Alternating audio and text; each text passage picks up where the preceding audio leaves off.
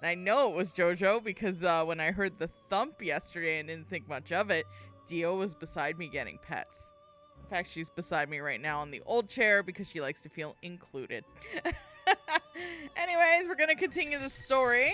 This story mode's way better than the other one because now it's actually linked and it makes more sense in that sense. Let's continue with Mr. Teddy here. Just you wait, Yuki-chan. I'm coming. Huh? It's the same sign again. Dead end this time. What's going on here? It's no use. I decide to stop and then concentrate on my nose. Here it comes. I'm sensing Yuki-chan for sure. Huh? There's something else nearby too. Gasp. Could this someone be trying to approach Yuki-chan, who must be so lonely and lost without her Teddy? And to score with her? Teddy. Why do you always have to make it about you? That's unforgivable. My rage is the beargy of exploding. Take a shot.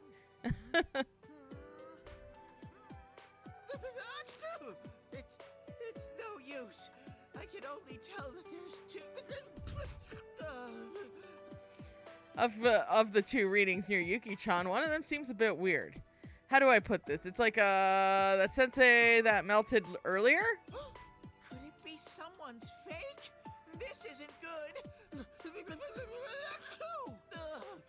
My nose just won't listen. I need work. I don't even know where I am anymore. I wonder if Yosuke managed to find Sensei. What are you acting like a lost kid for, you idiot? Uh-oh. It's a ghost! You look so spineless. It is none other than I, General Teddy. Where's your salute? It's that shameless imposter again. It's M. Bison Teddy. What's with the inflated ego? First we defeat fake sensei and now the fake me shows up? Worse yet, this is the bizarre fake that caused me so much hassle the other day. Looks like I'll be giving it a piece of my mind. Seriously, what a bearden you are. If you keep dawdling around, the world will go kablooey. Gasp, that's right. I can't waste time here. Hey, why is the fake Teddy telling me that? Oh, it's reverse psychology. Is this weirdly dressed clone actually a good guy? Nah, impossible. You can try to nudge me along all you want, but I'm not fooled. You're an imposter after my good name. Oh, what a rude bear. Saying such things after I try to be kind. Well then, I'll tell you something especially good. It does not matter whether I'm real or an imposter. Have you forgotten? You are the same as me. Nothing but a mere shadow. Eep! What's going on here? Just when I thought the fake stopped cosplaying as a puffed up general, his voice suddenly changed. How dare he say I'm the same as Shadow? It's so mean! That's not true!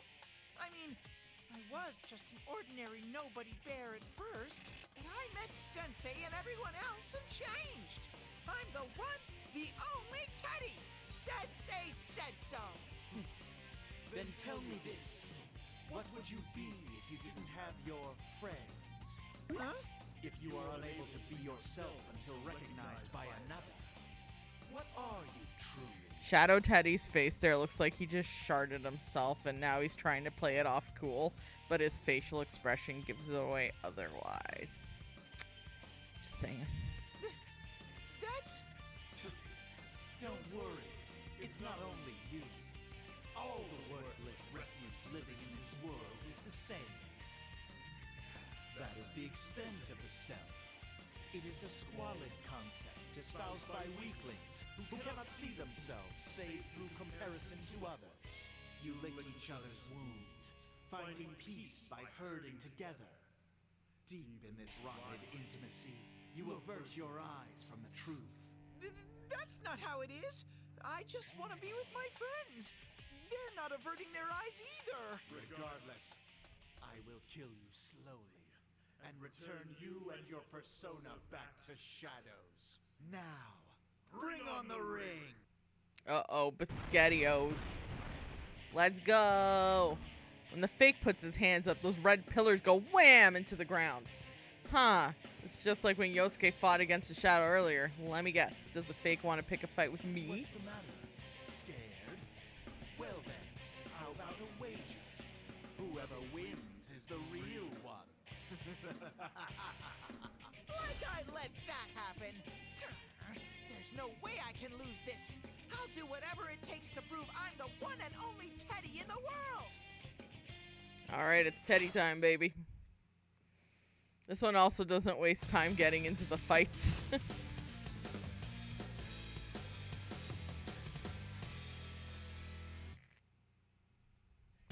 Alright. I actually don't know how to play Teddy, so like, I'm, you know. Thankfully this one has kind of like a simplified game design to it, so even if you're just starting, you can kind of figure out what to do. It's obviously, it takes more skill to figure out how to utilize it well. Oh yeah. Had a lot of fun yesterday with Fightcade. That was so much fun. Again, Vice's assistant and Blacker, thank you for the matches. That was great. Well, I whiffed that. Or if that one he didn't whiff it, because it wasn't me doing it.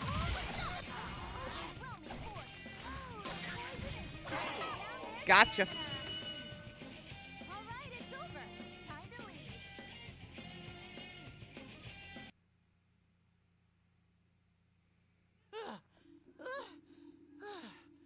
I did it. I get to keep being the real Teddy. But was fighting always this tiring? I feel more pooped than usual. Dun, dun, dun. Right when I get a chance to catch my breath, the pillars split down the middle. Red fog is thin while I was fighting come drifting in, moistening my adorable bod. Oh, God. This fog again. Well, that'll do. Huh? Was the fake not really a fake? When Yosuke won, the fake went all blurp, glurp, and got melty. And why is this one still standing normally? A shadow with an ego. I thought it could be suitable for my scheme, but it seems I'll have to use the other instead. When General Teddy opens his palm, you can see those shiny thingies in it. Just like with that, they go flying in the sky like the wind blew them away. What are those shiny thingies? I think I saw them when Yosuke was fighting too. Come on, what are you staring at? Your friends are already headed to the school. Why aren't you on your way to meet them? Grr. You don't get to boss me around. And what's up with you?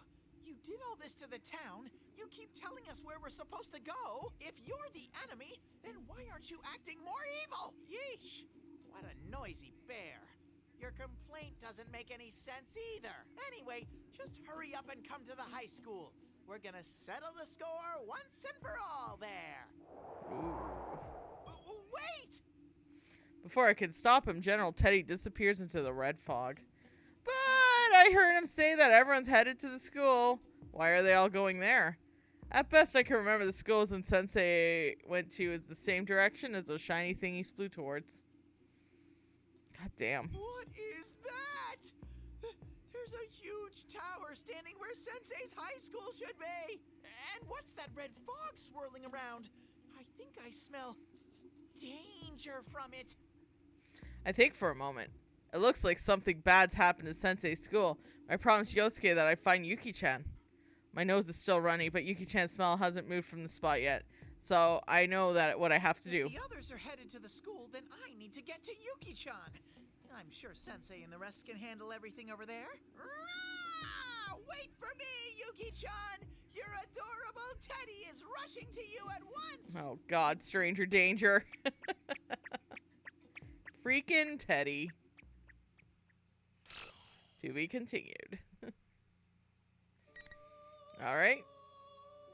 So now we unlocked a few more little extras. Oh, there's Chie. And Yuki. Okay, we're gonna go for Chie's route first. Classic Teddy, right?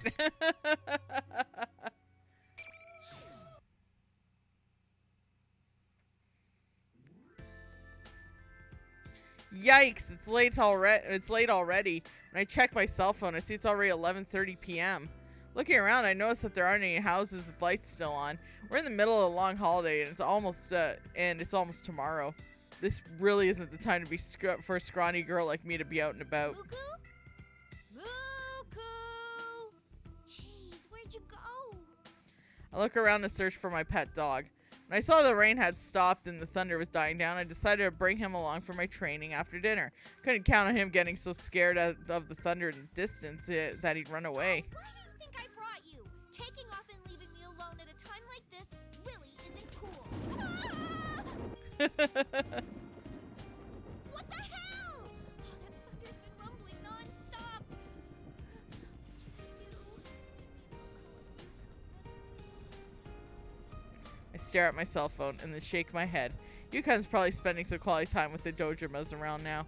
His long holiday was already kind of ruined with that weird case, so I shouldn't bother him again. Yeah, Yukiko. The wait, she's busy. Oh, if I told Yosuke and Kanji about this, they'd definitely make fun of me. Aw. Oh, there's always Teddy. Wait, Yosuke would still find out. Oh, she...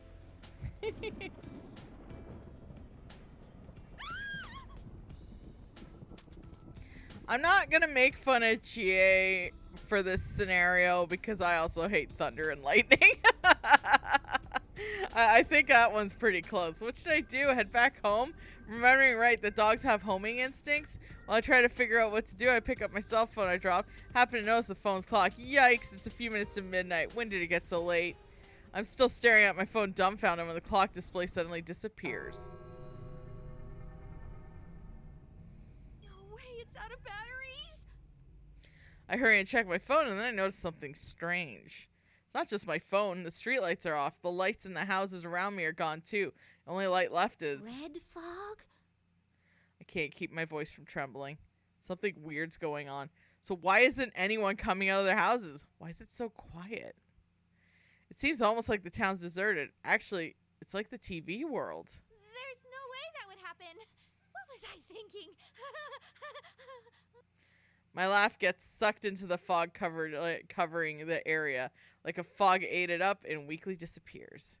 With a sense of dread creeping down my spine, I look towards the hill where Yasugami High is and see something even more unbelievable. Wait a sec, what's that? Yasugami High should be down that familiar road, but what's actually there is a gigantic, awful-looking tower. Something terrible is happening right now. Almost on instinct, I start running in that direction. Turns out that weird red fog wasn't the only thing off about the town. I'm in good enough shape that I should have been able to reach that hill of Yasugami High in no time, but for some reason, I can't get I can't get there at all. At first, I was wondered if I had taken the wrong road in the red fog, but no. It's like the entire town turned into a maze. And even though I'm still running all over town, I haven't seen a single person outside. Seriously, what's going on here? Feeling like I'll get overwhelmed with anxiety as soon as I stop running, I keep going through the desolate streets.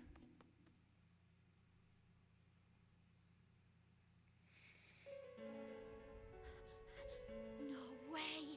What is this? What's going on? As I make a mad dash pushing through the red fog, I finally reach Yasugami High entrance. But once I'm there, I can only stand there and daze. Isn't this where the P1 Grand Prix took place? Why is the TV world showing up in reality? From the stupid posters introducing the participants to the tacky decorations, every last detail is exactly the same as when my friends and I fought and saved Labrys, who had been thrown into the TV world. No, not exactly the same. There's one thing that's different. This time there's a bizarre giant tower looming over the school, like pierced through the place. I gotta tell the others. I quickly take out my phone and the screen's still black. Oh yeah. Is someone there? Chie? Is that you, Chie? Yukiko! Oh, thank goodness. My cell isn't working, so I didn't know what to do. I see. I'm glad to hear that. You're probably the best on my list after all. Huh? My instincts tell me to be on guard. I've always been close to Yukiko and always will be. I know she does not talk like this. Plus, Yukiko said that she'd be busy with her huge group of guests tonight. You're not Yukiko. Who are you? You don't have to worry. I was never intending to deceive you. I need you to die for me fair and square.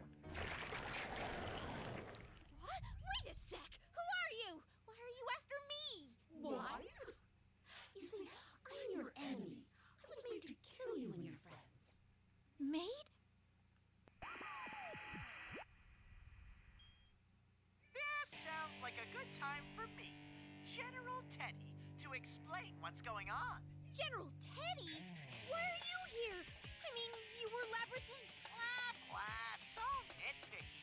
With that level of nagging, I worry that you're already turning into an old maid, GH. Aw, dude. Look, it doesn't matter. Anyway, that's not Yuki-chan. It's a total fake that I made. So there's no need to worry at all. You can pulverize her to your heart's content. Little... There's no need to worry at all. You took the time to make it look like Yukiko, so don't give me that crap! Oh, really? Then hurry up and die. Persona!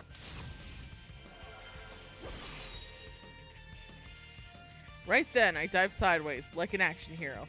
The fire that Yukiko, or her fake, anyway, that fire dance is where I was standing a second ago. No, wait, does this mean... Use a persona? Huh? You can use yours too, Chie. Didn't I tell you? I can't? How? I mean, this is the real world. Oh, sorry. I totally forgot to tell you. This is the P1 Climax, so I want to do these matches fair and square, as equals. How nice of you. Which is why I've made your world the same as the one in the TV! The same?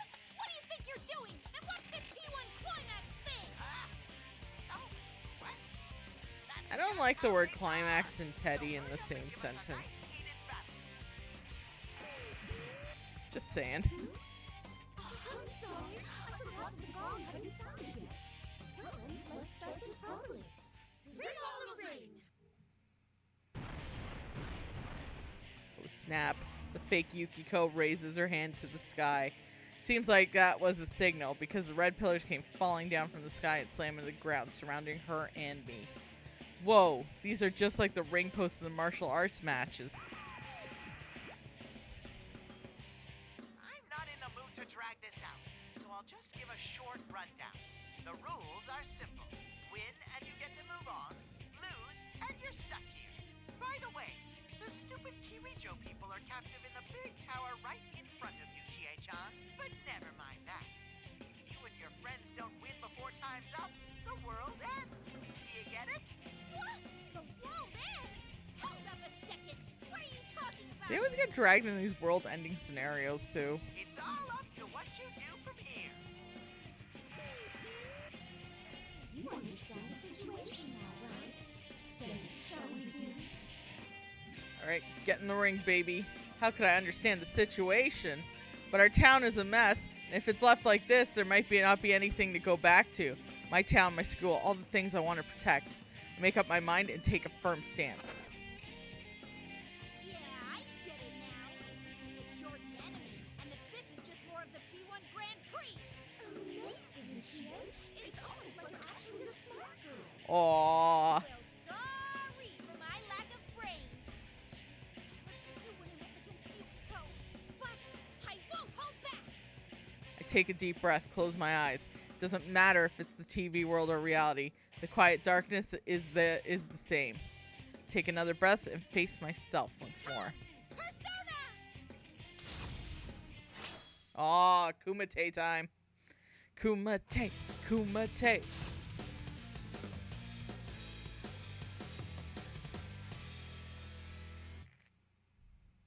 Finally. Let's go, Chie time.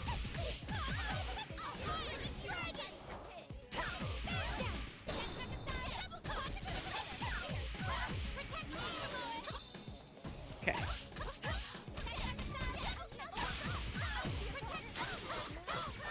Whoa, block that all right.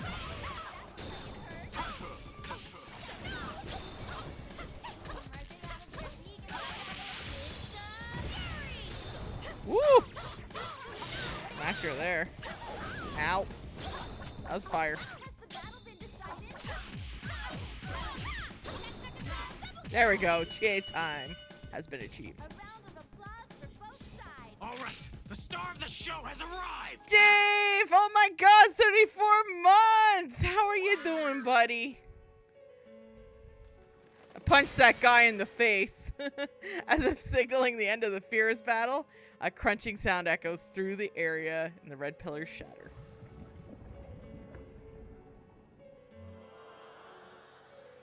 Punch him! Looks like the specks of light came out of the fake Yukiko as it melts away without a trace. All I could do is watch stunned as the light fluttered up into the sky, swirling higher towards the Bazaar Tower. Chie! Are you alright, Chie? Suddenly, a familiar voice comes from behind me. As I turn around, I see two figures I know very well running towards me through the red fog. Yukon and Yosuke? Oh, no you don't! I effectively take a fighting stance again when I see them rushing towards me. I mean, you can never tell who's in the real or not. Whoa, hold it, calm down. We're the real ones. I'm glad you're safe, Chie. Yukon. That voice carries an unwavering trust. Yep, that's one's not fake. The real Yukon. Yeah, you sure seem like the real deal, Yukon. Nah, fuck you, Yosuke, I guess. What about me? I mean, we've already dealt with our fakes. Huh? So you guys ran into them too? Yeah, we've defeated the fake Yosuke and myself. Is that a fake Yukiko? Seem that way. Actually, what's going on? Is this really the real world? Looks like it. Even though shadows are running around and we can use our personas. I just spilled tea on myself. Might as well be in the TV. What in the world's going on? Calm down, will ya? We don't know anything either. The Midnight Channel came on and General Teddy suddenly declared war on us. Afterwards, the town got swallowed up in that red fog. The Midnight Channel? Then is what happened with Labrys really not over? Yosuke and Yukon exchanged glance after my surprised reaction. Was something I said? Don't tell me. Did you not see the Midnight Channel? Seriously? I can't believe this. It came up so many times. Why didn't you check? No one said specifically to watch for it. All this happened suddenly while I was out walking Mukun. So I don't know what's going on either. Fine. Anyway, the town's in serious danger right now. That reminds me. General Teddy said something earlier about the world ending. Right.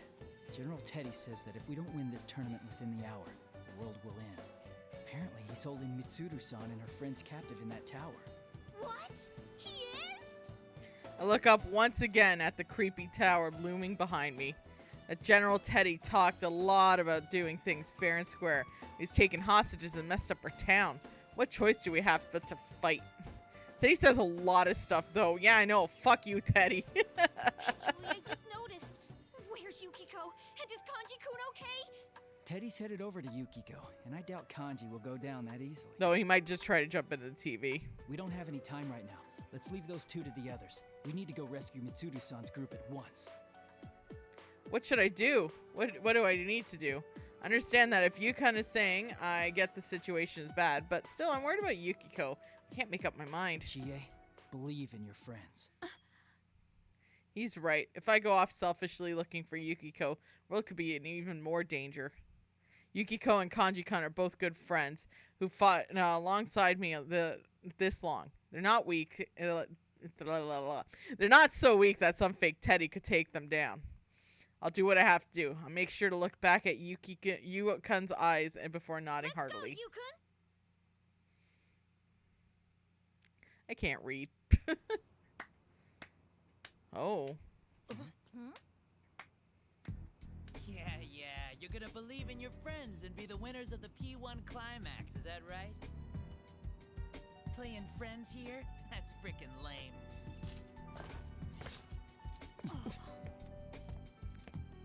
My name's Sho Minazuki, and you guys are in my world now. Oh, shit.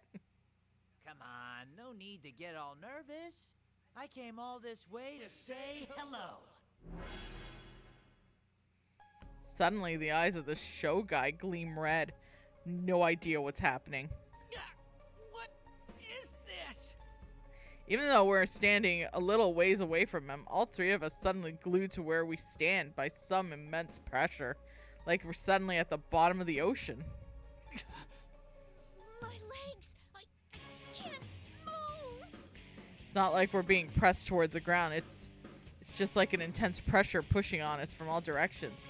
I've never felt anything like it before, but it's making every bone in my body creak, like they could snap at any moment.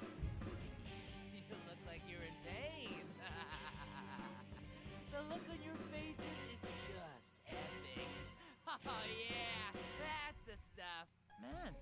This power's useful. Oh, right. Good evening. I'm Sho Minazuki, the culprit behind these shenanigans. You are? That's right. I'm the one that invited you here, and I'm showing myself right now. Now that I've shown you the way here, it's time for a showdown with Sho. Get it? Get used to the puns, folks. Believe me, it's story relevant. Bullshit! That ain't funny! What's the matter? Laugh! Wasn't it funny? Come on, laugh! Hey, Enrageful Eric, what up? I guess I'll dismantle one of them. I doubt that'll matter much. What? What's with this guy? He's definitely not normal. He was laughing like an idiot a moment ago, and all of a sudden he's thrusting his sword at Yosuke's neck. This is bad. If I could at least get my legs to move, I could kick away the sword before it hits Yosuke. Is this guy the real culprit after all? Oh, come on, why right now? Suddenly, this show guy closes his eyes and acts like he's talking to someone. No way, a persona comm? Could he have someone on his side with powers like Rise-chan? After Sho finishes talking to whoever it is, he turns towards us and laughs like everything's normal. Sorry, we got more guests of honor. You guys are just the ginger on the side of the sushi, so all you get to do is look for your friends in the tower. Rageful Eric, I mentioned earlier that I do not like the word Teddy and Climax together. Just thought I'd mention that. But we have plenty of fun in store for the investigation team. You'll sure look forward to it.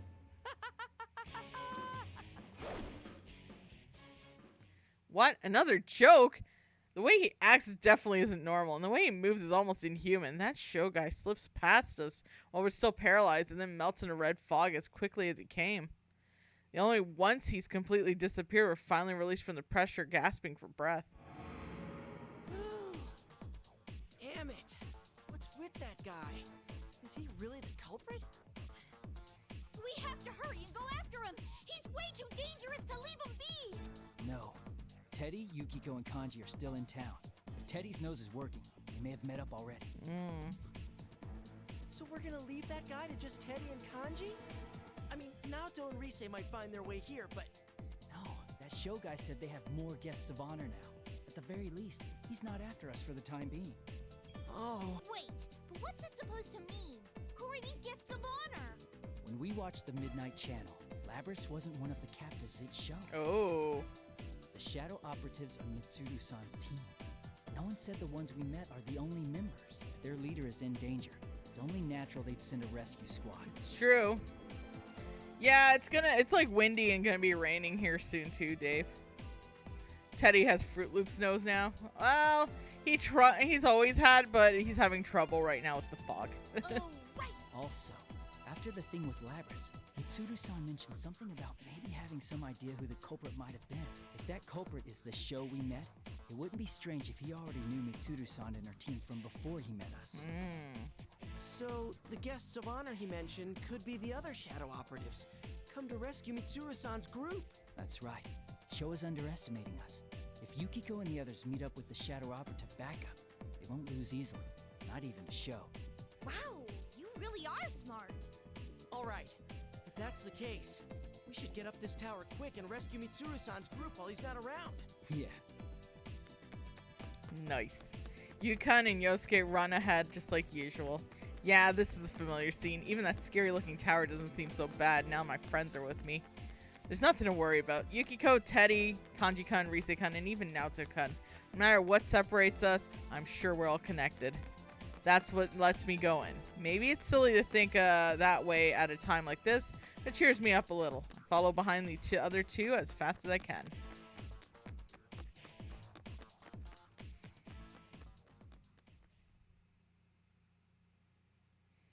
That's ominous. It's good that we got into school, but just as I thought is nothing like Yasugami High I remember. It's even more distorted than the TV world version of school we saw when we saved Labrys. With the red fog creeping in, it's 3 times as eerie as last time. I walk in nervously, like I'm hiding behind Yukon and Yosuke. Ugh, this is so humiliating. It's the same here as in town.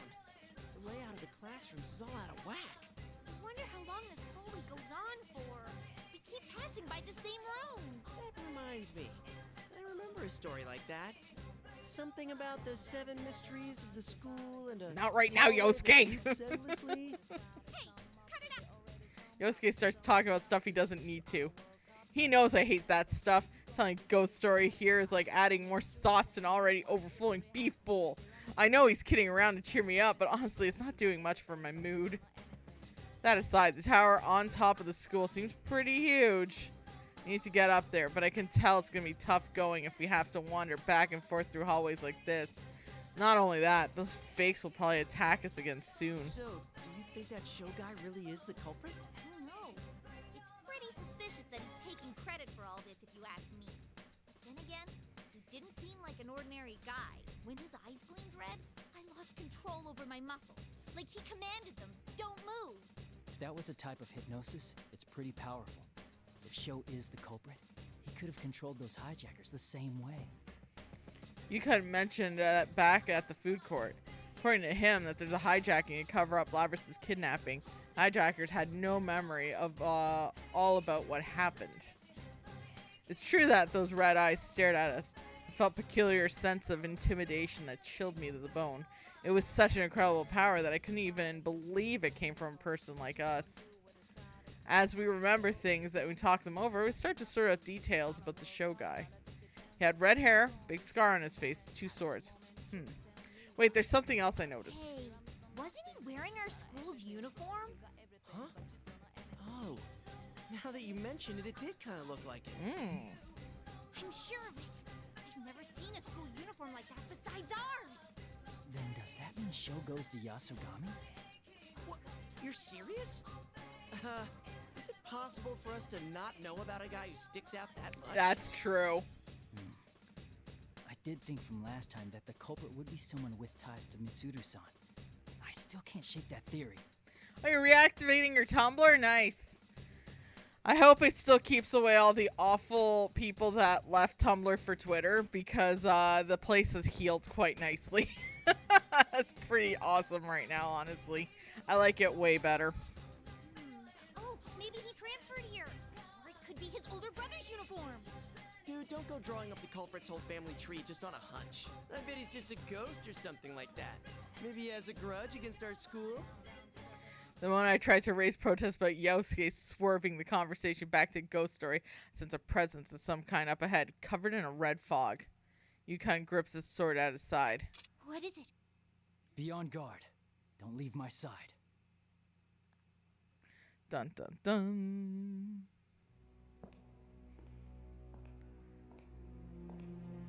Shit damn! You're kidding me.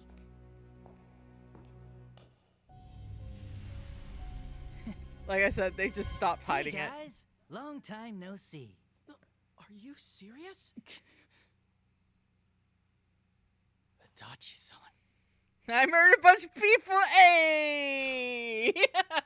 To be continued, because we're going on a Yuki story. Sorry! Again, way better story mode. Because now it just lets me figure out how things work. Only reason I still have Twitter installed is due to fan art from others and deals on games there. Yeah, I'm just, the way I'm using Twitter now is less about, like, conversation and that, and just more about shameless self-promotion, the original way that I've used it prior. But I'm, like, you know, I'm gonna be more social on, like, say, YouTube or here. My cell phone remains unresponsive, and the shopping district is still enveloped in red fog. What General Teddy said on the Midnight Channel is true. On a hunch that this is a continuation from last time, I dashed out of the inn, ran into the shopping district, but what I saw there were 2 kanji-kuns. I dropped my gaze and sighed before looking back at the 2 kanji-kuns, who seemed to be having a silent stare-down. If looks could kill. Hey, Kanji-kun. What's up, Yukiko-senpai? What's up, Yukiko-senpai? Uh-oh. I can't help but sigh again as the 2 kanji-kuns respond in stereo. think one of them's a fake and acts so much in unison I can't tell them apart. What is this sort of thing called? Synchronized swimming? Look, you bastard, don't go bothering Yukiko-senpai. What? You're the one bothering her, you imposter? What was that? I'm the real one. Bullshit, you don't look anything like me, damn it! On the upside, at least Kanji didn't try to run into the TV full tilt. Two Kanji-kuns are squabbling. Kanji-kun is the same in any situation. Actually, these two look like they're getting along pretty well. I'm starting to think that I could just leave them here. You little... Try this, goddammit! Tell me exactly how old I was when I last went to bed. Oh, it was when you were in 2nd grade, right? Why do you know that? Why do you know that?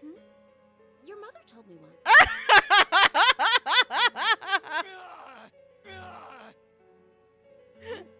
Sorry, I don't have any more time to waste. Oh, I know. What if we say the one who can summon his persona is the real one? But that's impossible. It's not like we're inside the TV right now. Ha! You're giving up before even trying? You dare call yourself the real me? When you put your guts into it, summoning a persona is no big deal at all. Persona! Oh, it worked. What? Seriously? How's that, Yukiko-senpai? Now you know I'm the real one. Oh, no you don't, you bastard! If you could do it, so can I! Come on out! Persona! No. Whoa! That actually worked! Hey, what are you copying me for, damn it? Stops copies me. Stops copies me. What? You're the one copying me! And we're back to square one. But if Kanji can't manage to summon his persona, does this mean I can use mine? Would just defeating both of them solve the problem? That sounds like a great idea. Yuki-chan! Yukiko senses blood! That voice. Yukiko wants blood. She wants kumite.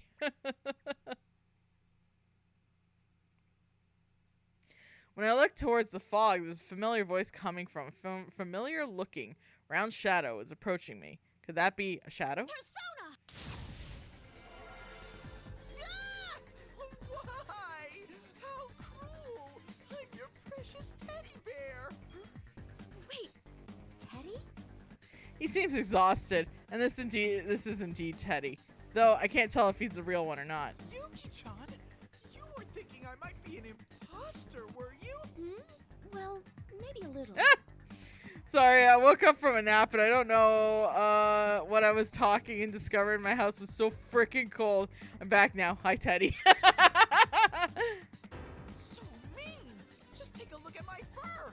It's aberrant that I'm the real Teddy! Take a shot.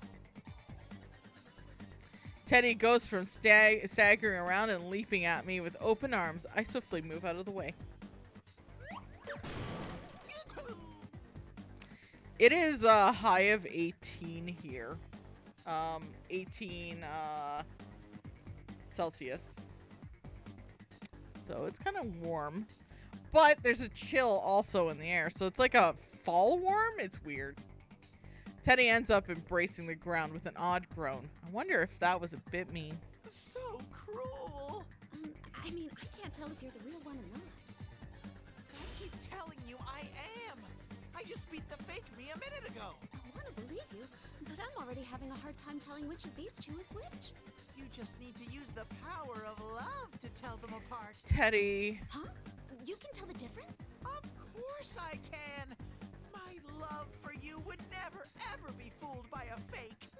Then can I leave this to you? Huh? Leave what to me? Ted, perfect timing. You know I'm the real one, right? Ah! A double serving of kanji? So these were the two things I was sensing near Yuki-chan. That's why I'll leave it to your love to tell them apart. Impossible! I'm completely, totally vetoing this idea! I mean, there's no love involved! The hell did you just say? You should be able to at least tell the difference, damn it! Ah! Both of those sound like things kanji would say! So that's the limit of your love for Kanji-kun.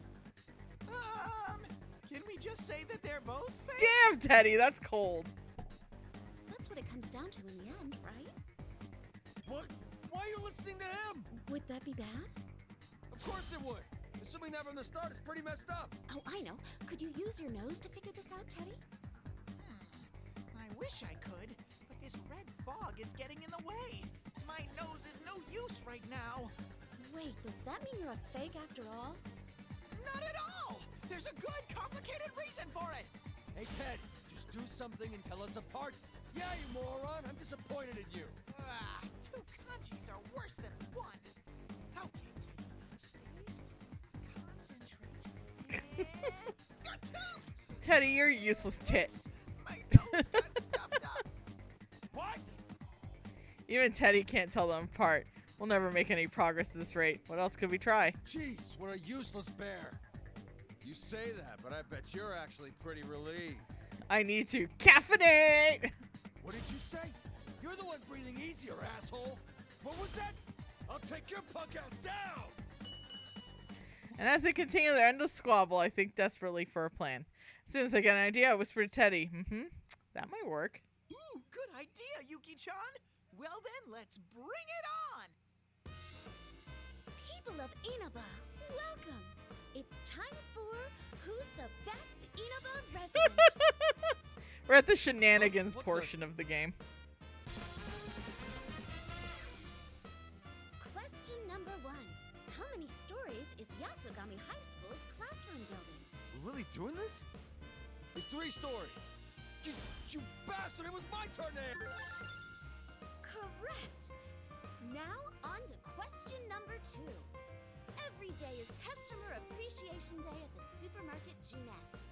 How many stories does it have? 2 stories! Correct! Now for question number 3. From Shiroku's store, how many buildings away is the Moel gas station? It's 4 buildings. Correct! Number 4. Take the sum of the numbers in the answer so far, multiply by 8, and divide that by 3. What do you get? Huh? Wait, what does that have to do with being an Inaba resident? Too easy. It's 24. Ah, we know that one's the fake. Correct again! And You're the culprit! Objection! Teddy and I simultaneously point at the kanji-kun who answered correctly with a flourish. Thank goodness. Surprising as it may seem, the plan worked. Really didn't think it would be that easy. What?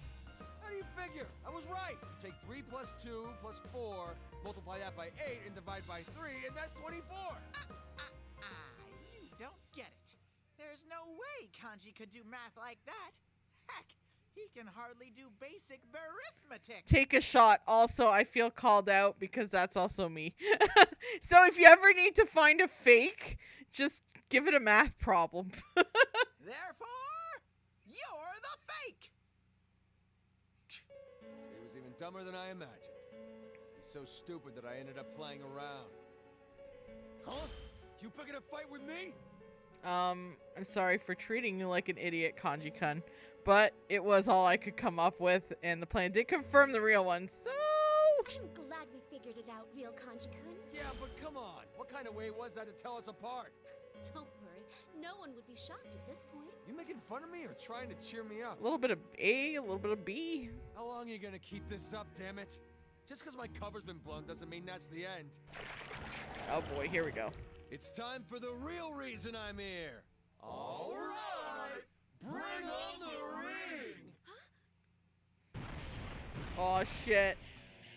As soon as the fake Kanji-kun cries out, 4 pillars fall around us. They slam into the ground with a heavy sound and give off a dull light, like a signal in the fog-covered town. At the same time, the fake Kanji-kun who called down the pillars starts gyrating for some reason. The way he's talking out is that... This again? Kanji seems dangerous. Now let's get this full-on muscle battle going. I can't wait to get you in a hole. Damn. This bastard again.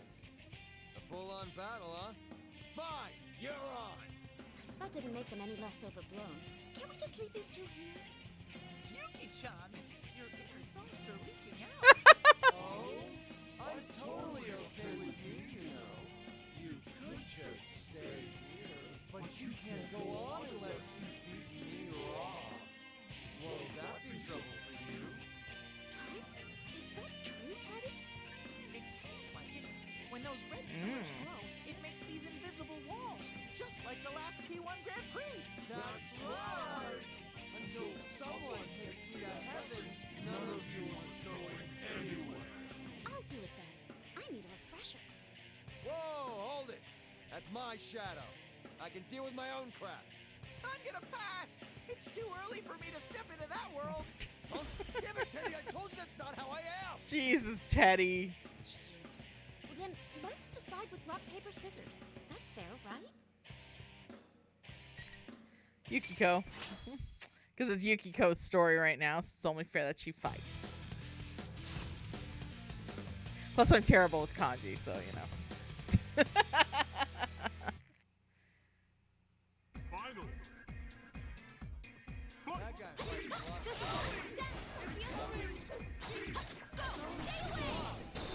Woo! Try to get him.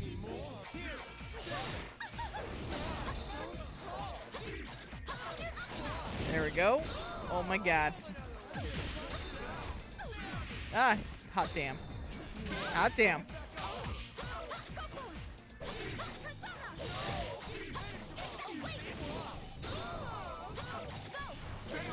Got him. You did it! We won! Yeah.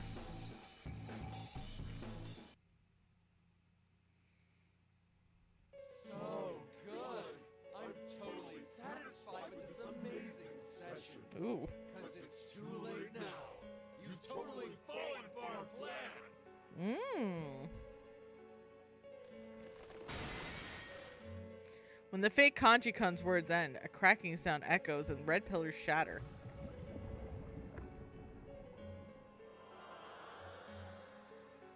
As the red fog suddenly thickens, the fake Kanji-kun begins to melt like a chocolate put over a flame. Whoa, what the hell?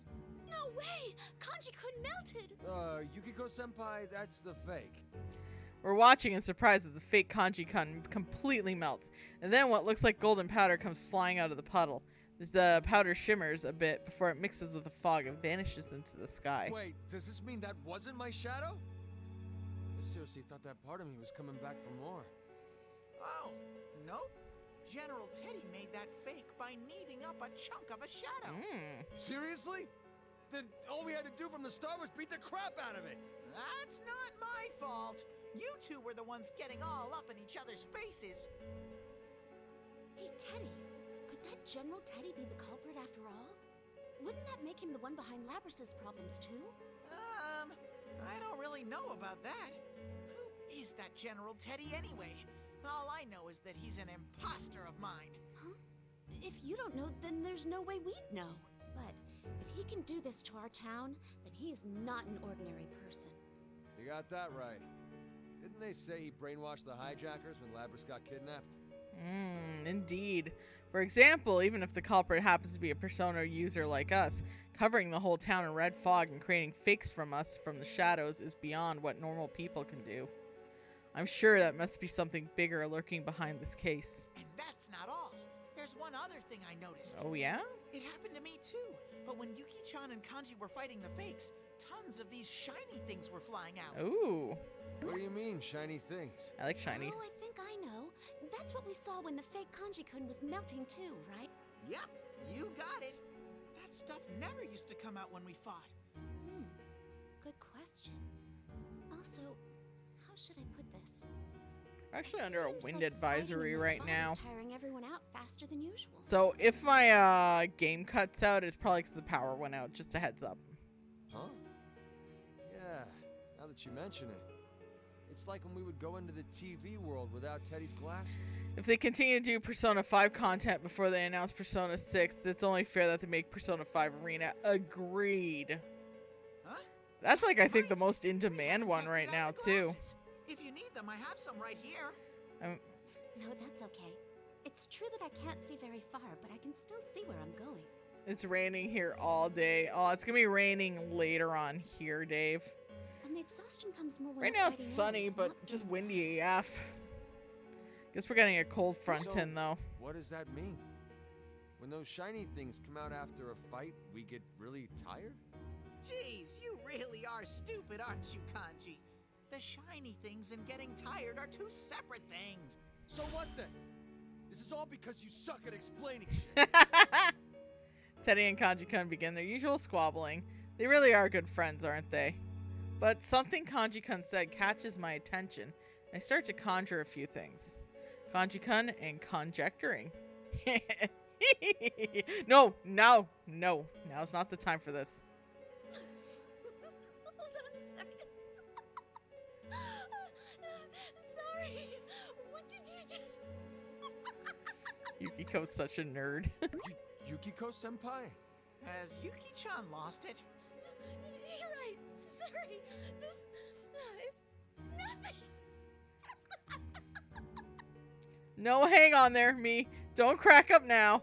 Take a deep breath before looking back at Teddy and Kanji. I was thinking that Kanji-kun might have been right just now. Huh? What'd I say? I know. I remember. He said that when the shiny things come out, you get tired. Right. I thought that actually could be the case. Huh? I don't really get it. What do you mean? Well, could it be that that's what the culprit is really after? Oh. He's making us fight, getting those shiny things to come out, and... what would he want with them? No! You totally had us going, Yuki-chan. So you didn't figure out the important part? Is his goal just to make us tired? I don't know. What could this all mean? I wish I could concentrate and think, but this fog is just so... Ah, gross, Ted! Sorry. It's just that this red fog keeps violently irritating my nose. Oh! Teddy would totally be patient zero in a COVID outbreak. Huh? What is it? I did notice something about those shiny thingies. Really? Those shiny thingies have all been flying towards Sensei in your school on the hill. When I fought General Teddy earlier, he told me to head to the school too. Something smells fishy about that place. So what's the deal? If you knew something, why didn't you spit it out before? Well, let's go there. If the others noticed it too, I'm sure they're on their way already. Teddy, can you lead the way? Leave it to me. You two, follow me. Where to? Aw, take a shot. I caught that. As Teddy tries to lead the way, he gives an especially loud sneeze. Should we all really be following him? We have to trust him for now. He did find Kanji-kun and me after all. I let Teddy take the lead, sneezing like... Oh, sorry. I'm just adjusting my pillow behind me. Sneezing like a foghorn all the way there. As we run together towards Yasogami High.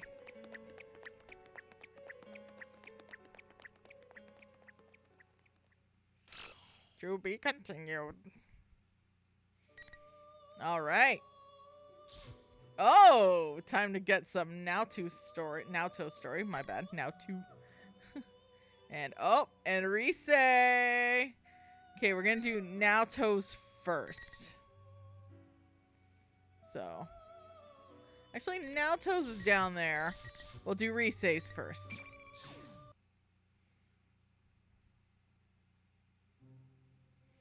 What is this? What's happened here? What I saw when I finally reached what I saw when I finally reached Yaso Inaba Station was an eerily distorted building, and the town has turned into a maze. I kept walking for a while and eventually made it to the floodplain, but I didn't see any people around at all. And that feeling I had ever since the train stopped so suddenly, by the time I reached Inaba, that suspicion has changed into certainty. This is exactly like the TV world. But if that's true, then... I don't know what's going on, but if this is the same TV world, then there's something I can do. I concentrate hard and speak to the presence sleeping inside me, and the way I've gotten so used to doing. Persona! I knew it!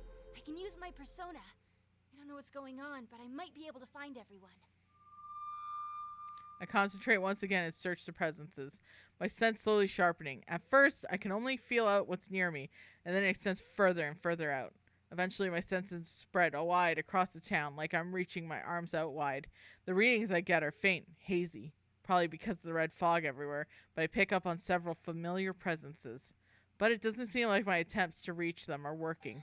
Really no use after all. Oh, Rise! Even though we have the same type of power, I wonder if things would be different if Fukasan was doing this. Just the other day, Fukasan saved everyone from a bad situation from much further away than I could ever manage. If she were here, she could probably support her companions even through the fog. I have the power to fight. I can't even give proper backup. I'm no good to anyone. Oh, Rise, honey! My concentration breaks what readings I've slipped into the fog. Just as I'm about to fall to my knees in despair, strong reading I can sense even without focusing appears in the sky. What? It's a bird? It's a plane? No, it's Elizabeth! It's your girl! Down from the sky in a loud declaration comes a woman in blue. Lady descends lightly and grazes at the dumbstruck look on my face with a slightly cocked head. Please excuse my raucous entrance. If I recall correctly, you are everyone's Rosette, the announcer of the P1 Grand Prix, no? That wasn't really me. Wait, who are you? You know, I remember those blue clothes from the P1 Grand Prix. She's the one with the tremendous power that General Teddy was mad at, calling her an intruder. I don't think she's an enemy. Granted, I have no idea who she is. Oh, pardon me. I am Elizabeth, the wandering elevator attendant who has presently totally abandoned her duties. She's so proud of herself. I once presided over a certain power in a certain room, but for opaque reasons I am brilliantly, currently on a wandering journey. You presided over power? Okay. Greatestly, exactly. It feels odd to bring this up, but it was okay for you to abandon your duties? Listen, flight attendant lady. Oh? Can you explain the question? I guess I kind of abandoned my duties once too. I ran away from where I was, but now that I'm trying to make a comeback, it's been really tough. This news of a comeback concert isn't grabbing me either. A concert, you say? I know of such things. It is a mysterious ritual that only chosen ones can perform. Within the flood of sound that tempts them, the crowd repeats a chaotic dance to their heart's content, eventually achieving a state of rapture. She's not wrong. It's not like that. By the way, Miss Rosette, are you sure that you should be reposing in a place like this? Huh? I have been observing this town state for some time now, and it seems this red fog has completely enveloped it, if left as is. I do believe that matters will take a turn in an unfavorable direction for you and your friends. What? Elizabeth, do you know something? Is you, Senpai? Is everyone okay? My, why are you asking me? When it comes to searching for your friends, I recall your power being uniquely suited to the task. I can't find anything in all this fog. It's no use. I see. In other words, you are grieving for your powerlessness, electing to stand here without attempting to search for your friends on your own. What a disappointing turn of events. I have no interest in such a dull person. Please excuse me. Damn. She's right. Why am I standing around here? Why do I keep worrying so much? Everyone may be in trouble and I can move. I can think. Might even be able to help if I can get close enough to pick up everyone's location. Till I've run around so much I can't take another step, searched as hard as I can, done everything in my power. I had no right to whine like that's no use. Elizabeth! What seems to be the matter? I have already lost interest in... No, I just wanted to thank you. I'll try doing what I can. Oh, what a horrific change of heart. Or is that heroic? Either way, it seems you have realized the potential that slumbers within you. Truly impressive. But if you were to encounter a shadow right now, your current strength would not be sufficient to fully beat the snot out of it. Huh? Which is why I have the sudden urge to test whether your resolve is truly sincere. Oh shit. Wait, what are you... Please, do not waste your breath as I come at you. Your fate is in the cards. Oh no. Huh? What? Why is this happening? No, I need to go look for everyone. The shadow that appears behind Elizabeth swings his sword, and a shockwave shoots forward, parting the red fog and gouging the concrete at my feet. This isn't good. At this rate, Elizabeth will wipe me out before I can find everyone. No, I'm going to protect you, Senpai, and all the others, no matter what. I will not miss again. I hope you are prepared. Persona! She's that meme of the guy holding the gun going, I'm a healer, Wait, but... I'm starting to grow excited. I must say it's been rather a long time since I last felt this exhilarated. I am going to do this.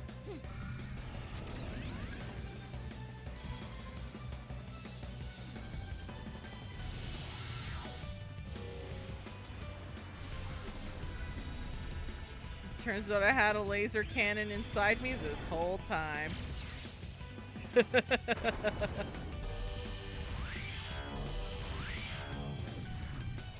And a bunch of my bows as well. Damn. It's okay.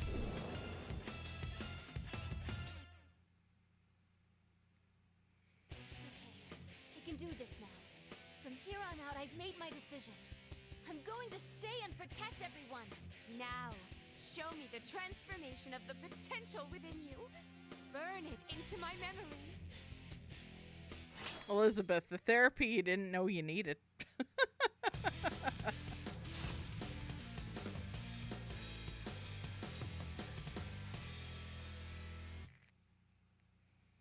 Final. Thanatos, Ow. over here. Won't you have some? Heads up! Impressive. Oh my. Please don't. Your face is in the car. See, Daisy. This talks like a Final Fantasy final boss. She's helpful, but yeah, she, like, I did not, when I played Persona 3, I did not fight her. Because I don't know how to beat her because she's too hard.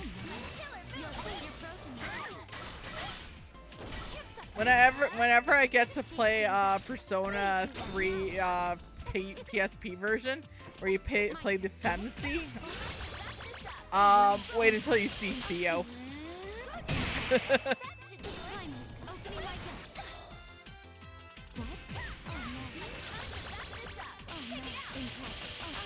Stop. Punch you!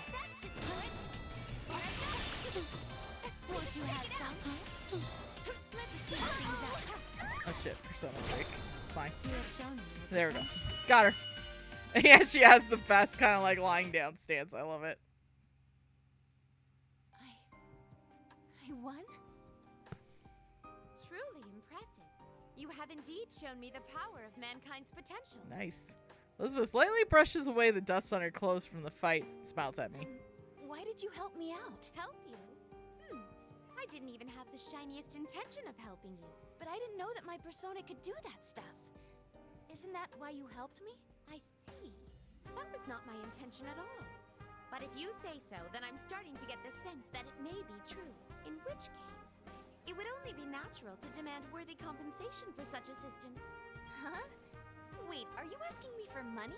Or perhaps your soul? Ah! Well, definitely not. A ticket to your comeback concert would do as well. Oh, I could probably swing that. No. I believe I shall ask for this world's future instead. That's pretty vague. Either way, it is decided. A struggle between solitude and bonds. The two great potentials of mankind is about to begin. Damn. I have no intention of assisting either side. But neither can I dismiss the contest as irrelevant to me. You lost me there. But what you're talking about is why this town got messed up. Indeed. Whether your bonds will win the day, or whether that young man's solitude will emerge victorious. I am massively intrigued as to how this struggle will end. Ah. That young man. Whoa, are you talking about the culprit behind this? Dear me, I've accidentally slipped up. In any case, please look over there. Elizabeth points to the fog, as if dodging her words. Well, I'm not letting her off that easy, but probably won't tell me anything more. I'm a little puzzled, but I go ahead and look where she's pointing, and I can't help but lean forward in utter shock. Out there on the hill, where Yasogami High should be, is a weird, huge tower. It looks like some kind of evil villain's lair. I believe that is where the final battle will take place. It seems a number of your friends are already headed that way. What will you do, Miss Rosette? I'll go too, so I can fight with them. A perfect answer. I give you a gold star. She draws a large star with one hand and goes directly into an elegant bow. Probably headed off somewhere now. I really can't figure her out. Well then, I bid you good luck, Miss Rosette. After I see her off, she vanishes into the fog. I look up. I've got to get to Yasukami High. Oh my god. Excuse me. I'll help everyone this time for sure. Everyone, wait for me.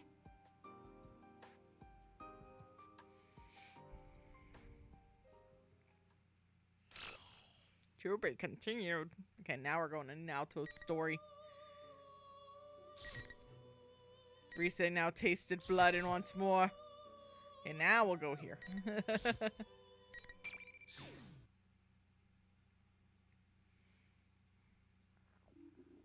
town becomes a labyrinth as the clock strikes midnight. It's just like the dark hour described in those documents. Oh shit. I take a deep breath and check my surroundings. First, I review the situation. If I remain calm and collect as much data as I can, I should be able to put together a picture of what's going on. No one's here yet. I'd have thought someone would have come straight to Junes. From what I could tell on my way here, the town is utterly empty.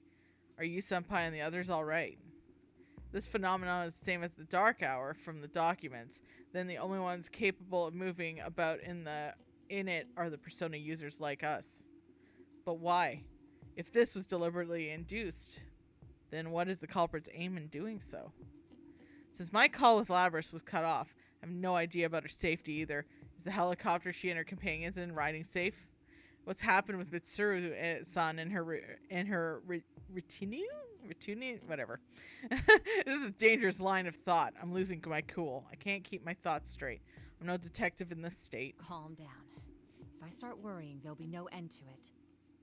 Take another deep breath. I know already that the red fog is filling the area isn't poisonous at first blush.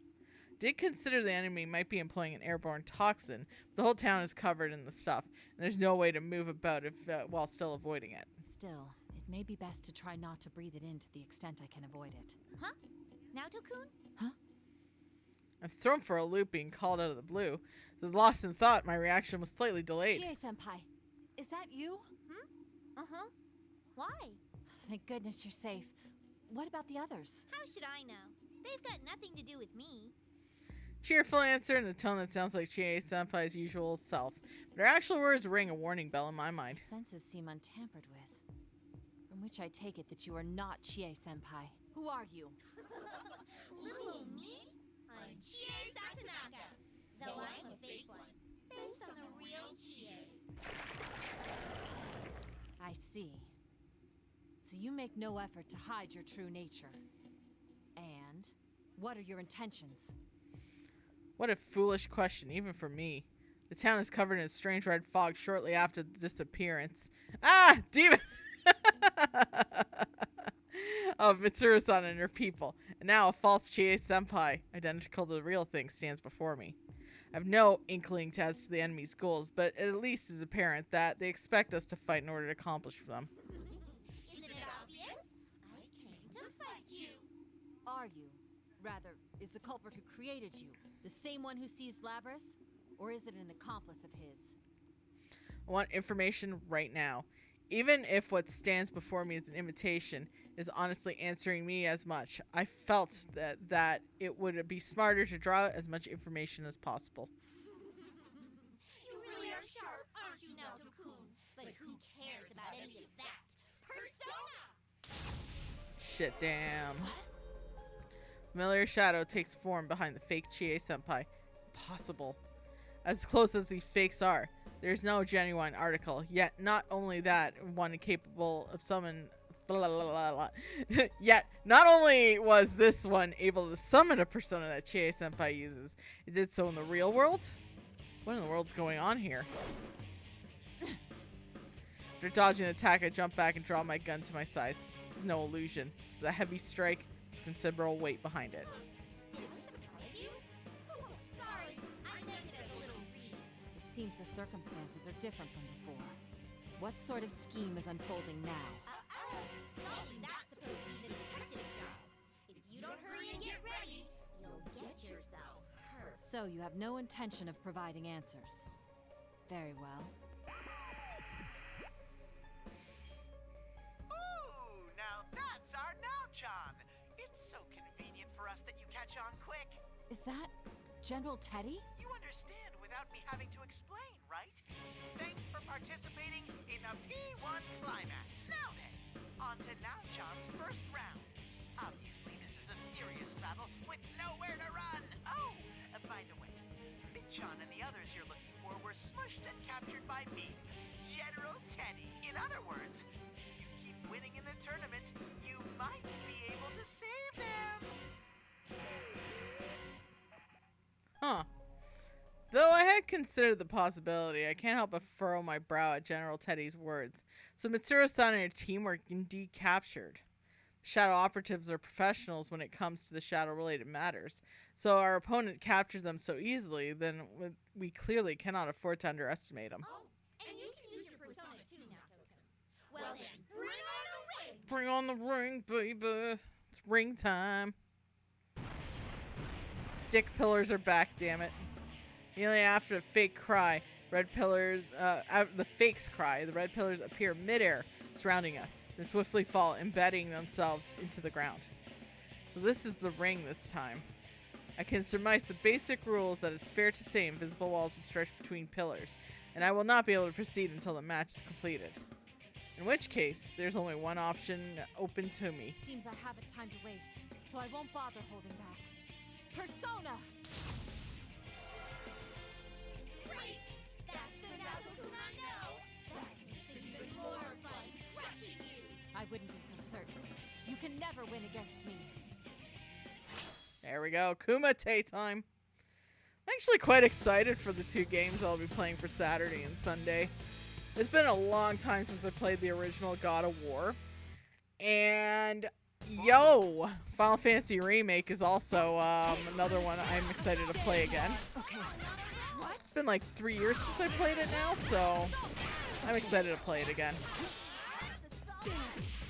Obviously, we already done the Yuffie DLC, so we're not going to do that again. And honestly, much like how I'm doing with Resident Evil Village when Remake 2 comes out, I'm actually just going to play Remake 2 on here. And when I said Resident Evil 7, I mean Village. In the end, the victor was no surprise. Oh god, it's been that long? Yeah, it was like released in like March 2020. Oh, I lost. Well, I guess that's enough. As I said, you cannot win against me. Our forms can be mimicked, but you can never replicate our inner drive. Also, Final Fantasy VII Remake will just be a new game plus anyways, which is even better. I was strong, though I wore a brave face and intimidate my opponent. I had to put one wrong foot, and it had been me who was defeated. For some reason, I felt much more exhausted than I remember being in the case where I would fight inside the TV world. Is it because of my opponent's abilities, or... This is a setup. There's a mighty crackly sound as the red pillars on four sides of me shatter. I have evidently emerged the victor without any problems and gained the right to proceed.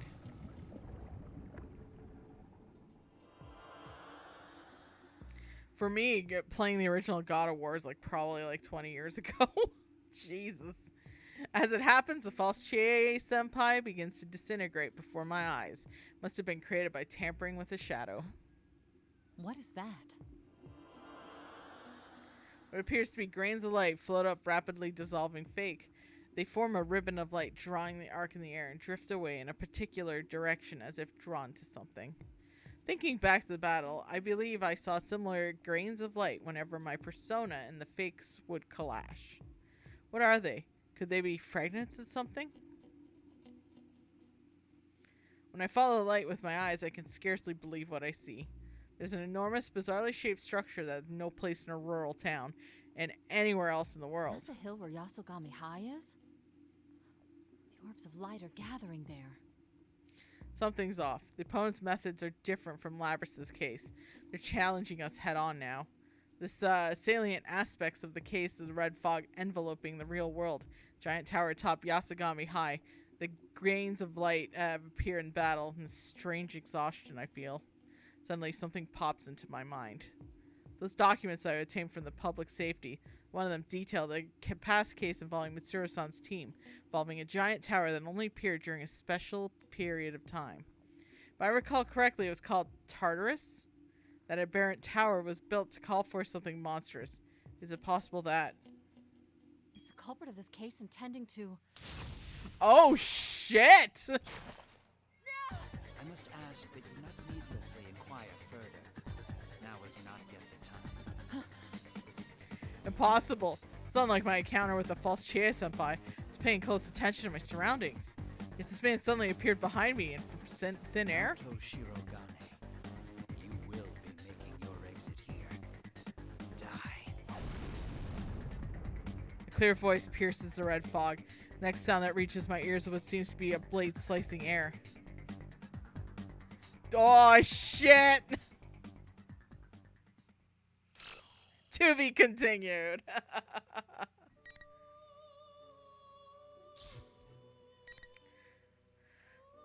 Oh, we're gonna... You know what? Let's just continue with Naoto, because I actually want to know what happens.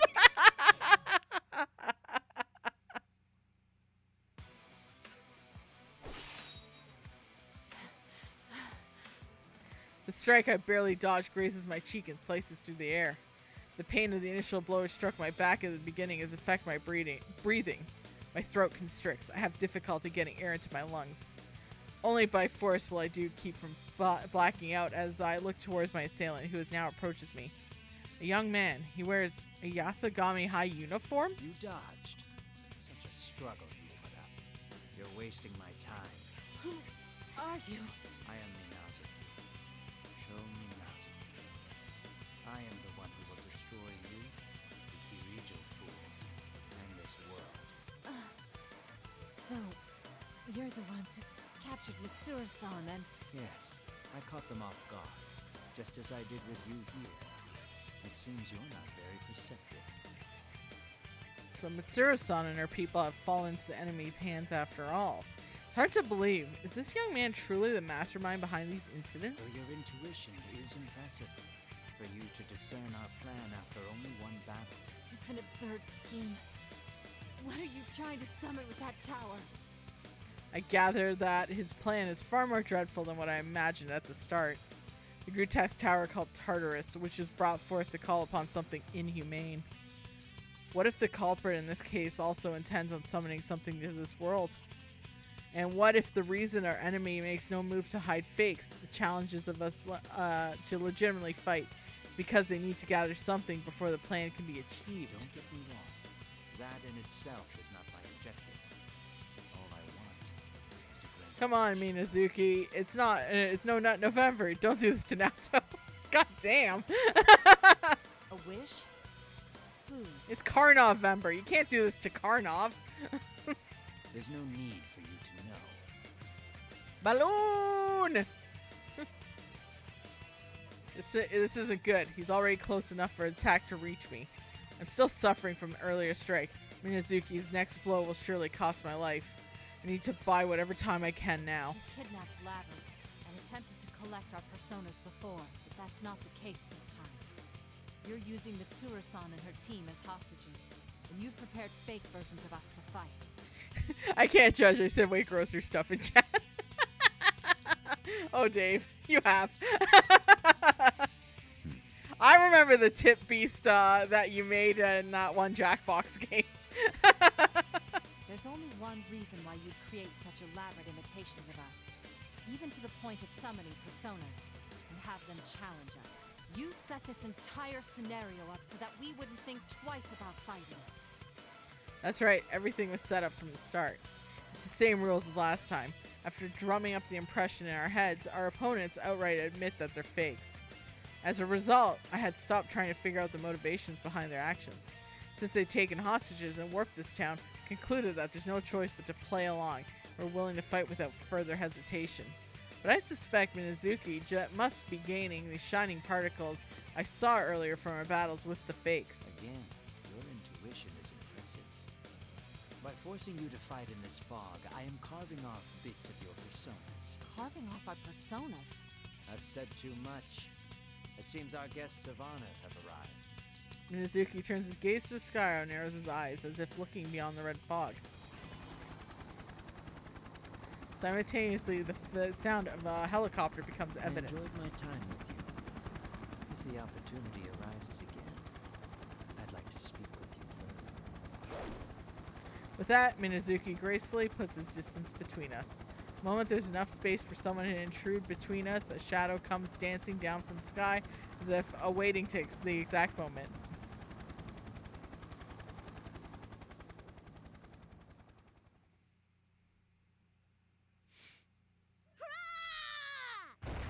It's Lapras time! Time to speak from Brooklyn, yo! Don't worry now, Cocoon. I got you. Labrys, don't let your guard down. He's the one who attacked Mitsuru-san's group. This guy? Our guests of honor have arrived. I've been waiting for you, Shadow Operatives. Lapras to stand between Minazuki and myself, as if shielding me. It seems that I've spared the worst case scenario. The sound of the helicopter rotors still remain in the sky above us. It appears to be slowly descending. I strongly suspect that the plume of dust is installed inside that helicopter. I recall an entry in public safety documents explaining how a plume of dust would enable machinery to continue functioning, even if the supernatural spacetimes there were no electronics would work. It's unlike me to let my mind wander into matters of the parascience. Perhaps it's a relief that my life is no longer in peril. Who are you? Why are you doing all this? Who am I? Constant question. It's quite intriguing that a machine created for suppressing shadows would ask. What? But first, let me see the rest of you. As Minazuki keeps his eyes on Lapras, a black liquid shadow rises from behind him, instantly ascending to the helicopter. It's a shadow, no, a persona that means to take down that helicopter. Yukari-san! Cancun! Lapras cries out in desperation. Persona users, though they may be, they're still human. If they go down along with the helicopter, they're in and they'll be grievously wounded at best. Persona! An unfamiliar woman calls out from the helicopter. And at once, a tremendous gust of wind whirls to the helicopter, repelling Black Shadow's ambush last second. Quite the persona these days. However, Yukari-san, he's winding up for another one! We're getting off, Koromaru! Kuromaru, best boy! Just as the whirlwind dies down, the attack originating from within the helicopter speeds towards Minazuki's persona, which is primed to attack again. Amazing, what a perfect time maneuver. Surrounding fog lights up, and as the personas clash with each other, screens of light that Minazuki is after disperse. At the same time, three figures jump out of the helicopter and descend towards us. The roar of the helicopter rotors increase, and which I mean to take as I'm flying off somewhere. So, then its objective from the start was to drop these people off here. Aw, yeah! Ken all grown up, baby! I looked once into the two new arrivals and the animal that has descended upon the food court. Oh, look at the best boy! Ah, I know who they are. After all, the only moment ago, I was in Inaba Station reviewing documents pertaining to them. That was close. But now that we're here, you don't get to do whatever you want anymore. Now to Shirogane, right? Are you all okay? We'll handle this. Obviously, they're older than the pictures in the documents. The woman is Yukari Takeba, and the convoy is Ken Amada. And the Snow White Shiba following closely at Ken's heels is Kuromaru-san. They were all involved in the incident, which occurred when Mitsuru-san was in high school. And though they are not officially numbered members, they are persona users on the Shadow Operatives Emergency Suppression Unit, the auxiliary staff. Labrys, I'm trusting Naoto-kun with you. Gotcha! You don't have to worry about a thing now. So you're our enemy. You won't escape now. I love the dog. Well, that the doggy has the kunai in his mouth. I know. Oh, Kuromaru's best boy. The three of them fan out to Minazuki's left and right, readying themselves for combat. Such efficient tactical movements, all while never dropping their guard. I wonder how often one must face death in order to become like them. the players have finally gathered. They literally face death. I am Minazuki. Sho Minazuki. Welcome to his world. I wanted to meet you all, especially Kirijo. You are the ones who killed his father, after all. What's he talking about? Who knows? I don't really care either. I have no intention of fighting you now. I only wished to see your faces. His world. Minazuki's phrasing catches my attention. This could be an important clue to the culprit's motives. Could Minazuki mean that he's instigated this in order to avenge someone whose parent or parents were killed? Perhaps he's seeking revenge on the Shadow Operatives? No, that's not right.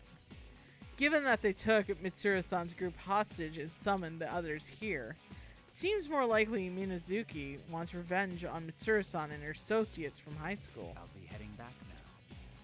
Take your time. When Minazuki raises his hand, a different voice echoes further. It's a voice I know only too well. Don't get the wrong idea. I'll be your host. What the? What's going on? Another Naoto-kun? Don't be deceived. That's an imitation of me. An imitation? Huh. That sounds like the kind of dirty trick they pull. Huh. Seems I'll be facing those who are participating in Grand Prix for the first time. I hate to waste time. So let's simply begin. Bring on the ring! My doppelganger raised one hand to the sky, means to summon red pillars and form the arena.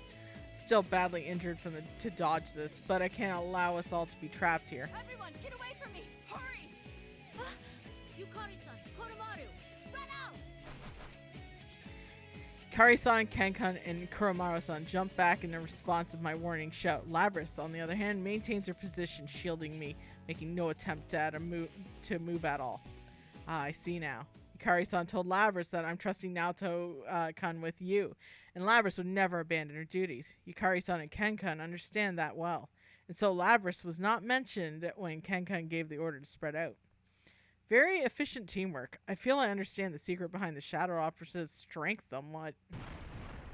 I'm gonna have Labris fight, because Naoto needs a break. She's almost dying. The 4 red pillars fall from the sky and embed themselves firmly in the food court and release a dull light. Thank goodness. Yukari-san and the others seem to have escaped the pillar's field of influence. What's going on? Wait, what the? Where's the culprit? What? Wait, when did he? Now that they mention it, I too realize the first time that Minazuki is nowhere to be seen. Minazuki's presence is completely gone. It vanished from the area, just as suddenly as it appeared behind me. Like I said, I'll be your host. Don't worry. A version of myself so close to death, and the machine who's just joined the Shadow Operatives would be pretty sorry for her. So just this once, while no attacks are still allowed outside, I would be to fight whoever enters the arena. And of course, once you pass those red pillars, invisible walls prevent anyone from trying to defeat this calm. Invisible walls. That's just ridiculous. Bam! Get fucked, Yukari. I love that the doggy has a kunai. Oh, doggo. Yukari-san tries to take a step forward, hits her head badly on the invisible wall. Perhaps I should have given them too much credit before. It's possible that these Shadow Operatives are, in fact, surprisingly careless. This is just like the last P1 Grand Prix, except we're in the real world. Hello! General Teddy here. Long time no see, Labby-chan. Oh, don't look so shocked. Let's see if I can guess what you were thinking. No! You're supposed to be my shadow. Wah! Or something like that. Is that Inaba's persona user, Teddy? Doesn't look like a bear to me. He just looks like a plush mascot. Is he dressed up like that on purpose? Get fucked, Teddy. You there! Silence in the peanut gallery! How dare you call my bona fides into question? I'll have you know I look terrific! Take a shot. Crap, you heard me. This is your last chance to push your luck like that. Labby-chan and Nao-chan aren't getting out of here until you win a one-on-one fight. So, are you okay with that? Are you gonna move on without your friends? Hurry up and decide whether you're gonna enter the ring or not. Will you shut up?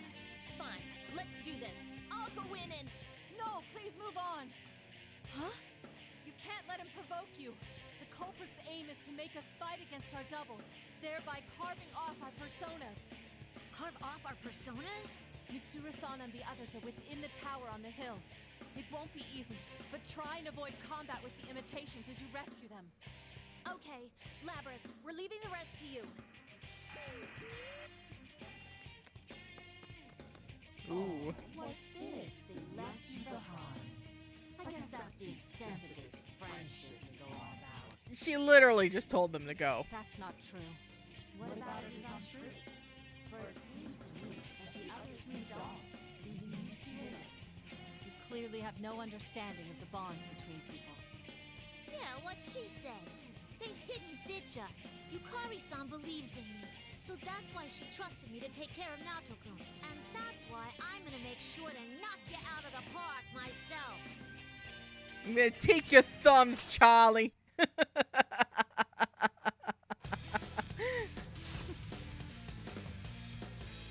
Labrys is gonna take everyone's thumbs. Ya schmuck. Finally. You have a strong heart. I get to play Labrys already, right away. It's awesome.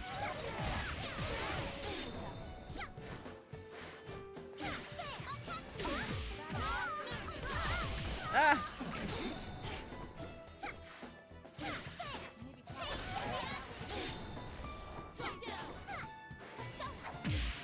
What's cool is they also have Shadow Labrys in this game too. So if you like playing the bull version more, you can actually use that. It's only natural that we'd win. Damn right.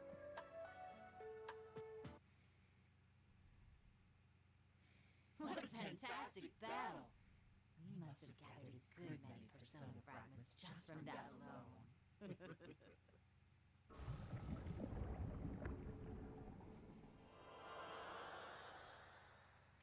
The other me melts in a puddle in the center of the food court. It's the most unpleasant sight to behold. I hear a cracking sound and turns to see the red pillars that trapped us shatter. The invisible walls should be gone as well, but... Was it okay, Naoto-kun? We ended up fighting this thing. There was no getting around it. Our enemy has Mitsuru-san, her friends, and this town hostage. Besides, we had no means of escape. So, everything was set up perfect. Who do you think that Minazuki guy is? I don't know, but... I can't help but fall on my knees from the pain I've forgotten about. Completely recovered from Minazaki's strike yet. Naoto-kun! Labrys promptly lends me her shoulder. This may be an odd thing to say, but at times like this, I truly feel I made friends. Not that I'd ever say such things in front of my senpai. Thank you, Labrys. You truly saved my life. Come on, no need to thank me. I told you it was my turn to help you guys out. But what about Yukon and them? We inform each other what's happened to this point and exchange information. Labrys' team was investigating the Inaba Pass, where Mitsuru-san's group went missing. We're headed here after filling up for GS. I think Fanto recognizes your voice. Oh, hi, Fanto! You're such a cute little kitty. Oh, Bee. I'm gonna pet Dio's little head. Dio's not near me. None of my cats are near me. None of them love me. Oh no, Jojo's sleeping on top of the tower, and Dio is on top of the couch in a little kitty ball. We spoke on the phone. Midnight struck, and she saw the change in town from the air. It seems red fog suddenly rose up to cover the town, and a giant tower appeared on the hill where Yasugami High was situated. In addition to Yukari-san, Kenkun, and Karamaru-san, there's a man in town by the name of Junpei Iori, whom they haven't been able to meet up with. All told, the Shadow Operatives sent out 4 people, or rather, 3 people and a dog. Best dog ever, though! Just like I thought.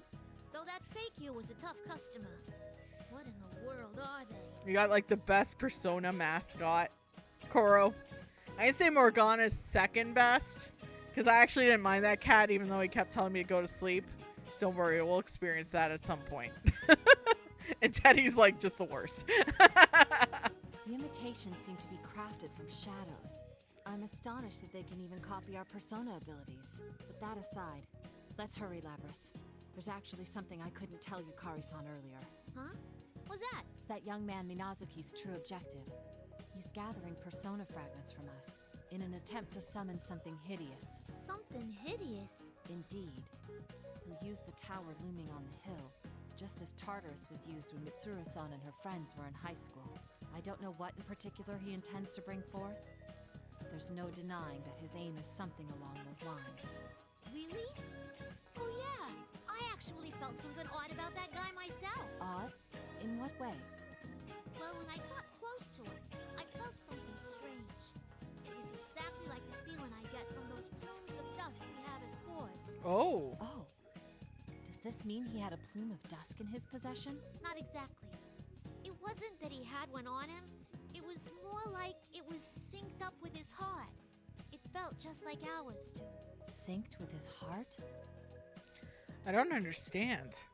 The plume of dust was integrated into the core of Labris and her sister unit, Aiga-san. It plays the role of the heart in the mechanical bodies. But that man in Minazuki seemed to be no different from us at first glance. What could it mean that she detected a plume of dusk in him? The faint light that's been scattered everywhere is gathering now. It's starting to see our outline of the truth, and there's still missing pieces.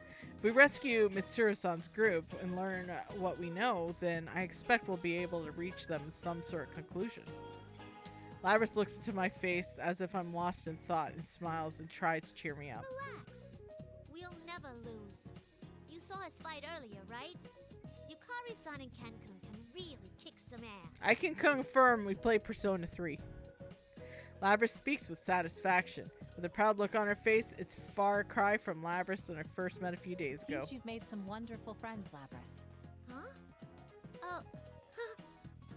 You think it's okay for me to think of him that way? It's kinda embarrassing. That's how it is at the start. Once you come to realize it, though, you'll find that it turns to a warm feeling within you. Huh. Is that how it was for you, Naoto-kun? Who knows? Perhaps it was. I recall when I first met my senpai, and with a wry smile forms on my lips, feeling a bit embarrassed at this, I pull the brim of my hat down over my eyes. It's not just Labris. The same is true for me and many others. Many others I've never met. We all go through this process to find what's precious and irreplaceable to us. Let's go rendezvous with the others. Rendezvous time, baby. To be continued. Alright. Now we can move back on up and find out what the fuck Adachi's up to.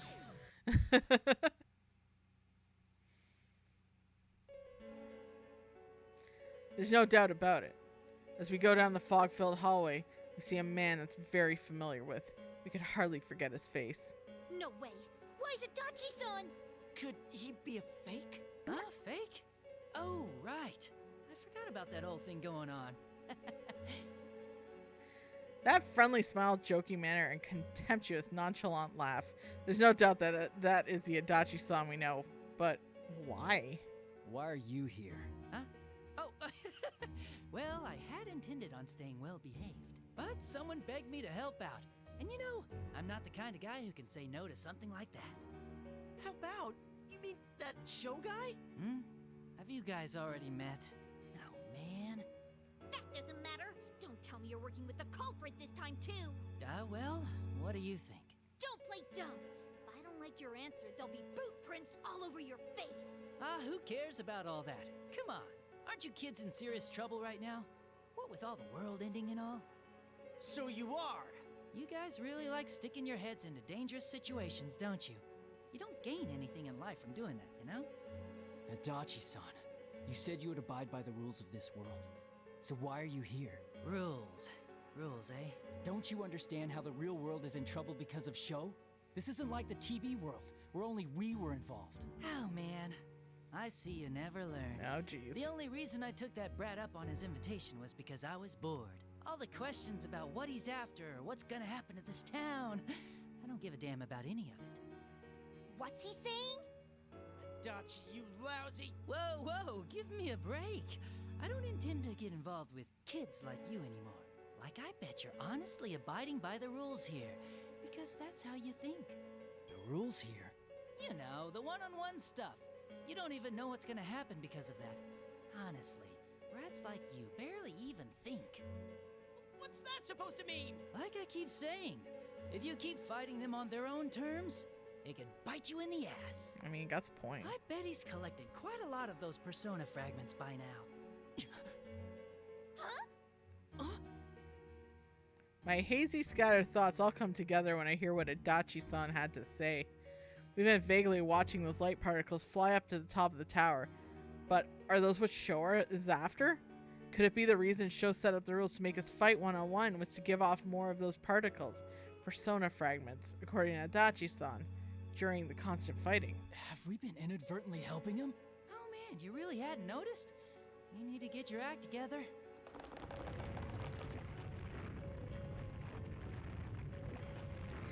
Out of the blue, a distorted school building creaks with a loud noise. Jarring sound echoes to the depth of the red fog like an animal's growl. What was that just now? Looks like there's no more time left. Earlier than I expected. Well, that's why I need to get going. Good luck to you, I guess. Oh, and your friends who got caught? They might be in trouble if you leave them be, you know? Wait! What's that supposed to mean? It means just what it sounds like. Then again, I guess it might be impossible for just you three. Wind's really blowing outside. Oh, Adachi-san turns his back to us, disappears in the red fog. Yosuke tries to go after him, but slams straight into an invisible wall. Fucking invisible walls. That looked like it hurt. Hope he's okay. It's only then I realized that we're already surrounded on all sides by red pillars. You okay, Yosuke? This actually hurts more than you think. I mean, when did these get set up? How much longer are you gonna make me wait? You better entertain me at the very least. Uh-oh. You turn around and see a the bearer of the familiar voice. I don't know if that counts as a Teddy pun. Inside the fog is a man standing as if to show off his well-developed muscles. He's topless apart from the red cape. Definitely one of Mitsuru-san's companions, Akihiko-san. Welcome to the special ring. This place is truly a square jungle. Sure brings back memories. It really takes me back. Master? Oh, I'm glad that you're safe. As Chie tries to rush over, a sharp fist whizzes right in front of her. Something's obviously not right. For one thing, Akihiko-san should be captive somewhere. For the other, he wouldn't challenge us to a fight like this. Fake Akihiko-san. Don't you all long for the tensing of muscles and the clenching of fists? It's only seconds away. Step forward, you artisan. I am gonna have you do it. Or John Cena is what we know him as. Go John Cena, senpai, go! Final. Sadly, I can confirm that Butter Chuds is not in this game. F in chat for Butter Chuds, please.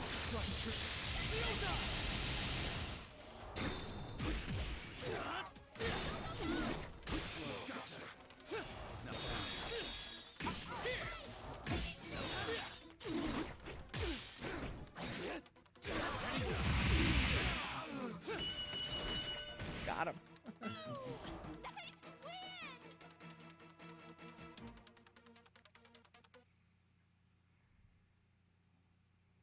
All right, we won! Wait, where did Adachi go? Oh, it's rumbly in the grumblies. Butter Chud's too busy watching World Series. Doesn't this shaking seem bad? It's been getting stronger and stronger. Yeah, looks like we don't have much time. Hey, hold on a sec. Adachi said something about persona fragments earlier. What did he mean? Last time, Sho tried to get powerful shadows by shaking us up so our personas would turn back to their original form. And this time, he's lured us into this red fog and made us fight our fakes, so we can carve off persona fragments in the process. Oh, you mean those balls of light that pop out when we fight against the fakes? Probably, yeah. Sho is trying to do something with the persona fragments he's collecting. But what, though? Is he gonna make a new persona for himself with them? I don't know. But all the persona fragments I saw so far were headed to the top of this tower. We might find our answers there. Oh shit. Trying to figure out now won't do any good. We've fallen for the enemy's trap so far. But from here on out, we're going on a counterattack. We have to avoid fighting fakes as much as we can, rescue Mitsuru-san's team, and get to the top of the tower. After all, we nod at each other, we run with renewed purpose down the murky hallway. Sheesh, these hallways are too long. How far do they go? You'd think we'd have gotten to the stairs by now, at least. Maybe just running down the hallways won't work. Why don't we try going into the first open room we see? I mean, this place was connected in some messed up ways during the last P1 Grand Prix. You do have a point. But there's tons of classrooms here. Should we just start with the closest one? Whoa, bingo! Oh, good job, Yosuke! Past the open door was unmistakably a view of a classroom. The wall inside was set familiar-looking school stairs connected to it, like they were forced there. Still don't like this plan. We're gonna have to check every door we find from here on out. Don't worry, you can do it, Yosuke. Yeah, we'll be okay if we got Yosuke with us. What's with the blind trust in me? I don't remember you guys being such goody-goodies.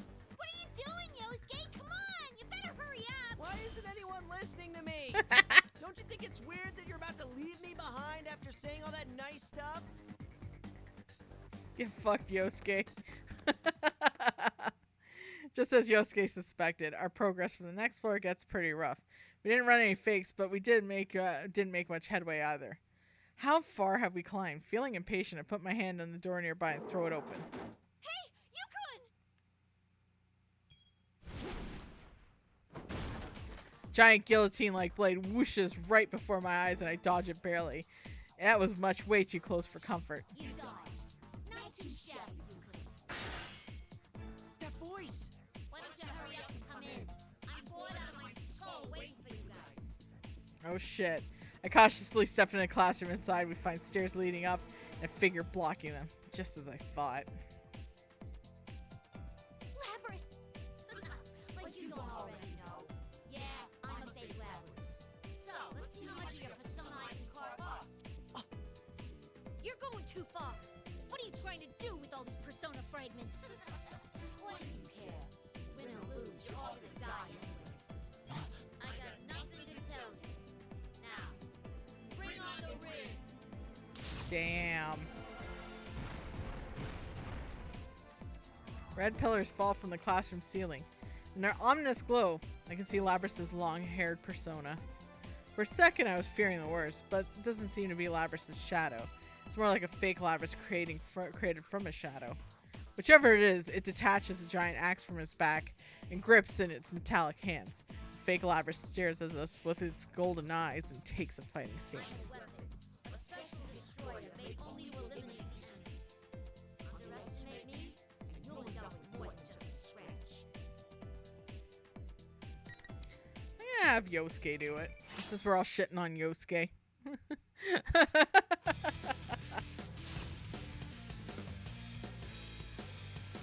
Got this, buddy. Good job. You fight the robot. Finally.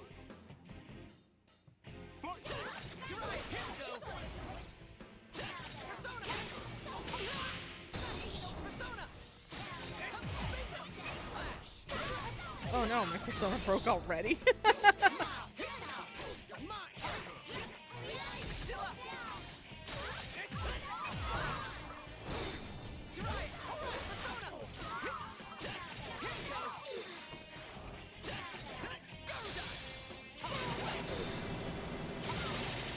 Get fucked.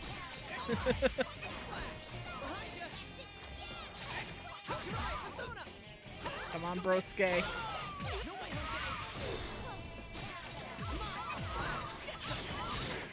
Got her.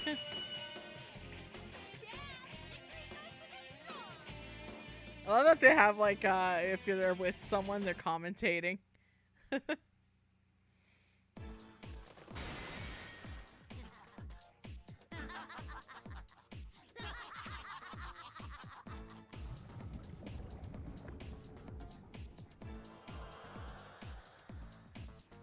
The fake begins to melt. There's a loud crack of red pillars shatter. At the same time, the persona fragments were carved off in the battle to turn particles of light and float into the air. No, the persona Chie looks as if she's about to chase them, but Yosuke stops her. I understand how she feels, but Yosuke's right. Once they scatter, there's nothing we can do now. It's fine. We just need to hurry on ahead. We're out of time. Yeah! Still, it's so frustrating! Chie seems frustrated, and she agrees.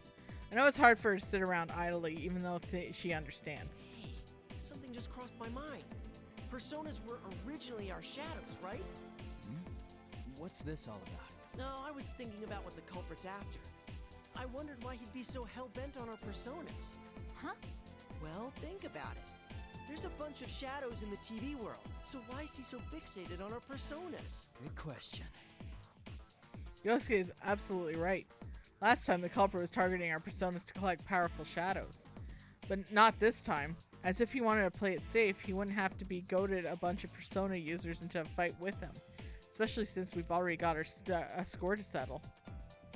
Besides, just because the TV world is peaceful again, doesn't mean all the shadows have gone away. If that's all he wanted, he could have just gathered those. Hey, Kismet Girl, what up? Really, the culprit was controlling shadows to make fake versions of us to fight for him. But then, why go through all the trouble preparing the arenas and carving away at our personas? Does he want revenge for last time? I don't know. Shouldn't seem to care about that. So why? There must be a reason he's targeting our personas in particular. Some reason why it can't be just any old shadows? Yosuke and Chie are stumped too. We need more hints. We're missing key information. Or maybe I just haven't put it together yet. Mysterious young man named Sho, persona fragments in Dachi-san. Well, there's still a lot left for us to find out. Alright. Let's see who next. Who's next in our adventure? I haven't seen Rise in a while, so. Boop! All the way down there. Oh, safe and Aki. Nice. Okay, we're just going straight here.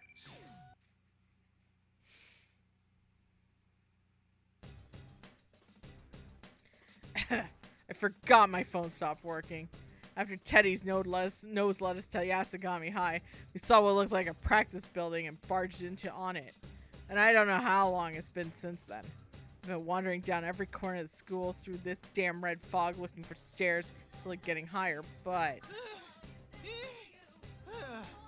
Was your school always this big? I think I'm done for. Look, my legs are turning into twigs. They were twigs to begin with. Quit your whining and get moving. I know. No, Ted's got the right to complain. There's no knowing when the enemy might attack. I haven't been staying on guard this whole time is tiring us out. I mean, Yukiko-senpai's got a hard look on her face. Well, makes sense. I mean, same goes for me. And these are her classmates we're talking about. Of course she's worried about them. If the school was always this big, I'd be late for class every day. That's what you're worried about? Man, how the hell is this place hooked up? Oh, could we try opening up a window and climb up the walls? What are you thinking? Yuki-chan, that's against the rules. Suddenly, the TV in the ceiling turns on. Weird Ted comes up on it. I don't really get this guy's deal. Can I just assume he's fake Ted and leave it at that? Huh? The imposter's showing its face again. If you don't give up now, you're gonna get more than just a beating. What are you talking about, you moron? I'm the one who wants to punish you. Shouldn't you all be trying harder than this? Don't you understand the situation you're in? If you don't hurry, the world really is going to end. Yet you keep dallying around and wandering all over. None of you have any guts, I say. Shut up! You want to end the world or not? Which is it? If you didn't want us to get lost, you should have made us a straight path, damn it! That would defeat the purpose of the P1 climax. It's only natural for the bad guys to be mean. Fine, now hear this. I, General Teddy, I'm gonna give you a warning because I'm so tear-jerkingly nice. Open up those tiny ears. If you don't hurry up at once, the lives of the captive princesses will be in danger soon. What? That ain't good. Think about it. It's been a while since the first Midnight Channel broadcast. Mitsuru-san and the guys are already strung up at this point. It's no surprise they'd be exhausted. God damn this fake Ted. What a dirty little trick. Yuki-chan? What was that for? Oh, Sorry. Looking at that Teddy made me angry for some reason. Get fucked, Teddy. How tyrannical! The bear on screen and adorable little Wah are totally unrelated. Adorable little Wah is totally unrelated. Don't copy me. Stops copies me. Don't copy me. Stops copies me. Stops copies me. The fake Ted gives one last smirky laugh to taunt Teddy before the red fog covers him up in the monitor and he's gone. Looks like we better hurry and find Mitsuru-san and rescue her gang, too. You're right. We should focus on that before we head higher up. Alrighty then. Time to open up my bear nose once again. Wait. Why do you keep turning our way when you sneeze? It's no use. The red fog's been so thick ever since we got into this building. My nose isn't working at all. Try harder, Teddy. Yeah, Teddy. Well, if Yuki-chan gave me a big fat kiss, Ugh. I think I could try harder. Who's your fave character in this game? I like all the characters except Teddy. Yukari is, I don't know. Yukari and Teddy are the two I'm just like, But, I mean, Yukari got a character arc too, so I can't be too mad at her. Enough of this bullshit. Hurry up and put that nose of yours to work. My nose is very delicate. Searching through this fog makes my sneezing unstoppable. Don't worry, Teddy. I have lots of tissues. Yuki-chan, are you doing that on purpose? I don't need tissues. I need smooches. Oh, Teddy! You can do this, right, Teddy? Pay me no mind. Teddy knows, full on searching. Feeling the pressure from Yukiko-senpai's icy smile, Teddy starts twitching his nose in every which way. I don't get how it counts as full-on searching, but I can tell he's desperate. Maybe the whole unconquerable snow black thing's got some truth to it. I do sense something, but what? Oh, here we go! I smell something like Michan and her friends from over there. Oops. Bastard! You got your snot all over Ah. me. You're doing this on purpose, huh? Well, that all aside, Teddy's nose is all we got to go on now. When we go in that direction you pointed out, we sort of can barely see the door of the music room in the end of the hall. Nice, that means someone from Mitsuru's crew is in there. Feeling better about this, I grab the door and pull it open with enough force to bust it down. It's like playing as everyone except jumping. I figured if the hostage here, there's gotta be a fake here too. And if that's the case, I'll give him a little fist sandwich as soon as we see him. Oh shit! Whoa! Who's that? Ah! We found a crucified Aki! Hang in there! Akihiko-san! What a horrible thing to do. This isn't his first time this happened either, which is kind of funny. Damn it! Akihiko-san's up on a cross just like they showed in the Midnight Channel. He's limp like he's unconscious, seems pretty out of it. Damn, I remember this guy being pretty strong too. If they can do this to a guy like him, whatever they're up against must be tougher than we thought. The goofy mood from a second it goes away in a snap, and we start inching back to back while checking out the surroundings. That's when I noticed another guy in the corner of the classroom. Never seen him before, which means... Hey, Pops! Are you the goddamn culprit? Pops? You mean me? Youngins these days are so rude. The guy who comes out is a suspicious-looking dude with a red bat and a goatee. He sure looks like shady enough to be the culprit. Huh? Is he really the culprit in this? He seems a little flaky. Trash talking me already, huh? I'm the lethal weapon of the Shadow Hours. Junpei Iori's. Oh, so you're a fake. We don't actually know the real one, so how shocked should we act at learning you're the fake? No two ways about it. He's a dumbass. What the hell is this guy saying? I can't tell if he's a mess with us or make us laugh. What's he doing mixed with fakes of us? Anyway, your game ends here. Here goes. Play ball.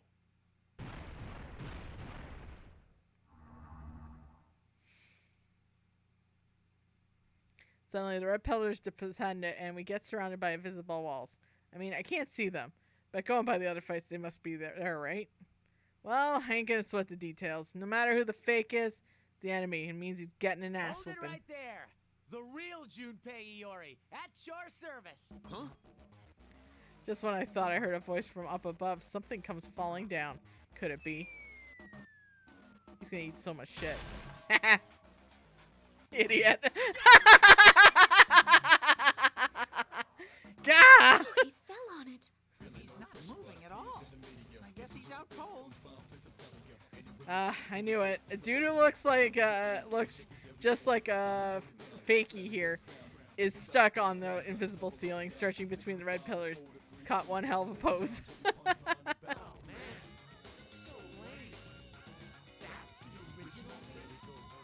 Even the fake is grumbling. That dude's no ordinary guy either way. All the tension from a second ago is pretty much shot now. Well, it's good for us since it helps us relax. All we gotta do now is beat up this fake. Enough of your damn mumbling. I'll crush you like an egg, so let's get to it. Mm-hmm. We need to make him take responsibility for doing such a horrible thing to Akihiko-san. I don't really care about Aki, but I never forgive an evildoer. Wow, they're totally pissed. Good thing the rule say this has to be one-on-one. Kari has her problems from the original Persona 3 and FES. I love her Featherman outfit and her use of arrows. Yeah, like I said though, I'm like, okay, she did have a character arc though. All right, youngins, feel free to come at me. Oh, it's gonna be Kanji because I haven't played it yet. This is Kanji's story right now.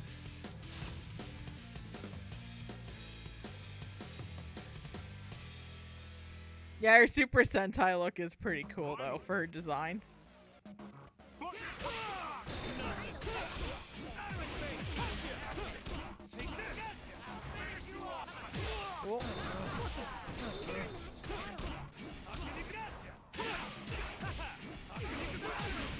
Cool. There we go. Oh, come on. Nice of that shadow in the background to be playing tuba at a time like this. By tuba, I mean trombone. Ooh. Got him. Chair time, baby. What a relief. I'm glad you won. I love this game.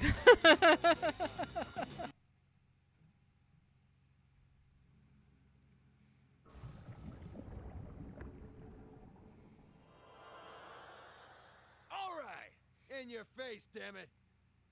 Time for a fist pump. That fake seemed like an idiot, but it's pretty impressive. No wonder he's something operatives. Little webbing? Something like that. I guess it means the real ones are pretty strong too. When I hear that the red pillar shatters, something comes falling down. Oh yeah, I forgot someone was stuck up there. Oh crap, wasn't he unconscious? Junpei Iori, at your service. Before we have time to worry, that Junpei guy lands right next to the melting fake with a loud thump. Then he tries to strike a pose and his legs must be numb or something because he starts writhing in pain without a word. Oh yeah, he fell pretty far up after all. Do you think he's okay? In any sense, I mean. I don't know. Punch him! Anyways. Punch him harder, Kanji. Anyways, we explain quick about her fakes and all that other crap that's happened to jump face on. He seems like he's doing okay. He says that he came to Inaba because he heard Mitsuru-san's crew went missing, and he got lost in the school. Happened to spot Akihiko-san from the connecting passageway and jumped down from there. They had the worst timing. Or best? Wouldn't have been pretty great comedy stunt. Punch that guy in the face! At any rate, we need to hurry to the cross and get Akihiko-san down quick.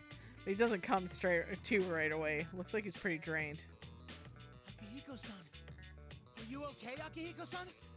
Damn it. Who did this to you? You're one of the shadow operatives, right, Junpei-san? Huh? Yeah, I am, but how do you guys know about that?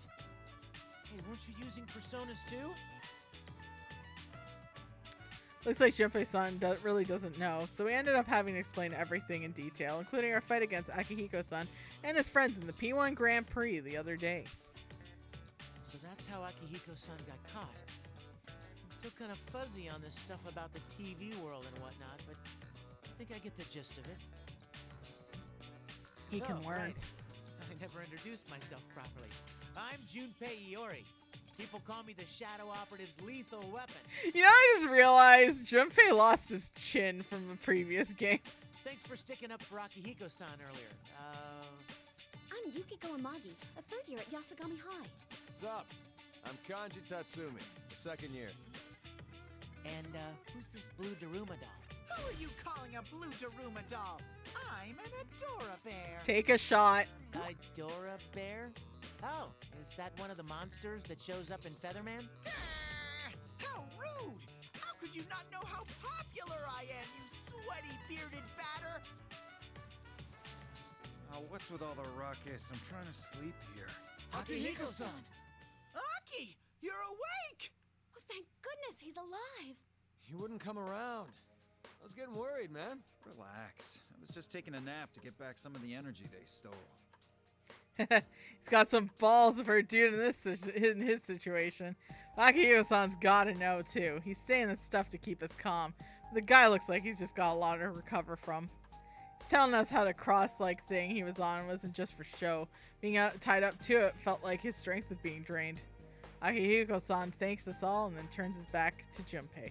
But hey, it's been a while, Junpei. Were you the only one they called out? Actually, I was more of a lone samurai. I got a call from Yucatan, but my phone ran out of juice during the call. When I got here, something weird had happened to the town. I thought everyone was headed for this Tartarus-looking tower, so I came to check it out. Oh, Yucatan should be with Ken, Koromaru, and this Labris girl, who I guess is Aigis' sister. I never met her, though. Even Ken got called up? Oh man, I'm ashamed of myself. But why did you come to Inaba? Did you find out something about Labris' case? Well, we heard that the shadow presence had ramped up in Inaba. We were headed here to look into why that happened. Ooh. But while we were on our way, our car got ambushed and... well, you know the rest. Yeah, they showed it on TV too, buddy. They know it all. Damn it. That culprit's one sick bastard. How dare he torture you? Huh? They didn't torture me or anything. They didn't? But you're wounded all over, and your clothes are all ripped up. My clothes? What about my clothes? What are you saying, Junpei? Aki always looks like... God damn it, Ted! Shut your damn mouth! Huh? Oh, I get it. Yeah, never mind, Akihiko-san. Sorry for talking weird like that. Whew. Damn it, Ted. That was too close. All guys got stuff they don't want people to know about. It ain't a matter of hiding the truth or not. It's just the time, a place to bring it up. You don't go bringing it up for other people. Damn right. That's actually a good lesson to learn. Oh, that reminds me, though. This feels like that other thing we know all too well. Is it just me? So, you noticed too. I mean, it's like, this is the dark hour, right? Dark hour? What's that? Basically, the dark hour is a hidden time that ordinary people don't know about. We fought once to get rid of it, but that used to only last about an hour every night. What's happening to this town doesn't seem so simple. That reminds me. General Teddy mentioned something like that.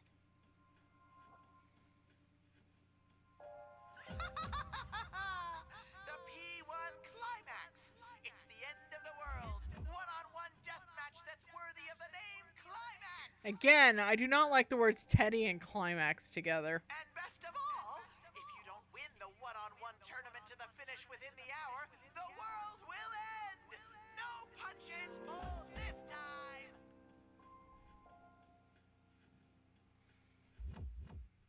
We explained to Akihiko-san that the fake Teddy said on the Midnight Channel right before our town got messed up. That's not good.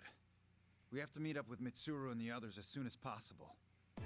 Yeah, now that I think about it, if we don't do something inside of an hour, does that mean the world will get stuck to this the way it is? We better hurry. The Raging Climax, one of the worst WrestleManias. Better than Great Balls of Fire, at least. Or as what some of us like to call it, Eat Balls. Just as we're about to get going, we run into a problem. Damn door won't open. What the hell is this shit?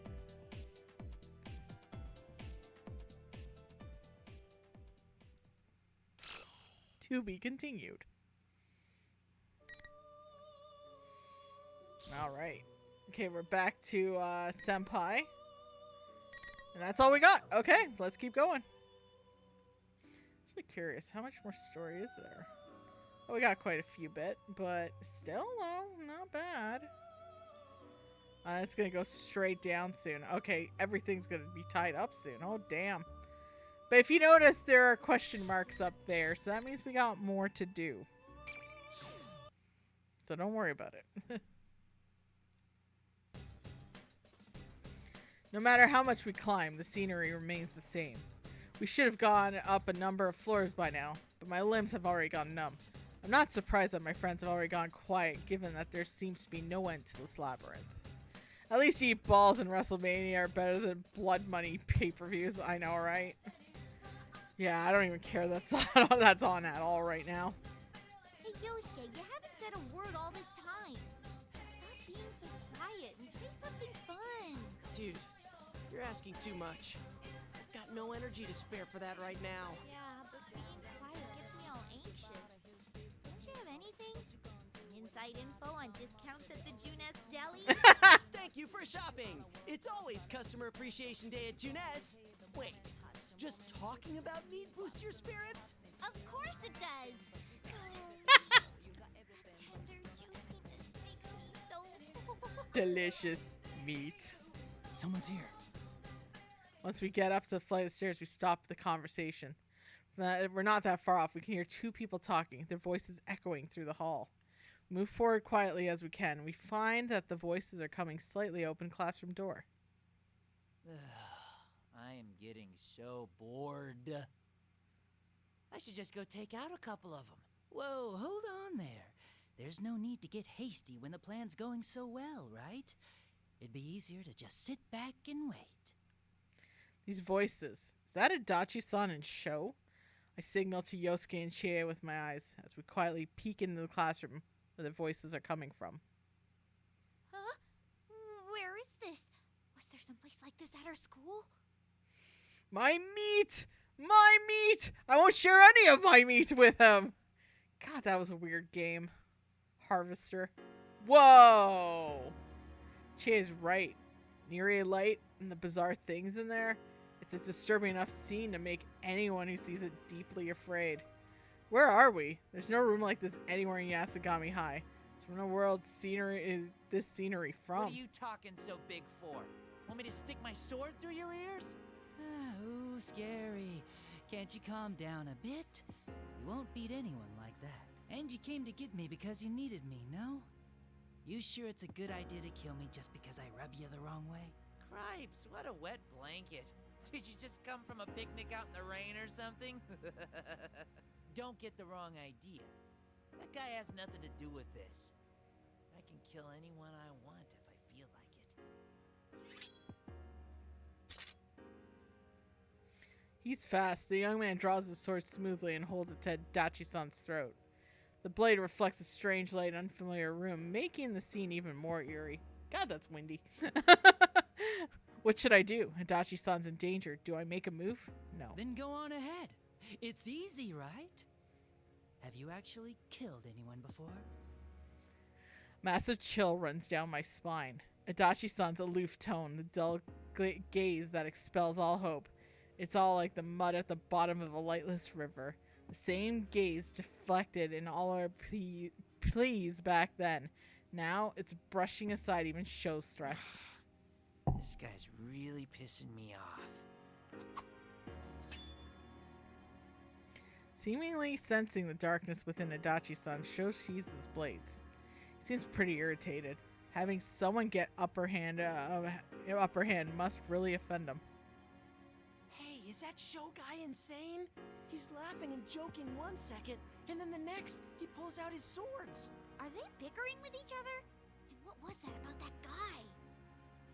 I heard them say the same thing. We thought up to now that everything we'd faced had been all Sho's doing, but it seems at least to one accomplice. Not only that, but they all summoned Adachi-san here as someone with the talents important to their plan. Look, there's no need to fight. Once it descends, after all, the world's going to totally disappear. Why spend your time dealing with them, you know? Just ignore those kids. That's not the problem. I look at those guys and I can't stop gagging. They just herd together like best buds. I don't know why they're so full of themselves. It makes me want to beat the shit out of them. Get them to cry like babies. You get me? Do you? Well, I'm heading out as I'm having a birthday get-together with my family days before my 32nd birthday on Tuesday. Hey, you have a good day, Enrageful Eric, and happy birthday in case I don't see ya.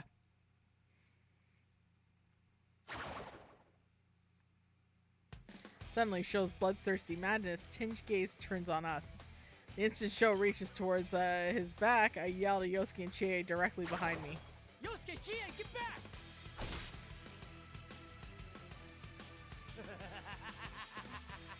You're so lame.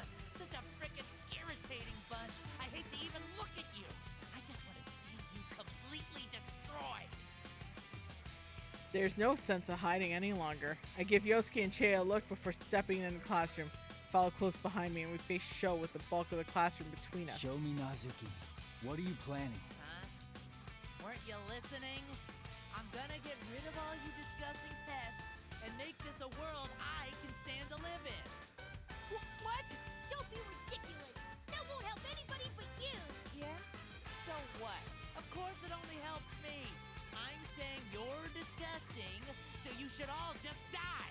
This isn't funny anymore. You're totally nuts. Are you saying that nothing else matters as long as you're satisfied? Aha. Well, duh. Friends? Bonds? You worthless pests aren't accomplishing anything but licking each other's wounds. Shitty pests in this shitty world have no goddamn call to give me their shitty lectures. I'm telling you, I'm gonna get rid of every shred of everything. Ladies and gentlemen, Twitter personified. Little. You really are a piece of shit that's not worth saving. You've got no right to do that. The world will be much quieter soon. Just like here. A wonderful place where there's no one else. It's all for me. What? A world with no one else? Ugh, shut up, shut up, shut up, shut up, shut up! Just hurry up and get smashed to pieces, you shitty pests! Whoa, whoa, what are you getting all worked up for? You really shouldn't do that. And you shut up too, you piece of shit! Come get me. I'll beat the life out of you. You'll be begging for mercy. The red pillars in the four corners of the room light up. Sho readies his two swords in a stance I've never seen before. He's channeling Kafka there, right? It looks preposterous. I can't read at first glance, but it's actually very efficient. Focused entirely on an offense. This isn't some amateur style. It's an art of murder instilled on him to guarantee a kill. There's no way I'm gonna let him win. I can't believe our town is such a mess because of that guy. There's no way I'm sitting back and letting it happen. I'm with you. We'll show you with our own fists how strong you can be when you have something to protect. Show strong. Don't let your guard down. I'm gonna have you do it.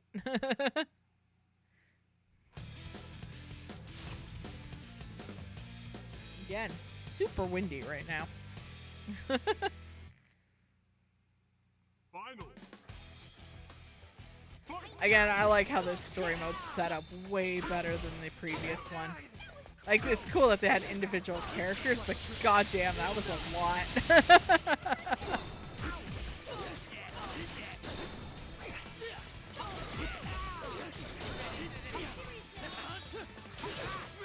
I'm actually pretty decent with non-persona version of Show.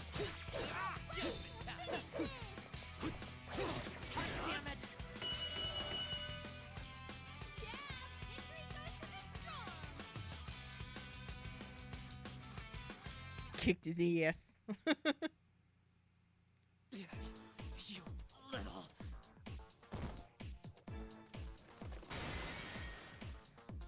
With the final strike, Show collapses. Shiny red pillars in the corners of the room all shatter at once. The invisible wall surrounding us seems to go with them.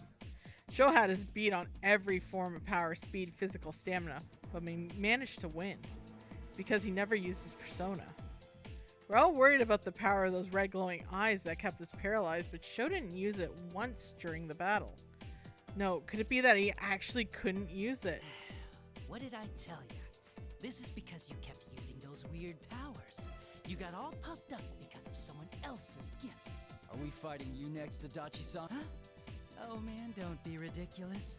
Why would I do something that hard? Hard? Aren't you supposed to be on Sho's side? Show's side? Give me a break. Come on. Isn't there someone else besides me you should be worrying about?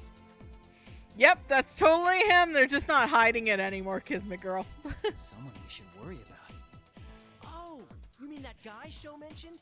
Damn, so he does have an accomplice. Hey, Rob, Alex, what up? Hey, Adachi, that guy can do no wrong. Isn't he such a nice guy? No, something tells me that's not it. Adachi-san's looking at Sho, collapsed on the ground.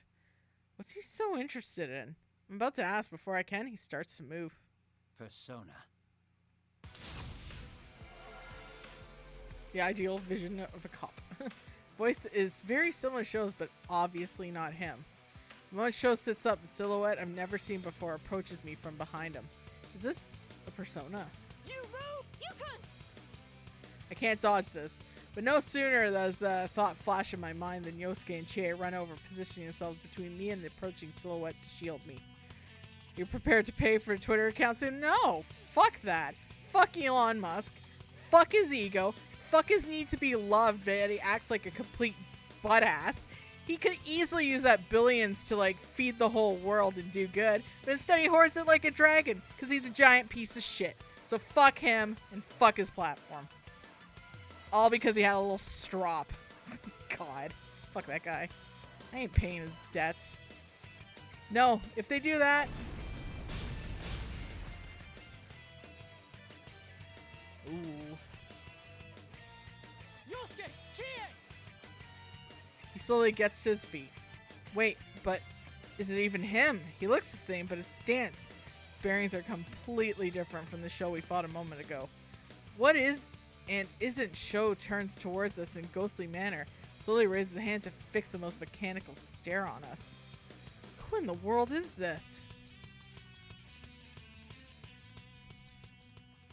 Plus, isn't this kind of like going to be the thing where, like, you see someone with, like, a very expensive skin and then you just bully them? So now if we see blue check marks, do we have to bully them?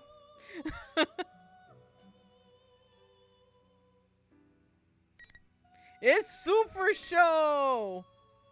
Alright, you know what? Let's do the idol and her hero before we continue. Let's see what Risei's up to. We haven't seen Risei in a while. What is this? It's just like the TV world. I don't have the words to describe how much the school has changed. The building itself looks about the same, and on top of this weird tower. Now that I'm seeing it up close, it's really creepy. P1 Climax? So someone's holding one of those events in the real world? It was fine last time, but since I wasn't participating, I bet I'm the same boat as everyone else now. Jeez, I hope I don't get stuck in a weird name like theirs. It's hard to see near the top of it because the fog's so thick. I wonder if everyone's already inside the school building. Come, Persona! I fully opened my consciousness, creating my efforts on the inside of the school. I had expected the interference to be this bad. I'm still sure I can do this now. And as I can concentrate harder, it's almost like I'm praying. Faint voice echoes in my mind.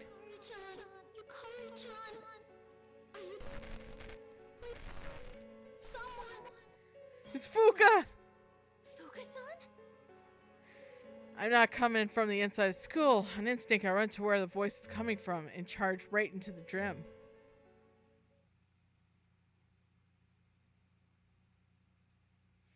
It's a total mess in here. Carelessly placed filming equipment, folding chairs stacked into the ceiling. You name it. I look towards the stage in the midst of creeping red fog, and I see that even more shocking sight. Fuka-san!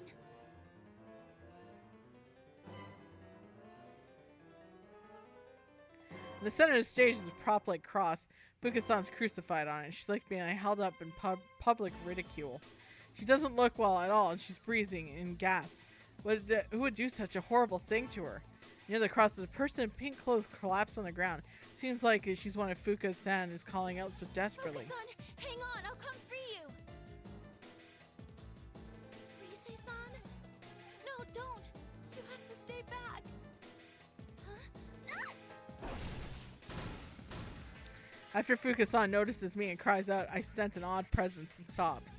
Soon afterwards, a number of arrows pierce the ground in front of me, giving off sparks. That's close. What's going on here? Looks like you have a good sense for these things. No wonder you're the backup. Can't believe my eyes. It's from that live action show on air now. It's called Featherman Victory. Feather Pink? I don't get what's going on here at all. And actually, taking a closer look, there's something about the stage and Fuka-san's on. Stage from the club escapade on Port Island. On top of worrying about the girl collapsed on the ground now, I've got some kind of costume hero attack me. Is this a hidden camera thing? No, Rise-san. That's... Fuka-san, take it easy. Fuka-san's brow creases in pain as she tries to explain something to me. Really don't understand, and I'm getting a nasty feeling about that cross. All I know is Fuka-san is in a lot of pain, and I need to rescue her quickly as possible. When I try to approach the cross, Feather Pink gets in my way. Please move aside. I need to free her. Then that makes us enemies. I hope you're prepared, show this fiend. I, Feather Pink, shall strike you down. Rise-san, please, run. You have to get help. No, thanks Fuka-san, it's okay. I can fight now. That's why I have this power, so I can be useful to everyone. You're not running away. Then we may as well get started. Bring on the ring! Oh shit! When Feather Pink raises her right hand, like a costume hero finishing move, glowing red pillars descended on us. At the same time, the gym's red curtain falls, hiding behind the escapade stage. I can't hear Fuka-san's voice anymore, or even sense her. Peace and quiet at last. Now, are you ready? Persona! Huh?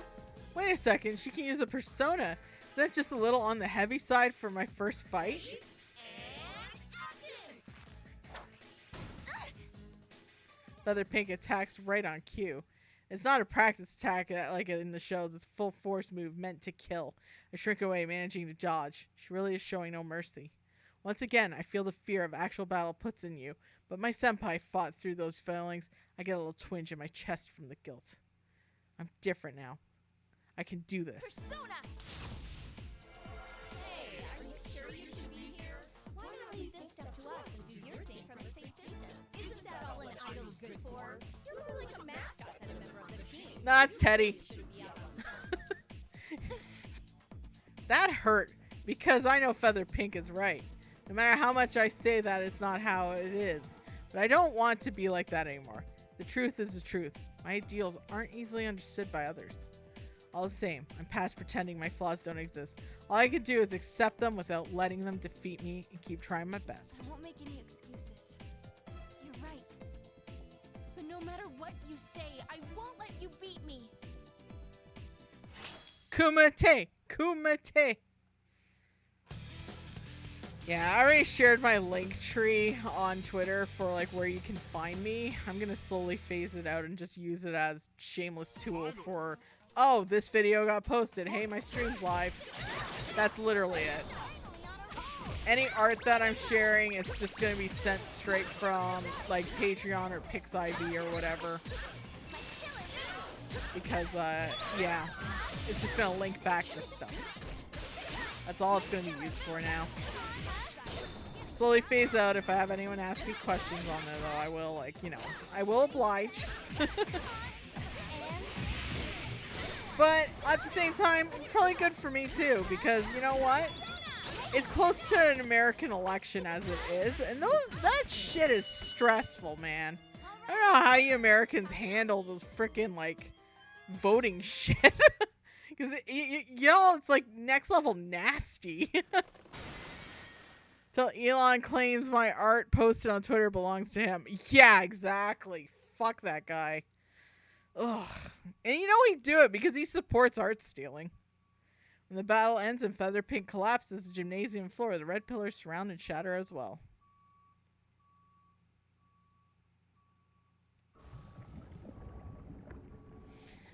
Yeah, I don't even know. Like, there's some like politicians here are trying to do American style, but it really puts people off because it's like, ugh, that's too much. Go away. Soon afterwards, what we used to be in feather pink melts and disappears, and while spitting out some kind of shining powder. It disappeared. She was a shadow. As I stand stunned at the sight before me, the curtain rises again without a sound. That's right, Fukasan. I climbed up on the stage and used my persona to release her from the cross. Focus-on, are you all right? I just lie and say I'm a felon and I can't vote to get them to leave me alone. Nice. It's like, I did crimes. You can't. No, don't. Please leave me alone. Oh, it was funny though one time. I'm holding off on the story here for a minute. But during the last federal election, I noticed that the conservative guy got let into the building to do his door-to-door.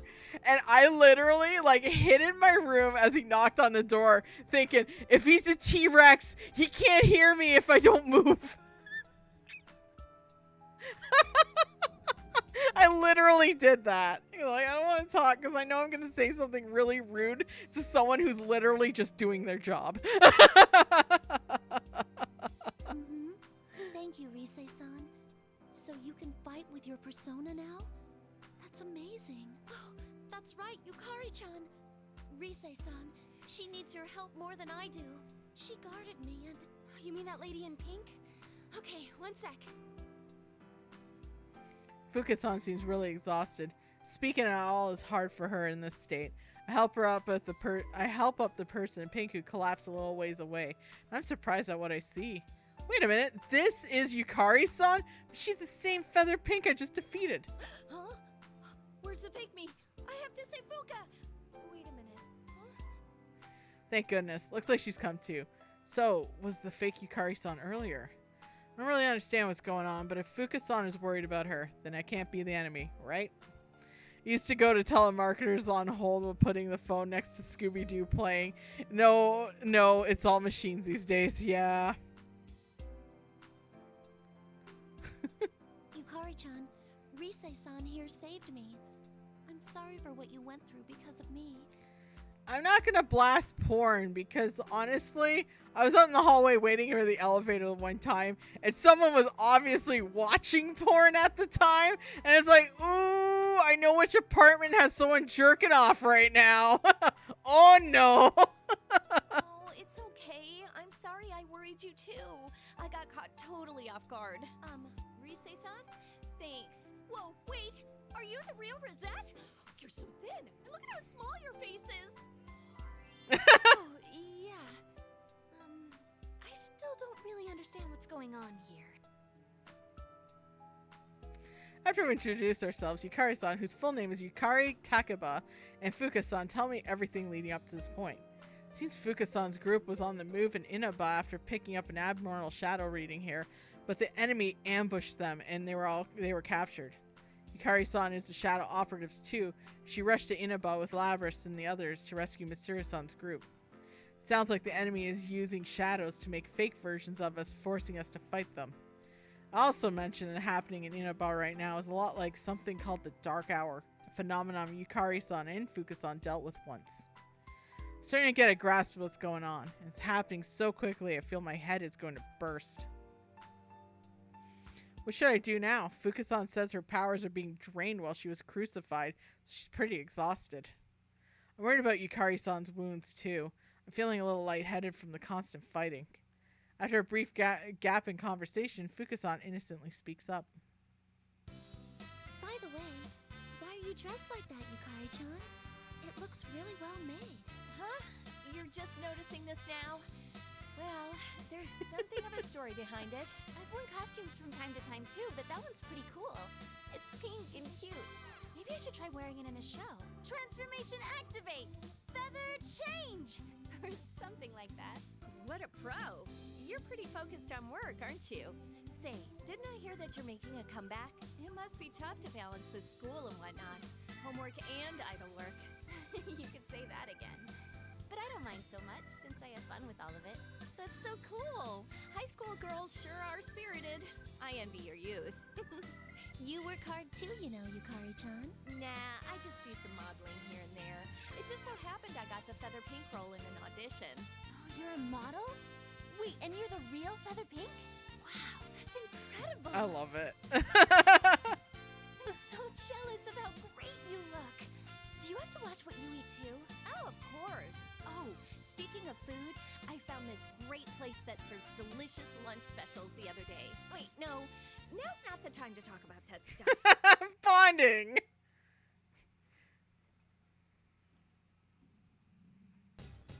I come to my senses. I can't help but laugh. This is a place to have fun and indulge in girl talk. I think it was also a good distraction in a way. I can't be indecisive about what we do next. If Fuka-san and I are here, then I need to do what is already decided. I'll try searching around here. Fuka-san, will you help me out? Mm-hmm, of course. I'm all right now. Looks like Fuka-san couldn't use her persona while on that cross, since it kept draining her strength. Maybe that cross would rob us strength if part of her persona is drawn. Once Fuka-san calms her breathing, she begins searching first. I sensed it last time. She did this too. But powerful, yet very kind feeling covers the area. I don't know exactly where, but I sense someone nearby. It seems your friends are here as well, Rise-san. Senpai's here? Great! I knew they'd get here. Fuka, can you tell where everyone is? I still think we should meet up with them. It might be hard by myself, but... Fuka-san reaches out her hand to me. I take it and open my heart. Our hearts synchronize, and a warmth I've never felt pours into me. We may not be able to get into contact with them, but we should be able to sense where everyone is for sure. Persona. Aww. I found you, Senpai. And Yosuke-senpai and Chie-senpai? Yikes, who's this? It's not Teddy. I sense a familiar presence near Aigus and Akihiko-senpai. I think they'll be okay. Let's see where Mitsuru-senpai is. Amazing. My senses spread all over the incredible distances compared to the usual. I'm picking up on presences of one after the other, both familiar and not. Hey, what's this one? Something big. It's Lavos! What feels like a sharp blade hits us. Fuka-san and I let go at the same time. What was that thing? Something terrible here. Are you okay? Yes, I'm fine. That startled me, though. It came from further up. From the top? What could it be? Something's out of the ordinary is happening above the school, at the top of the weird tower. We nod at each other and we begin running to that place at once.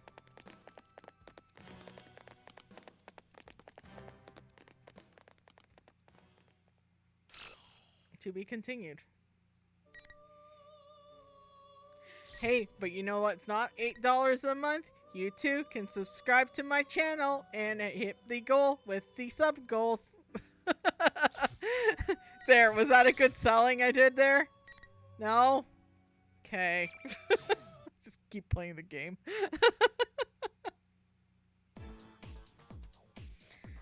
Just when we finally rescued Akihiko-san, we're about to catch a break in solving the case. Now that we can't get out of the room, we're all panicking. Damn it. What the hell's going on? All except Akihiko-san. Anyways, he's thinking calmly to himself. Does he have some kind of plan? Yukiko, how many doors are there in the music room at your school? Huh? Oh, right. There's the door we came through, and... Ah! There should be a door that leads to the prep room in the back. All right. Junpei, look for that door. It should be around here somewhere. Huh? Actually, is this it? Junpei-san looks around and finds a little door that was hidden behind some stuff further in the room. Will you look at that? Man, I guess I should show up to school more often so I notice stuff like that too. How much longer am I staying on? I might stay on maybe another extra hour or 30 minutes maybe. I usually leave at 1 o'clock, 1:30, but I might even make it till 2:30 because I did cut it short last weekend because of my back. But my back's good today. Anyway, Junpei goes up a little door and opens it. Easy as that. Whoa. What is this? It's kind of creepy. Oh, Jesus. That door turns out to be connected to the eerie room that's stained bloody red. Hey, it's the announcement room from the P1 Grand Prix. Those broken robots hung there as part of Labrys's past. What a shitty thing to make us look at again. Labby-chan, are you doing okay right now? I'm really worried about you. Teddy. That reminds me, Ted called himself Labrys's knight and stuff like that. So maybe he was the first one to make friends with Labrys during the P1 Grand Prix. Guess it's only natural that he'd be worried about how she's doing now. Still. Ah! Stupid kanji! What was that for? Toughen up, Ted. What good is it gonna do you to mope like that? You're Labrys's buddy. She said herself that she was gonna do her best. If you don't believe in her, who will?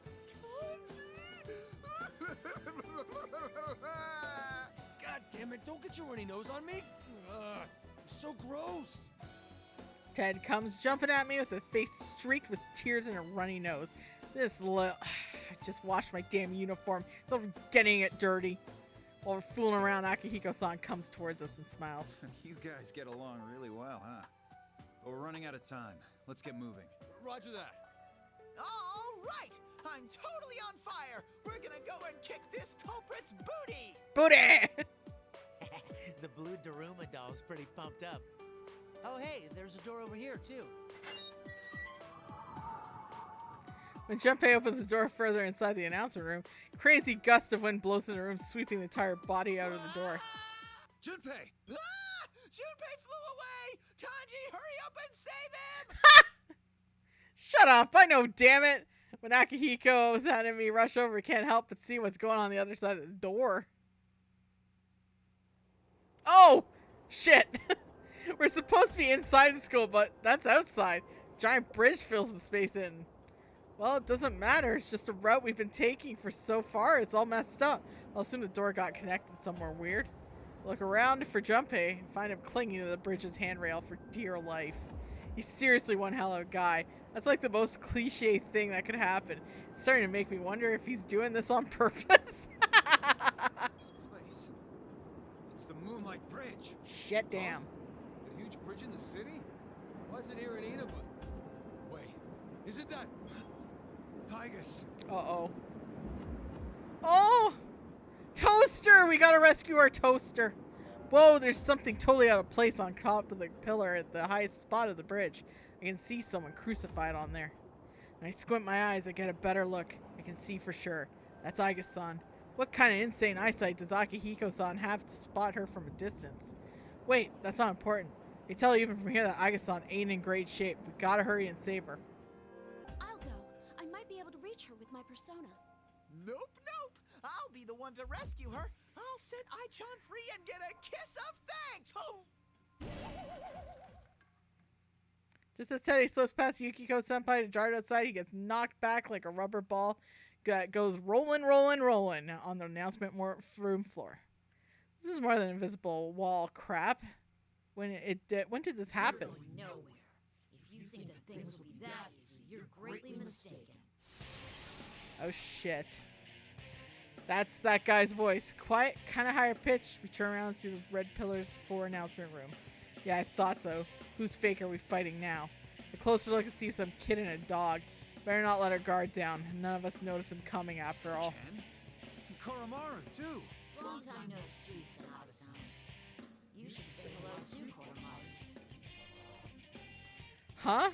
This kid knows Akihiko-san. He must be a shadow operative too. Or a fake one anyways. Whoa, don't tell me the same goes for the scary looking dog too. Think I'm just a child from the way I look, don't you? But let me make one thing clear. Don't underestimate me. Okay, so that's what's going on here. Stay back, you guys. Akihiko-san! In a blink of an eye, Akihiko-san stepped forward and the kid closed in with a swing of the spear. Actually, the kid must have been a little faster. He's using the spear's flexibility and balance to cover him being so shrimpy. Akihiko-san's not to peak condition right now, so maybe I should let him handle this one. Decide who will be representing me. If possible, I prefer not to fight someone who's injured. It's no fun at all for me to beat up on someone who isn't in perfect condition, you know. Wow, he's not cute at all. Oh, but I guess that makes it easier to deal with him? Yuki-chan, I think your snow black side's showing itself a little. Hey, little punk. What gives bringing the mutt into a one-on-one fight? Huh? Oh, this thing? Don't worry about it. I should get a handicap, right? I mean, since I'm just a child. You little... Not to repeat Yukiko-senpai or nothing, but this brat ain't cute at all. The way he talk kind of reminds me of Naoto, but this jerk's milking the I'm just a kid thing for all it's worth. Huh, wait a sec. The fakes, so far, at least the ones I've seen, act pretty much the way we do. Does this mean the real kid's personality is more or less like this fakes? Bleh! It's not that great train of thought. They better stop now. Gotta focus instead of beating the crap out of this little kid. Oh, Kanji. Kanji. Take a chair to him. I like Ken, though. Wait a minute. He's a few years older than you, Kanji. He was born in 98. Hold up. Oh, wait, no. He's younger. Never mind. A few years younger. My bad. You know, again, as I stated earlier, if you need... I just kicked the dog. If you needed a math question to find out who the fake is, just ask me, because I wouldn't know. Sorry, I'm punching the dog, guys. It's the evil version. It's fine.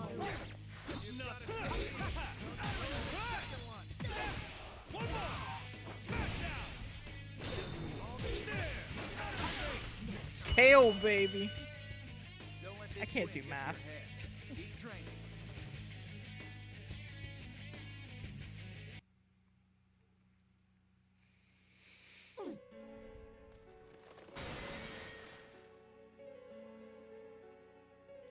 The red pillars of the four corners announcement room break. Sweet, the invisible walls are gone now. We can rescue Junpei-san and Aiga-san. So I thought, it looks like the last hit was enough to totally take out the kid and his dog. Instead of melting away the other ones, they're just huddled on the ground so far. Man, I didn't think you were this strong. I didn't fight because I wanted to, you know. You forced me to do this. Huh? The hell? The kid was really damn brat until a second ago he got all soft-hearted and started crying. Even his dog is drooping his ears and giving a pitiful whine as he looks at us. Damn it, he's too cute! I can't resist animals when they give me those eyes. Hey, these guys really are fakes, right? There's no chance that they're real? Huh? No, that's not possible. Oh, but the fake ones disappear as soon as they're defeated. Huh? That is weird. But all I'm getting with my nose is the smell of a shadow. Hey, you three, don't let your guard down. Snock-san, it's too late now. Damn it! Oh crap, we let our guard down.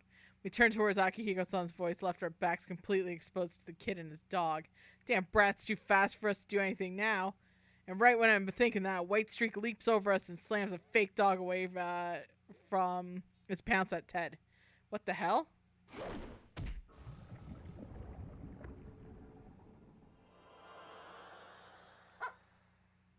What? The real ones!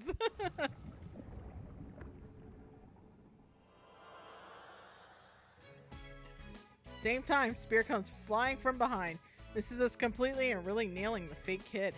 It's thrown so hard the kid goes flying back, gets nailed to the wall behind him. We watch it happen, gaping like dumbasses. Two voices, one human, one animal, come from behind us. Honestly, aren't you supposed to be the adults here? You let your guard down much too soon. The new arrival looks just like the fakes we were fighting. Actually, this kid looks even brattier than his double, standing proud next to him as a pure white dog. Several of you I don't think I've met before. I'm the real Kanemata, and this is Koromaru. Oh, you're the real Ken-kun. It's nice to meet you. Oh, and you too, Koromaru-san. Watching you was pretty nerve-wracking. Do you understand what you were doing? It's unbelievable not paying attention during a fight. I'm very sorry, too. This kid's even brattier than the fake.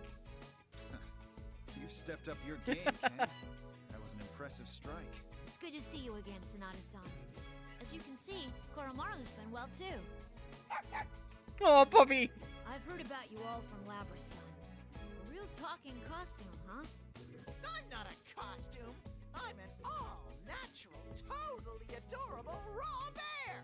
What the hell's a raw bear? Look, I'll let you touch it a little bit. Wanna feel my Ah, Teddy, no! That's alright. I'm not interested. Still, it's amazing to see a dog use a persona. Come here, Chosokabe. Please don't call Koromaru by that weird name. He's not sure how to react. Sorry to cut this short, but we have to move, Ken. How's the situation? We met up with Naoto-san on a rooftop somewhere, and Labras should be on the move with her as we speak. Yukari-san and I avoided fighting there and left. We split up to search for Mitsuru-san, but I can't say that it's going well. So Naoto-kun and Labras are okay. Thank goodness. Labby-chan's here too? When I see her, I want to give her a big, fluffy bear hug. Teddy, not now. Fluffy, you say? Oh, so the kid's into Teddy's fur too. Guess he does have a childish side to him. Either way, I'm relieved to hear our other friends are safe. But am I forgetting something? Hey, that reminds me. Where's Junpei? Huh? I can't believe I forgot. I have to rescue Ai-chan. Crap! Only remember now that Junpei-san got thrown out in the Moonlight Bridge and go running to look in the door. You know what? I mean, all of us are gonna forget about Junpei at some point. I get it. Huh? They're both gone. Where'd they go? And I see Agus coming down from above while holding Junpei-san Friday style. Whoa, she's actually flying. Thank you for rescuing me, everyone. And Ken-san, Koromaru-san, it's been a while. Aigus-san, I'm so glad that you're safe. Yes, Koromaru-san. Junpei-san climbed the bridge and rescued me. I'm a guy who gets things done when it comes down to it. Is that so? Looks to me like Agus is the one helping you out, Junpei. After Junpei-san destroyed the cross I was bound to, he slipped and fell off the bridge. So I rescued him. It's really been a day for me falling off of things. So that's why you're in that position. You haven't changed at all, Junpei-san. Hey, what's that supposed to mean? Junpei-san is the disgraced detective as always. God damn! I don't think that's an actual detective. Either way, I'm glad you're safe. Looks like Yukari and Labras are here too. So let's go save Mitsuru and Fuka and get this over with. Agus-san, Junpei-san, and Ken nod enthusiastically. It's not like we're being shut out. It's just the kind of thing shows that they work together on a level that we could never touch or reach. Even wait a minute, our bond with you, Senpai, is on that level. Actually, that reminds me, didn't Mitsuru-san tell us not to get involved with this? We get yelled at for helping. Hey, you guys. Yeah. What's up? Hurry up and get ready. We're leaving in a few. What he says catches me by surprise so much that I freeze up for a moment. Looks like the same thing happened to Yukiko. She doesn't say anything either. You weren't gonna stay put, right? And come with us. Yeah! Are you sure? Mitsuru-san told us. Isn't it a little late for that? And since Mitsuru and Fuka aren't around right now, we need Teddy's help. Teddy! Come on, you're in it this deep. You might as well see it through. You had to put it that way. I'm sure you must know what we'd say to that. I'm starting to get fired up. Leave it to me. I'll sniff Mid-chan out. Oh, he would, wouldn't he? How very reliable. So Akihiko-san's Aki and Mitsuru-senpai is Mid-chan, huh? This Bear Daruma really isn't scared of anything, is he? All right, my nose is gonna shine. I bet Teddy's kind of happy that everyone's roasting Junpei more than him right now. Dude, this again? He said up there, though. Could he mean the rooftop after all? You know, when I rescued Aigus earlier, I saw these giant stairs going up on the other side of the bridge. That's it! Good job, Junpei. I'm gonna rescue Mid-chan and get rewarded with a kiss! Akihiko-san and the others stumble quite a bit at that. Something tells me Shadow Operatives don't have anyone as intense as our Ted. It's stupid, but I can't help but feel a little proud and smirk. Still a carefree bunch, aren't they? Just don't blame me if you end up getting executed. Alright, now that we've gotten okay with Akihiko-san's group, all we gotta do is show no mercy and crush the culprit. Fuck yeah. We jump down to the messed up scenery and head to the stairs.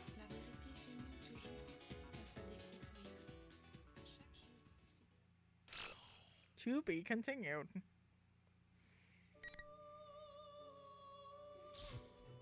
Okay. lets me zoom out. I just want to see if I can zoom out. Okay, it lets me see more. Cool. Yeah, it looks like we are going on use path now. Woo, doggy. Okay, let's freaking go. If I can get the fucking... Yeah, there we go. Yosuke! Chie! After shielding me from the enemy's attack, Yosuke and Chie stagger a bit before crumbling. I try to prop them both up. What's going on here? Did they summon a persona? Such trouble we've caused. Thanks to you, I'm forced to show myself. Its calm tone brings my confused mind back to reality. The same show that we just defeated is standing nonchalantly before me. Or is this really the same show? That naked hostility and horrific madness from earlier is gone. The one standing here now is utterly calm and collected, an intensely intimidating aura with him. Who are you? I'm Sho Minazuki. We are Sho Minazuki. Immediately recall what Sho said about that guy before. I get it now. See, so there are two personalities within you. You have a split personality. No way! Seriously? That isn't strictly correct. I awakened within this child, and I exist to grant his wish. That's why I'm using that thing. That thing? It doesn't seem to be about Adachi-san. It's hard to believe that we've been through this now and created a human acting alone. Most likely, some outworldly being is involved with this, just like in the last year's case. This child's heart was warped due to great suffering at the hands of man. I must eradicate all that lives to win back peace for him. Impossible. He's gonna win back peace by wiping out every living thing? Minazuki is serious about this. Go so far to destroy the world for show's sake? What good will it do to make the world that way? Humans can't live on their own. That's your perspective. He's unlike you, though, and requires help from no one. Are you that scared of a world with no allies? No, you're wrong. People grow by living together with others. That's how they're able to better themselves. As I said, that's your perspective.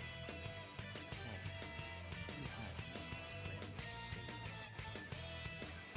you. Minazuki casts his gaze behind me. The hallway back there. Seeing as none of them are rushing in, your other friends must have fallen somewhere along the way. Can't help my voice from trembling. It's true, the uneasiness somewhere in my heart. Keep wondering, why hasn't anyone come yet? And is everyone really okay? Damn it! You don't listen to that guy! Yeah, we're fine, so... You shouldn't try and act tough. You're on the brink of death. What use would you be? Actually, perhaps you were a hindrance to begin with. Isn't that right, Narukami?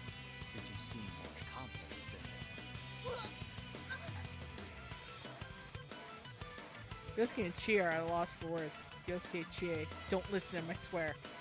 Only Adachi-san continues to gaze upon us quietly as struggle to find a retort to Minazuki. Why not cast them aside? Then you'll be able to fight freely.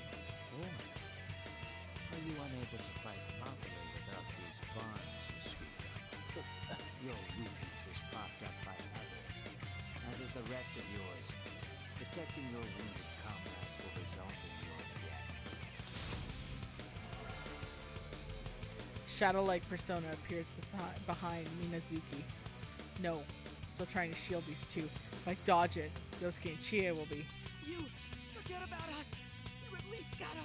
That's right! Don't let us drag you down! What? What are you saying? How does it feel? You are about to be slain because of your precious friends. These are indeed bonds, but only in the sense that they restrain you. Don't you think it would be better to remain alone? Ignore Minazuki and concentrate on his persona. Can I repel his attack while protecting my friends behind me? How? At this moment, Minazuki makes his move. Izanagi!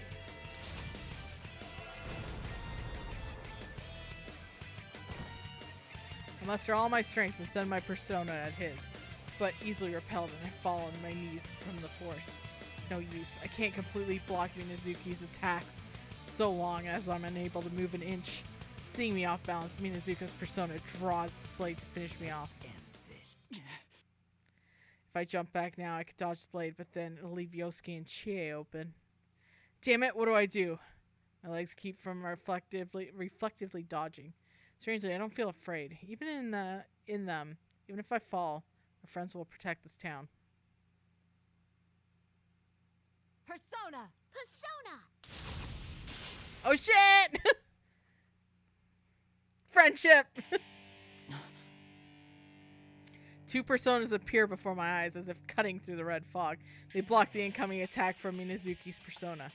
The sound of running footsteps draw near. Before I can even turn around, I hear the two voices. You, Senpai, are you alright? Yeah. That's right. My friends aren't a burden to me. I made it this far because they were with me. I'm not strong at all, but as long as I have my bonds with them, I can do whatever I have to. Show. Why can't you see that? More imbeciles. It seems deploying doppelgangers made from shadows wasn't enough. Don't move. Get away from Yukun, or I won't show any mercy. No need for histrionics. I'll concede now without them. Though, should I at least get rid of Narukami first? No, they look exhausted from all the battles so far. Minazuki doesn't seem to be suffering at all. Just ignore me. Save Yosuke and Chie. Sounds like a bad plan. Haven't you ever heard the saying, the cornered stag is most dangerous? I don't think you have time or energy to waste. Though Naoto was standing ready, her eyes open wide at the voice that interrupted us. It's a natural reaction for anyone who was involved in that case. No. Why are you here? Ah! Whoa! What is this shaking? It's begun. I'll be taking my leave. All that's left is to see this through. Minazuki looks up at the creaking ceiling and then turns his back to us, as if we hold no interest for him. Hey, hold it! Naoto and Labrys, deciding they can't let him escape, fan out to flank Minazuki. I'm not sure how now's the time to fight him, but it's too late now. I'm readying my own sword again, and I'll surround Minazuki. You truly love to swarm, don't you? You find your strength by herding together. But there are enough persona fragments now. I have no need to deal with you anymore. What is this? My legs. Ugh, this again. Minazuki's eyes begin to shine blood red, lose control of our bodies. It's the power that held us down at the school gate. No, it's even worse than that. It's got us all in his grip. For text. I've been relying on this borrowed power too much. But now it's not the time to hold back. Minazuki's expression seemed to harden for a moment. Next instant, he takes a giant leap further than humanly possible and descends before the giant door. Disappears behind the door, and heavy sound of the door closing echoes through the room. All we could do now is watch him go. Fortunately, his exit finally released us from the power that was holding us in place. We have to pursue him at once. However, as if taking his place, we hear the sound of approaching footsteps from the fog. I'll take over from here. Let's begin. Bring on the ring. Oh shit. At the fur-clad woman's command, red pillars fall to the four corners of the room. I know this woman. Mitsuda-san? No, that's a fake. Where's Minazuki? He's gone already. Hey, not to butt in, but don't you think you're in over your heads a little this time? Didn't you see his power? You're up against more than just that brat. Dachi-san, who put some distance between us without us noticing, speaks his usual carefree tone from outside the invisible walls. What a bastard. It's true that Minazuki's power isn't normal. Does it mean that Sho received the power from something beyond human understanding, just like Adachi-san did? I mean, don't you think it's a little late? He said he has all the persona fragments he needs. So all that's left is to summon that thing, and then jam the fragments he's gathered into. That might have hurt. What was that for? You speak too much, Imbecile. Should I deal with you instead? Whoa, no way! Where'd you get that idea? All right then. I did try to warn you guys. Dachi-san waves at us while leaving the classroom. Before I can even consider the message he left us, the fake Mitsuru-san points her rapier at us. Now it's time for your execution. I'll send you all to the afterlife, one after another. God damn. Use weak. You know what? Naoto, you do it.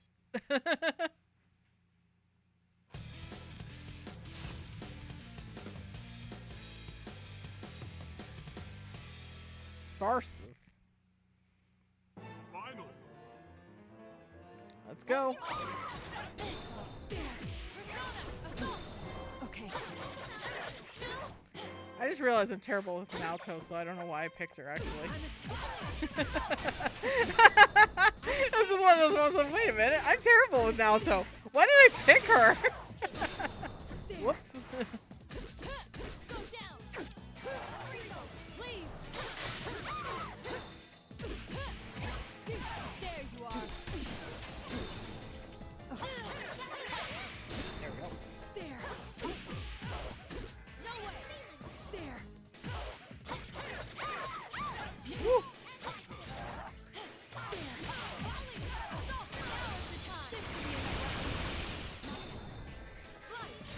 Got her.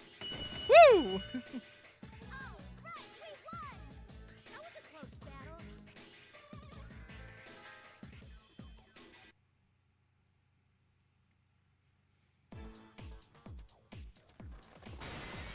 Damn. Got her. The red pillars shatter and the fake Mitsuru-san melts. Persona fragments, melting fake spits out the floats up, becoming a ribbon of golden light flowing to the top of the tower. We're able to escape danger, but the damage we've taken isn't light either. Can't just run off and chase after Minazuki immediately. In any case, let's sort the situation out. To give Yosuke and Chie some time to recover, we agree Naoto's suggestion. Start stifling through all the information and speculations Sho we was have. conspiring with the other Minazuki, and they enveloped this town in red fog. They then set things up so that we would fight our fakes here. When Persona users fight inside the red fog, their persona is carved off into fragments, which are being harvested at the top of this tower. So the whole time, this P1 climax was just to gather our persona fragments, right? Right. And Sho and Minazuki are planning on using the gathered persona fragments on whatever it is they're summoning with this tower. But what's Sho going through so much fuss to summon? How they intend to use the persona fragments on this summoned entity, and what effects it'll have, remain to be seen. Yeah, but Minazuki said he was gonna eradicate all living things by summoning this being. We can't let that happen. Minazuki's trying to fix it so no one else but Sho exists anymore, right? That's pretty serious. If that's what he's up to, we don't have much time left. We gotta hurry and stop him. Oh, hold on a sec. There's something I was wondering about. Huh? What is it? Yeah. That Minazuki guy told you he didn't have a split personality, right, Yukon? Yeah, I definitely heard him say that. And, that's what made me think that maybe there's a plume of dusk stuck in it. Ooh. Huh? What do you mean? Hold on, I need to adjust. I've been in the same position for almost 3 hours, and that will cause back pain, too.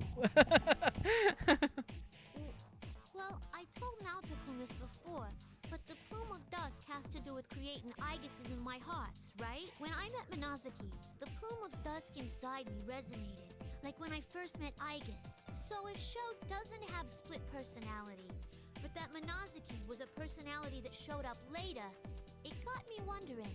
Huh? But how? Why? No, it's possible, thinking about it.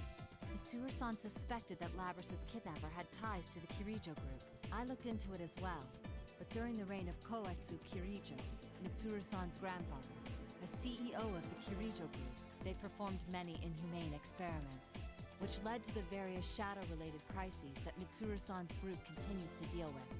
I wouldn't be surprised if Sho was a victim of one of the experiments from that time. Oh shit. So, are you saying Sho had one of those plume thingies stuck into him as an experiment? According to my theory, yes. Seriously? A heavy silence falls over us. Sho's past was that horrible. It's no wonder he hates the world. I'd expect nothing less from a victim of inhumane human experimentation, artificially born then covered up. Probably doesn't even know the importance of bonds that people form. Either way, we must hurry on. If we can rescue Mitsuru-san, she may be able to tell us more.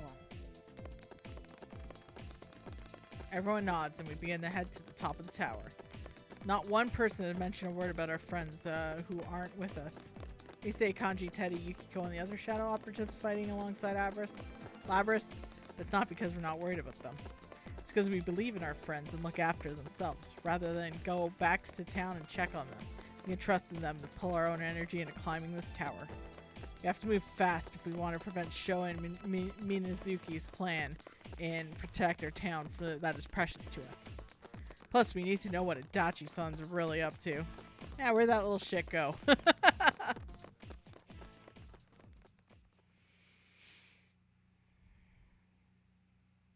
Labris and I lend a respective shoulders to Yosuke and Chie, who are still recovering from their injuries, as we climb the stairs to the top of the tower.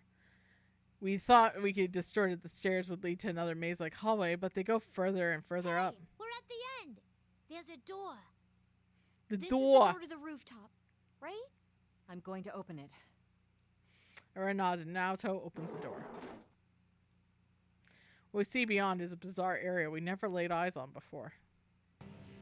God damn. Outside, it looks like a landing of an enormous red moon shines bright in the sky. There are countless cross-like objects embedded all over the ground too, making it seem like an execution ground. Where is this? It's not part of Yasogami High. That much is certain. I've never seen this area before. Hey! Over there! Is that Mitsuru-san? Crucified beefers. Just as we got to the midnight channel, Mitsuru-san is bound to the cross that Chie points out to. She's unconscious, her head hangs limp. She doesn't react to Labris calling her name. As if we try to hurry over, her figure moves to block our way. Deploying enclosed battlefield.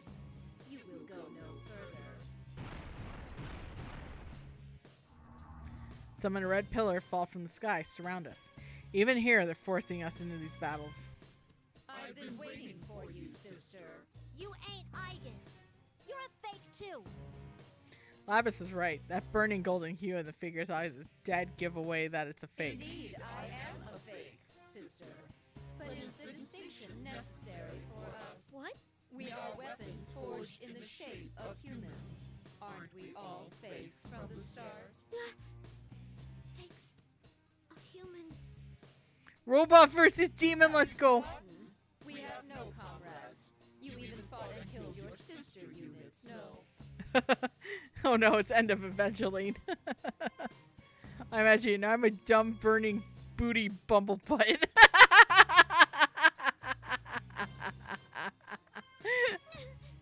Damn it! Labris, don't listen to her! Labris' path is filled with gruesome memories of battle. Her makers advanced the product line of having their prototypes fight each other. She was forced to destroy her sister units, basically kill the rest of her family. It's But- okay, Yosuke. What? But Labris will be alright. I love out of context quotes. Yeah, I did say that. That's right. In the P1 Grand Prix, Labris faced the shadow within her and accepted it. Our Labris standing with us now shouldn't be swayed by such a cheap trick. What's wrong, sister? Do you not hate humans? Yeah, I do hate humans. Then, But not like how you mean it. sister, As much as I got a grudge against humans, it was humans that saved me. Yeah, the ones who made me did horrible things to me. To all the ones in my model. But hating all humans because of them is wrong. I like you, and Mitsuru-san, and all the rest of them. I can't be bothered to remember their names, but it's fine. It ain't right for you to destroy the world they all live in. how unfortunate. I would have thought that you could understand my master, Sho Minazuki's desire for solitude. His solitude. Don't waste your breath. I will see you die here, sister. Fake Aiga-san charges towards Labris at high speeds. Labris sounds like a New Yorker. Yeah, completely. Hey, black introvert, what up? This isn't good. Labris tied up in supporting Chie and is no position to fight back. We have the same problem propping up Yosuke too. So there's only one person who can deal with it right now. Naoto, I'm counting on you. You don't have to tell me. Persona.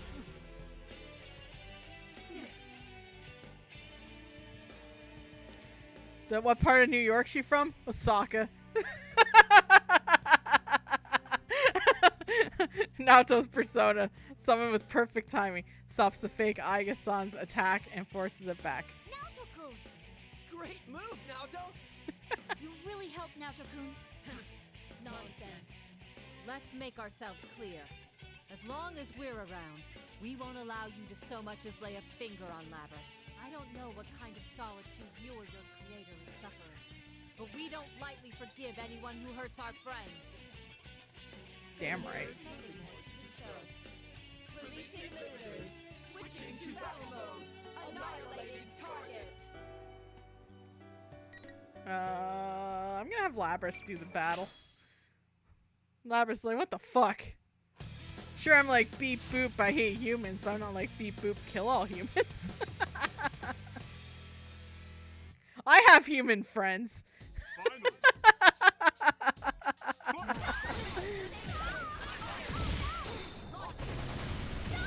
Oh Jesus, they upgraded, I guess.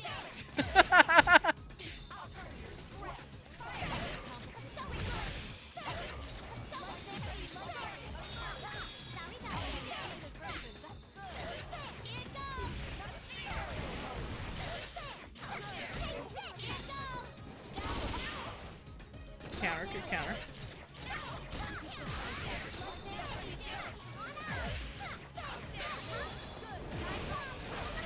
Woo! Congratulations. That was a superior performance. If you want to get technical, she's from like, you know, Boston. Boston. At least she's not from Wisconsin. Go out and see the swans. The fake Aiga-san begins to melt away. As everyone runs towards Mitsuru-san, I think about what the fake Aiga-san said. I would have thought that you could understand my master Sho Minazuki's desire for solitude. What I sense from Sho is that I met him is an intense, insane hatred of everything in this world. What could have pushed him so far that he decided to pursue an outrageous goal like destroying the world? Mitsuru-san! Where am I? Labras, you came. Yes and yes. What? Mitsuru-san, are you all right? Yes. But aren't you all a bit too close? Mitsuru-san comes to, and we all look at her face. She seems pretty exhausted. She doesn't appear to be fully conscious. I'm so glad. I'm sorry I'm late. Jeez, look how beat up you are. Excuse me. Thank you, Labras. Narukami, I thank you and your friends as well. But first, I must apologize. I said I would guarantee your security. See how that turned out. Oh, don't blame yourself, Mitsuru. We'd almost identified the culprit, but... What are you saying? You don't have to apologize now. Nobody cares. He can't get over a New York accent. While we wait for Mitsuru-san to recover, we share what we learned so far with her. About this town, about Sho and Minazuki, and their plan to call something terrible down. Sho Minazuki, huh? How ironic that he would mimic his father's actions. Dun dun dun! Oh right, according to Naoto's account, she said that Labras met Minazuki the first time. Minazuki called the Shadow Operatives the ones who killed Sho's father. Those who saw the Persona 3 playthrough, can you guess who it is? Going by what Mitsuru-san just said, I'd say that she knows something about who Sho is. Maybe she can give us a missing piece of the puzzle to crack the case. That is apart from the mystery of who or what Sho is trying to summon. I see. Shuji Akutsuki was his... Mitsuru slowly closes his eyes and nods at Naoto's murmuring. Shuji Ikutsuki is the name of Sho's father. The Kirijo group once had a branch specializing in shadow research. It was the Kirijo Ergonomics Research Laboratory, Ergo Research for short. My grandfather, Koetsu Kirijo, provided Ergo Research with a vast budget to perform various experiments over many years. Experiments like Labras and Igus, anti-shadow suppression weapons with humanoid bodies that harbor personas, as well as countless inhumane experiments. such as creating artificial persona users through suppressants. Mitsuru-san's expression grows even sterner. That damage the Kiriju group left behind. So the cursed legacy is why Mitsuru-san and her shadow operatives are so devoted to their duty of exterminating shadows. Sho Minazuki. His name was recorded in the Ergo research archives as the youngest test subject. Shuji Ikutsuki was the researcher of record. Afterwards, Ergo research was dissolved in an explosive accident, burying their research. But in the confusion, Ikutsuki saved some of it. And that included Sho Minazuki. Yes, there's more to the story, but I've confirmed this much in what we've deciphered thus far of Ikutsuki's personnel file. Sho Minazuki seems to have been Ikutsuki's favorite test subject. Oh dear. Test subject? But he's a person! How could he do such a horrible thing? The Kirijo group of the time was an evil place, suffused with his arrogance. It isn't hard to imagine how he was treated with Ikutsuki in charge. Minazuki was raised in a solitary environment, never interacting with anyone. I suspect his experiences from that time greatly affected the development of Minazuki's current personality. The first time, Mitsuru-san seems genuinely distressed. There's a lot on her shoulders. She wants to put an end to the scars of history of the monsters of the Kiriju group has left within her generation. But she's not alone. I'm sure Mitsuru-san's companions could keep supporting her, sharing the burden as they walk alongside her.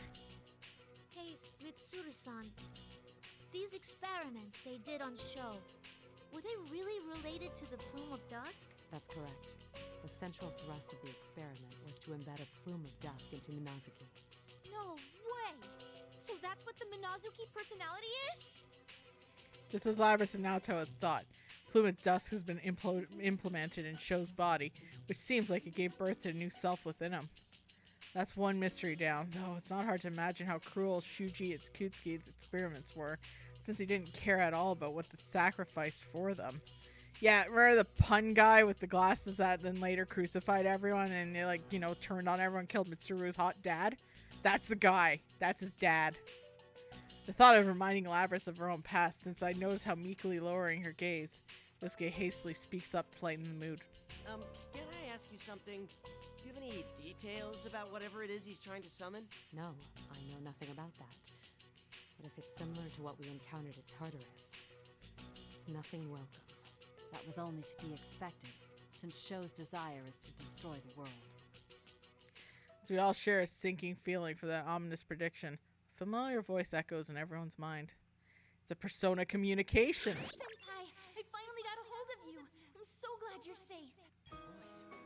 Rise, you're all right. Mitsuru senpai, are you okay? I was worried, you know. Is that you, Yukari? You came. I'm sorry, but no. Thank you. You're always such a help to me. I'm fine too. Kikuno-san has evacuated to safety as well. Yamagishi, thank goodness. It seems I've also put you in danger. After we finish confirming that we're okay, Rise raises her voice as if remembering something. Since we have no volume control in Persona Com, everyone flinches at once. No, I forgot to connect you to Kanji and the others. Senpai, Teddy and Igus are safe too. Just a sec, I'll put you in contact with them. You forgot something important. After some time, we hear the familiar voices echoing through our minds again. Chie! Yukiko? Is that you? I'm so glad. Kanji-kun and Teddy are fine too. What about you, Chie? Are you hurt? No, I'm okay. I got a few scratches, but it's no big deal. Huh? Are you sure you're okay? Aw. Yo, Senpai! Sorry we're late. Sensei! God, shut up, Teddy. Damn it, Teddy, I told you to quit rubbing your runny nose on me! They never change. Even in a situation where we can't communicate properly, the rest of them are still in our thoughts. Because we all believe in each other. We're all gathered here now without anyone telling us to do so. That's when I recall what the fake Igus-san said to Labras. I would have thought you could understand my master, Sho Minazuki's desire for solitude. If what Mitsuru-san told us about Sho was right, then not only did he never meet anyone he could understand his burden of solitude, he never even had a chance to form a relationship with everyone. So in that respect, there's not much separating Sho from us. Even if one person had reached out to him, couldn't he have had a chance to change too? Sister, you came to rescue us. Thank you. I'm all right. Igus! Whew. I was really worried about you. Man, it's getting crowded here. You guys really know who's who? You're the only one who doesn't, Junpei-san. Though there are a few I haven't personally met yet either. Koromaru, best dog. It seems everyone's all right. You have the devil's luck. After both our investigation team and Mitsuru-san's shadow operatives that are done being relieved, the others are safe, we have a big round of introductions. The more I learn about them, the stranger the group seems. A costumed hero, baseball coach, middle school student, and a dog? It's already surprising to see so many other Persona users. These ones are, well, unique. Quite a spirited crowd. But don't let your guard down yet. The battle isn't over. Remember, we still have Butter Chuds, but rest in peace, Butter Chuds. F in chat for Butters. Mitsuru-san smiles upon us saying so.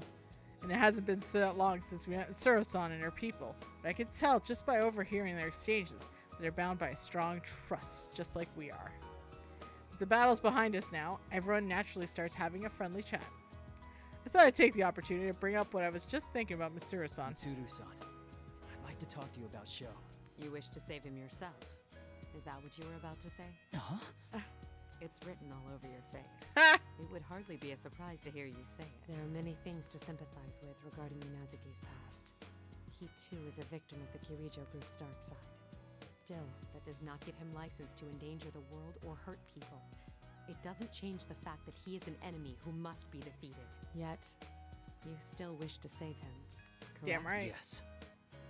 If Sho wished for the world's destruction because of solitude forced on him, and we know we have to save him from that. Mitsuru-san lets me finish, and then fixes me with a solemn gaze. Either way, things must be settled with Minazuki. We should brace ourselves. Right, we can't lose this one.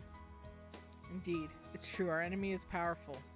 And no matter how far apart we are, if we keep believing in each other, we'll always come back together. That's a fact that gives us great strength.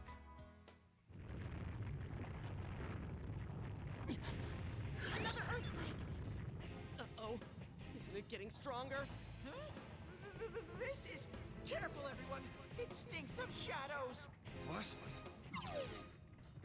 Everyone instantly tenses up. The relaxed mood is shattered.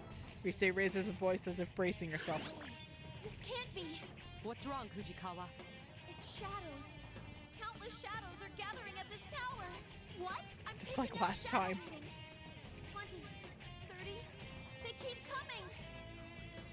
We can't stop them. The shadows are passing through here. It looks like they're heading to the top of the tower. Wait, What's wrong, Rise? what's this?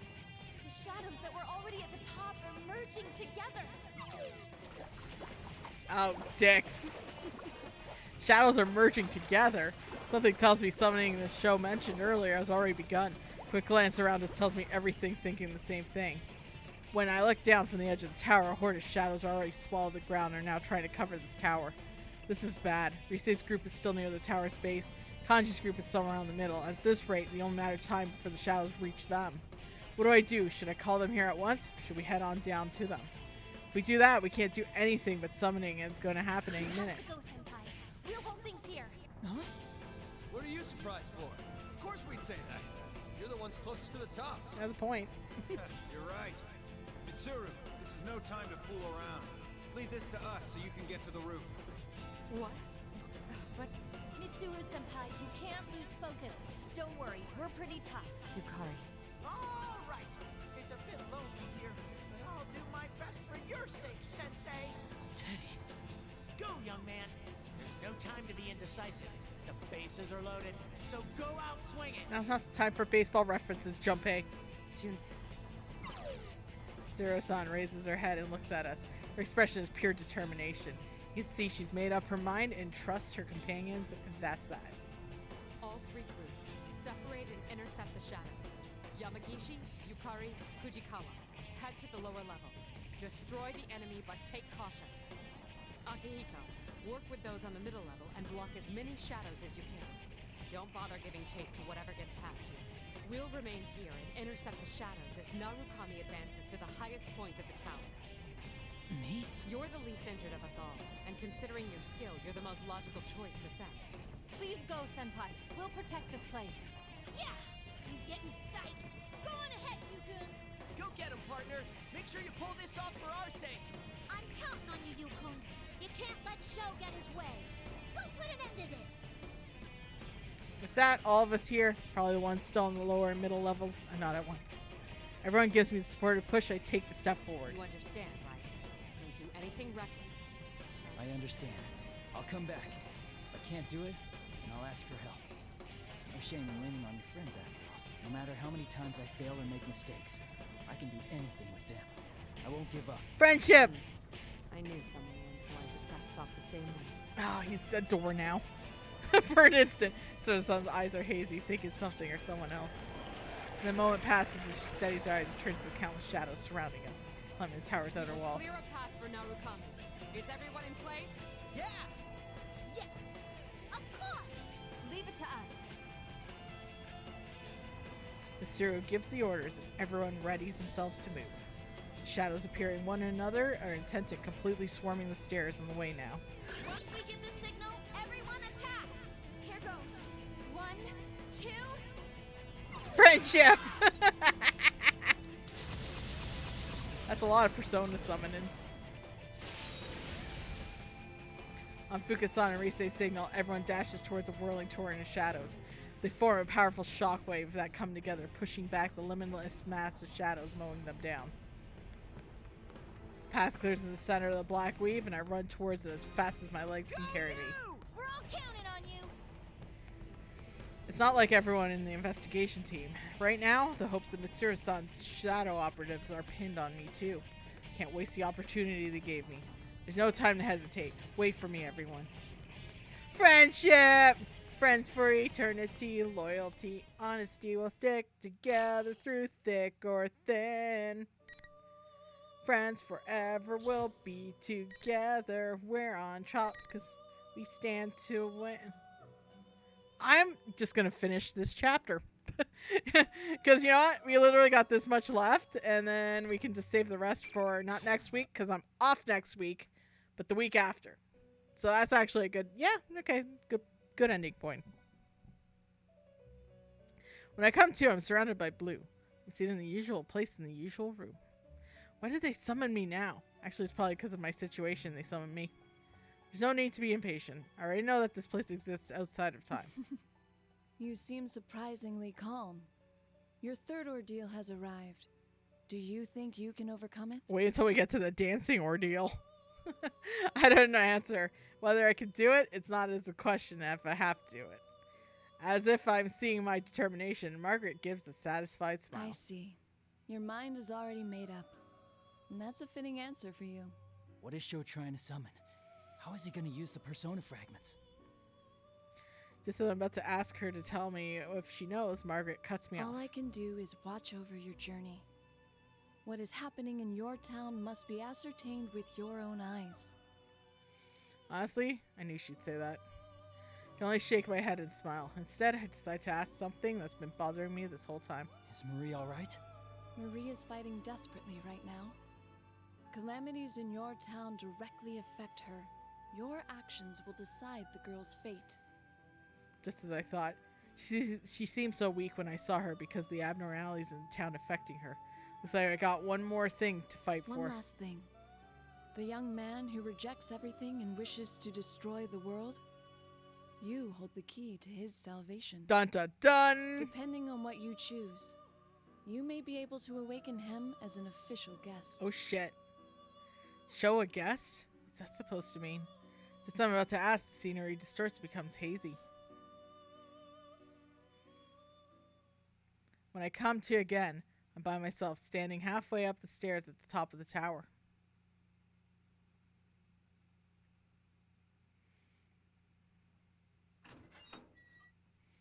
That's ominous. Long stairway finally comes to an end. I step in the air at the top of the tower. Strange patterns are inscribed on the floor, and all around me are the regular intervals of these eerie pillars. This was carefully arranged, much different from the distorted places we've seen up until now. Up above, large vortex glows ominously, swallowing countless shadows gathered here, directly underneath a giant crystal of some kind. Whatever shining emerald thing is floating midair. And right beside it, Sho and Adachi-san. Can't help but tense up.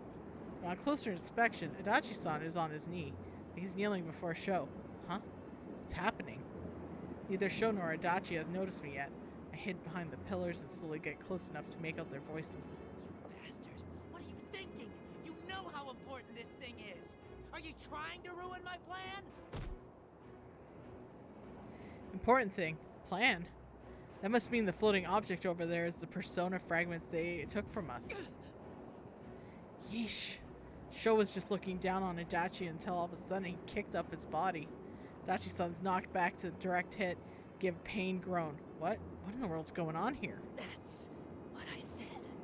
I tried to destroy those persona fragments by striking when I saw the chance.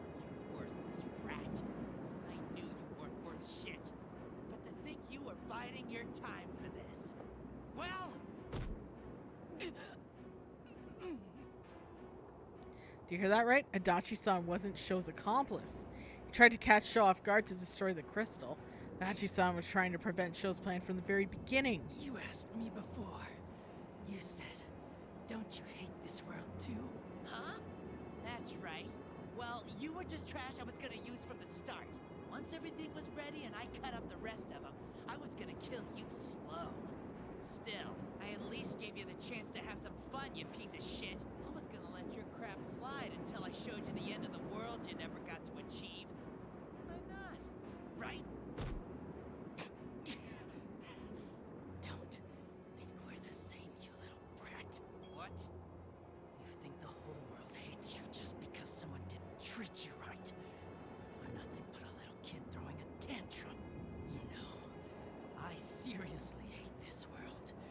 Don't put me in the same shoes as a half-assed brat like you. Please. You're so finished, you bastard. I'll kill you just like you want. Sure, I'm lame. Whatever. But you don't know yet, do you?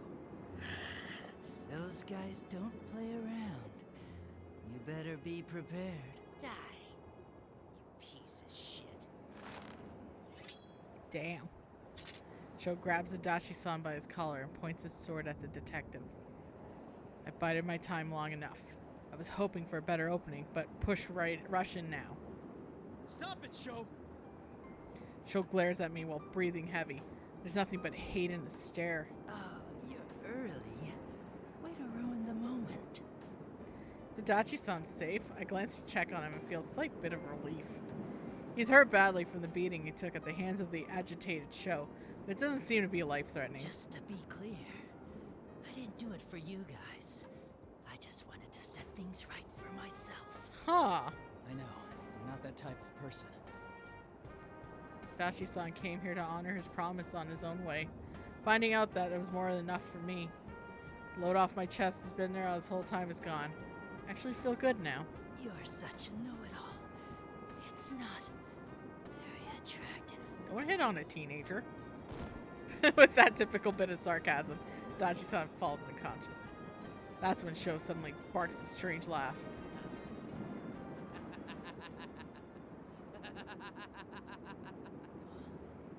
What's so funny? Uh-oh. What are you guys getting all desperate for? It's disgusting. It makes me sick. I hate it when people get all goody-goody. I'll destroy everything!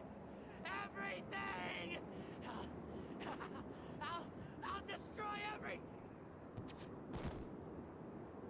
Ooh, combusted. It happened all of a sudden. Like a machine blowing a fuse, Sho's enraged rant stopped and he falls silent. His body goes limp like a marionette whose string has been cut, but eventually his spasm stands eerily straight. He's getting too worked up. That's a bad habit of his. You must be the other one, Minazuki. I didn't think you would put up this much of a fight. Perhaps I should have killed you back then after all. Minazuki, you said then that you did all this to grant Sho's wish, but this isn't the way to save him. And I said that's your perspective on the matter. All I'm here for is to grant this boy's wish. Do you still not get it? That's not Sho's wish! Are you delusional? I know the boy. I know of his hatred and his suffering. His father, Shuji Yakutsuki, abandoned this boy. He used the child for his own desires and then discarded him when he was as good as dead. Shuji Yakutsuki. This is the world that abandoned him. That's why this boy came to detest everything about this world. He wished for it all to disappear. I mean, on the bright side, at least he didn't become a school shooter. Shrug. I'll just keep the story going. No, Sho just doesn't know yet. What he's been through isn't all there is to the world. It's not too late. Silence. I am assured of one who brings about death. If this boy wishes for the dead world, then I will use my true nature to destroy this world. That's not it. I can tell Sho's hatred runs deep. Maybe he did wish for everything in this world to just disappear. But that's not what he truly wants deep down. Sho adores the bond between people and yearns for that himself, but he can't have it. The world doesn't accept him. He had to live such a dark emotions and had no idea how to deal with it. He just doesn't know how to express himself. Minazuki was born from the plume of dust, so he's responding to Sho's darker desires. He's fixated on granting Sho's wish to destroy the world, and that's not what Sho really needs. For Sho's sake, too. I will defeat you. Very well. Come and fight. Oh, fight time. Let's go.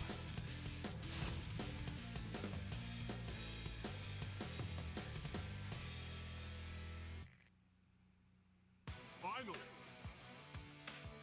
Fight.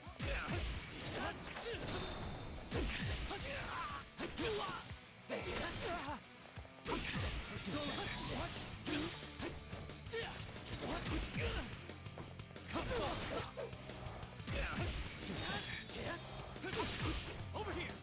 Whoop.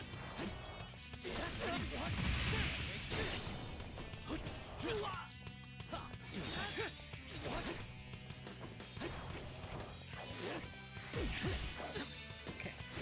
We got this. We got this. We got this. Got him. Hell yeah.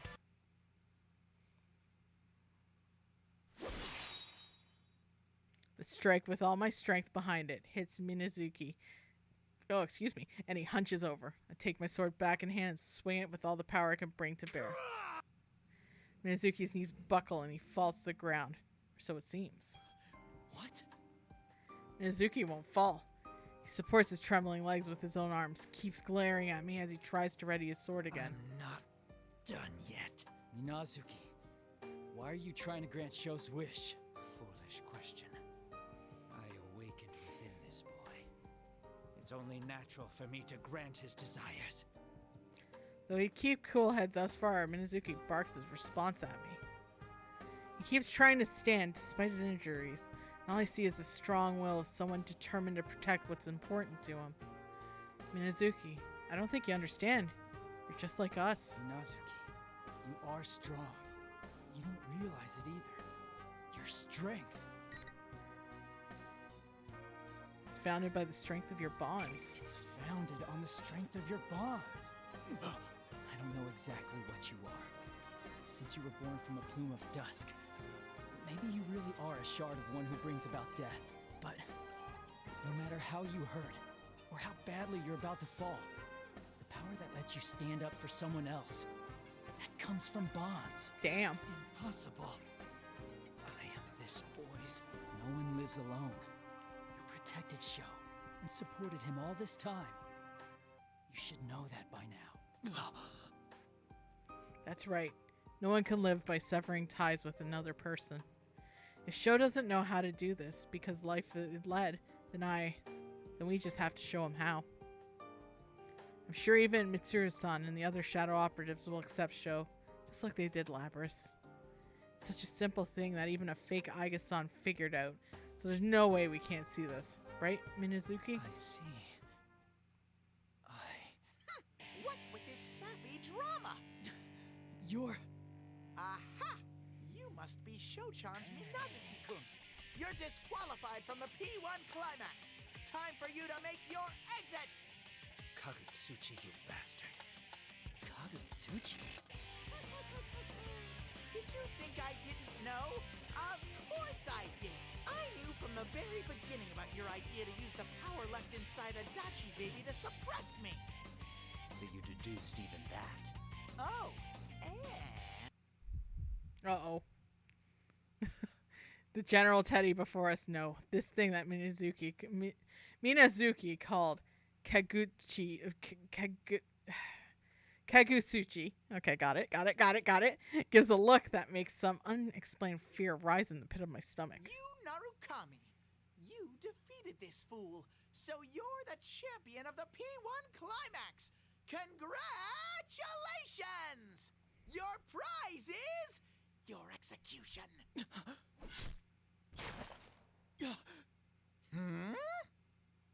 Happened in a blink of an eye. Mizuki was behind me, disappeared, and the next instant he was closing in on General Teddy. And then the blade he was holding ran through General Teddy's body. Wow! What do you think you're doing? What do you intend to do with this boy, Kagutsuchi? What am I going to do? Isn't it obvious? I'm going to kill him. I'll grant that brat you're so fond of what he wants. A world of solitude, but I'll be the only one there. It will be a world all for myself, where only I exist. Uh-oh! General Teddy's mannerisms changed as he effortlessly hoists up Minazuki, who's just pierced him with his blade. The ominous, hate-drenched voice sounds like coming from the depth of hell. What in the world is this thing? This body had reached its limit anyway. It's only a fate made with shadows, after all. It was never meant to support itself no more. Fortunately, a horde of shadows to create a vessel, and persona fragments to control it have been gathered. What? Well done, my puppet. It is thanks to you that everything came together so splendidly. All that's left is to fuse that fragment with the shadows as a base, and then devour the persona fragments to inhabit my new corporeal form. Uh-oh. You, Narukami. I was born when this town was enshrouded in fog. I have quite the connection with all of you. Oh, damn. I pay no heed to others. I am the collective will of those who abandon all connections and strive to live only for themselves. I incinerate everything. Murder, trample, and cast you humans down into the depths of despair. This guy's very dramatic. My name is Hino Kagutsuchi, one who kills all who live in this world. Jesus. What called itself Hino Kagutsuchi laughs, and then the scarlet fog, incomparably thicker than before, pours out of General Teddy's body. Fog enters the helpless Minazuki through his eyes, ears, mouth, and wounds as he sustained during battle. Bastard.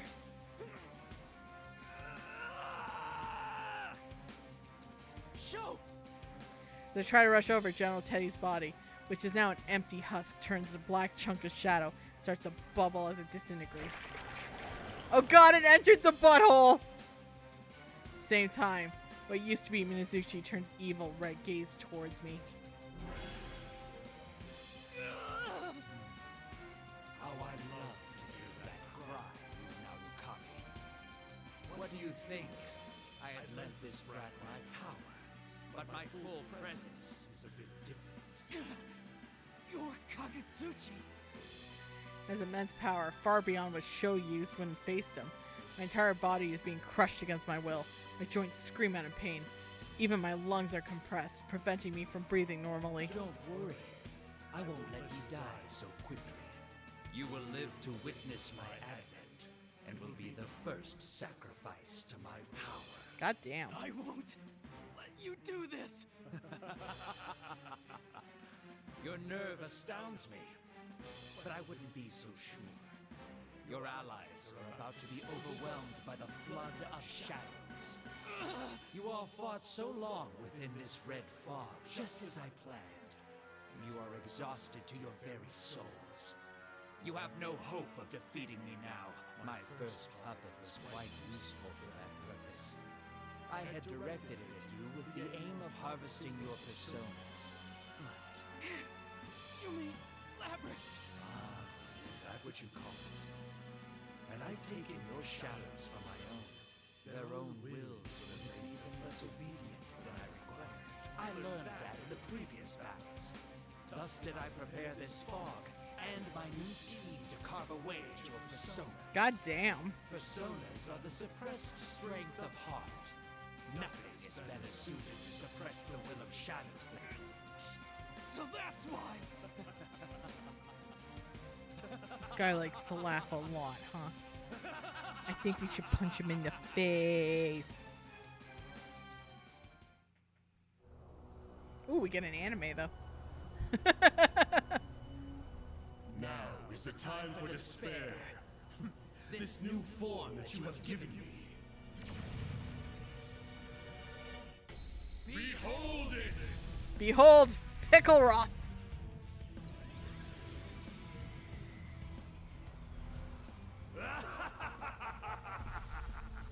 Oh, Jesus Christ.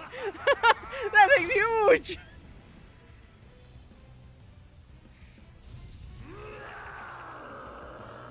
That's a big beefy boy.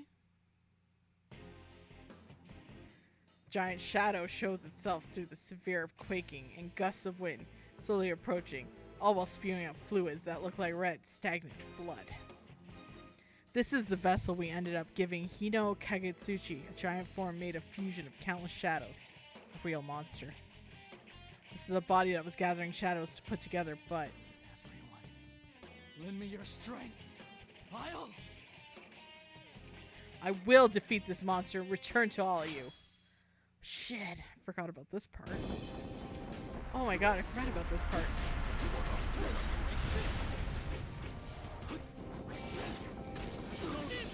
So I apparently have to fight God, y'all.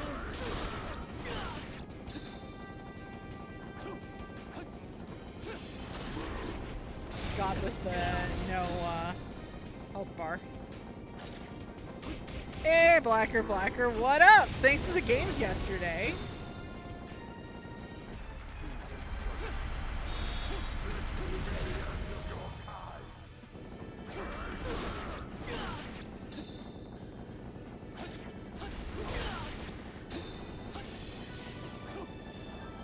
I think I'm supposed to lose this fight. Oh boy, Kilo.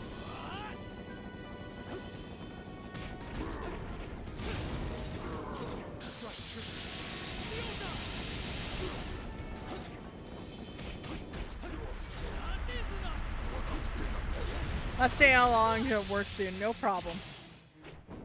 I'm gonna be finishing up this portion of story mode actually, and then I'm calling it a day.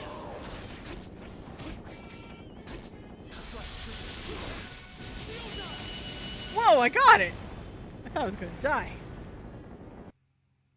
I am Jesus. Just kidding, just kidding. Impossible. Masaka. Power is this? Bakana. One human's power alone be enough to best me. Hino Kagutsuchi. That's what holds you back. The power I wield. The power we wield. It will never succumb to someone like you! Friendship! Silence, pest! I will not lose! I am stronger than anything! I was gonna run errands after this, but I'm looking at like how the weather is right now because it's just so windy.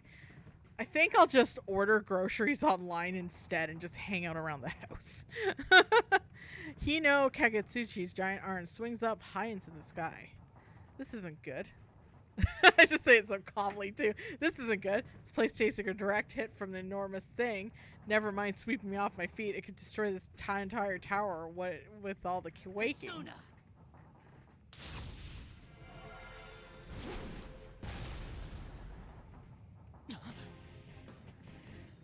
Faster I could call my persona. The other Izanagi flies towards Kagetsuchi from behind, slashing its giant arm and knocking it back. Hitachi-san? What are you doing? I set everything up perfect for you, and you still didn't finish it off before I woke up. The way he scratches his head and rolls his eyes, no doubt. That's the Adachi-san I know. Did he save me? Up until now, he just dropped hints about us here and there and never doing anything to help us out directly. Seemingly surprised all the change, noticeable only to those who know him. Adachi-san furrowed his brow. He's displeased, in an ever so slightly embarrassed way. Hey, what are you spacing out for? I don't have time to waste either. So let's hurry up and put it into this. Power of friendship, even with the murderer. I can feel it. The two Izanagis respond to each other and melt into one. Never felt this fusion of conflicting powers before. Eventually, the coalesce, whatever that word is, into a sword, which launched itself towards Hino Kagetsuchi's enormous roaring form. Izanagi! Nagatsu Izanagi!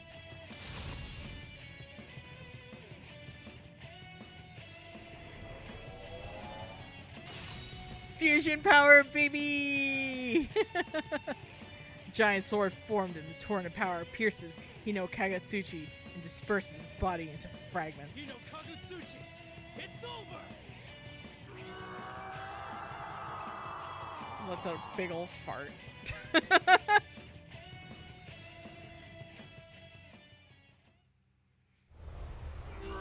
Anime time! Impossible! How could I fall to this trickery of fun? Friendship is important, yo.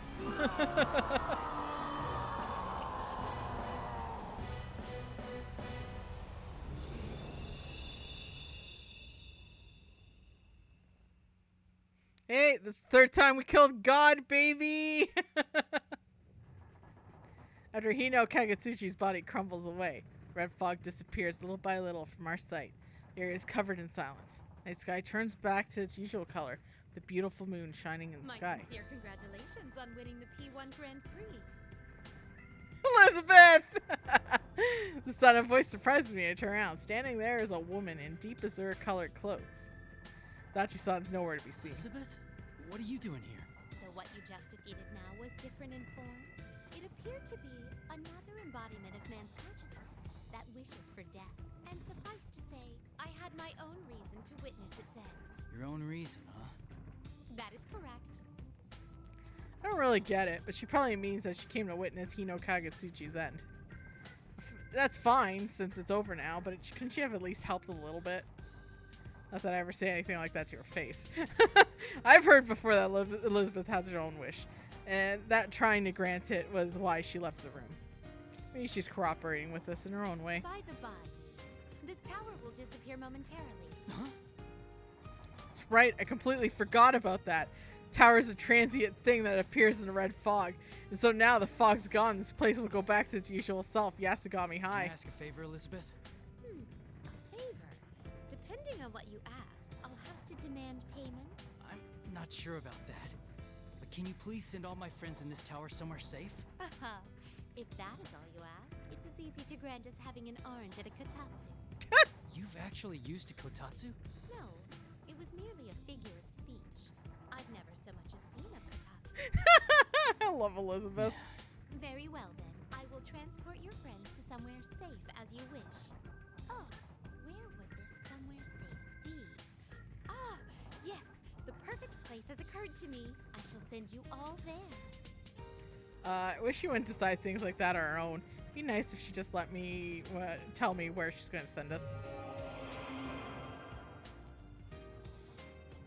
But before I can ask her, she raises her hand. My vision fills with such brightness, I forget to argue. Wait, where is she sending us? Hasta la vista, baby. Until the day we meet again. Farewell. Oh, Elizabeth, you bonkers lady.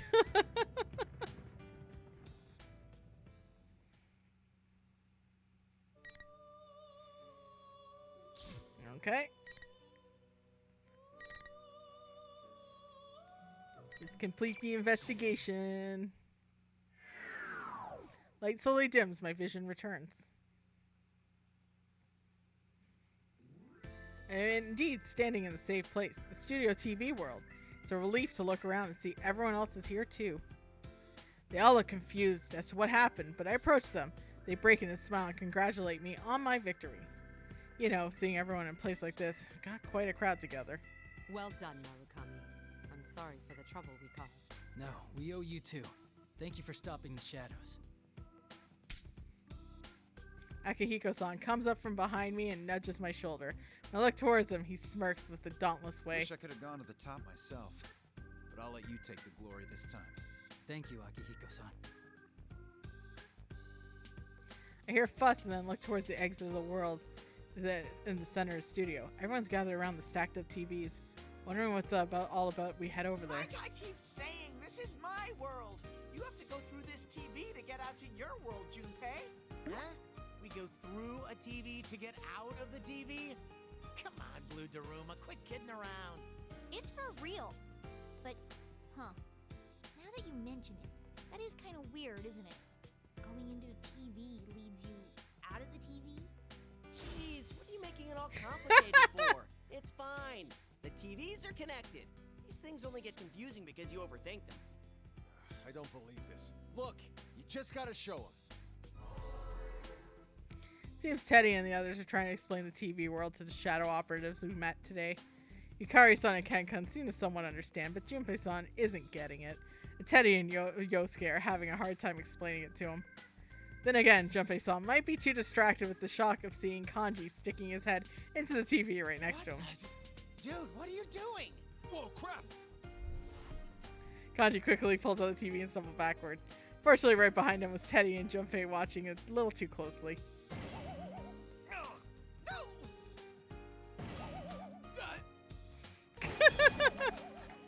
Back of Kanji's head hits Teddy's face. Back of Teddy's head hit directly into Junpei's face. First hit causes Junpei to go rolling all the way to the edge of the studio. Wonder if he's okay. Stupid Kanji, that hurt. Don't you know the saying, a head in motion tends to stay in motion? Shut up, it's your fault for rubbernecking. When I stuck my head out, I saw a security guard making the rounds. Huh? Junpei, why are you sleeping on the floor? Just when we were trying to explain things to you. Oh my god. Teddy, that's not right. If I had to pick sides, I'd say Junpei-san was clearly the victim right now. Hey, wait a sec. Kanji-kun, did you just say there was a guard out there? Huh? Yeah. So? Then the town's back to normal. The people who disappeared must be safe now, right? Oh, that's right! Good job, Junpei. You did great! I'm not sure what I had to do with it. All right, it finally feels like we won. We saved the town our very own selves. With friendship, of course. Hey, you have a good day at work, Blacker. See you later. We did it! Hey, what about Sho? Cheer her ups for my friends on the investigation team at once. Seeing us in high spirits, the shadow operatives come forward and join us and all congratulate each other on the brave fight. So glad I was able to protect my friends.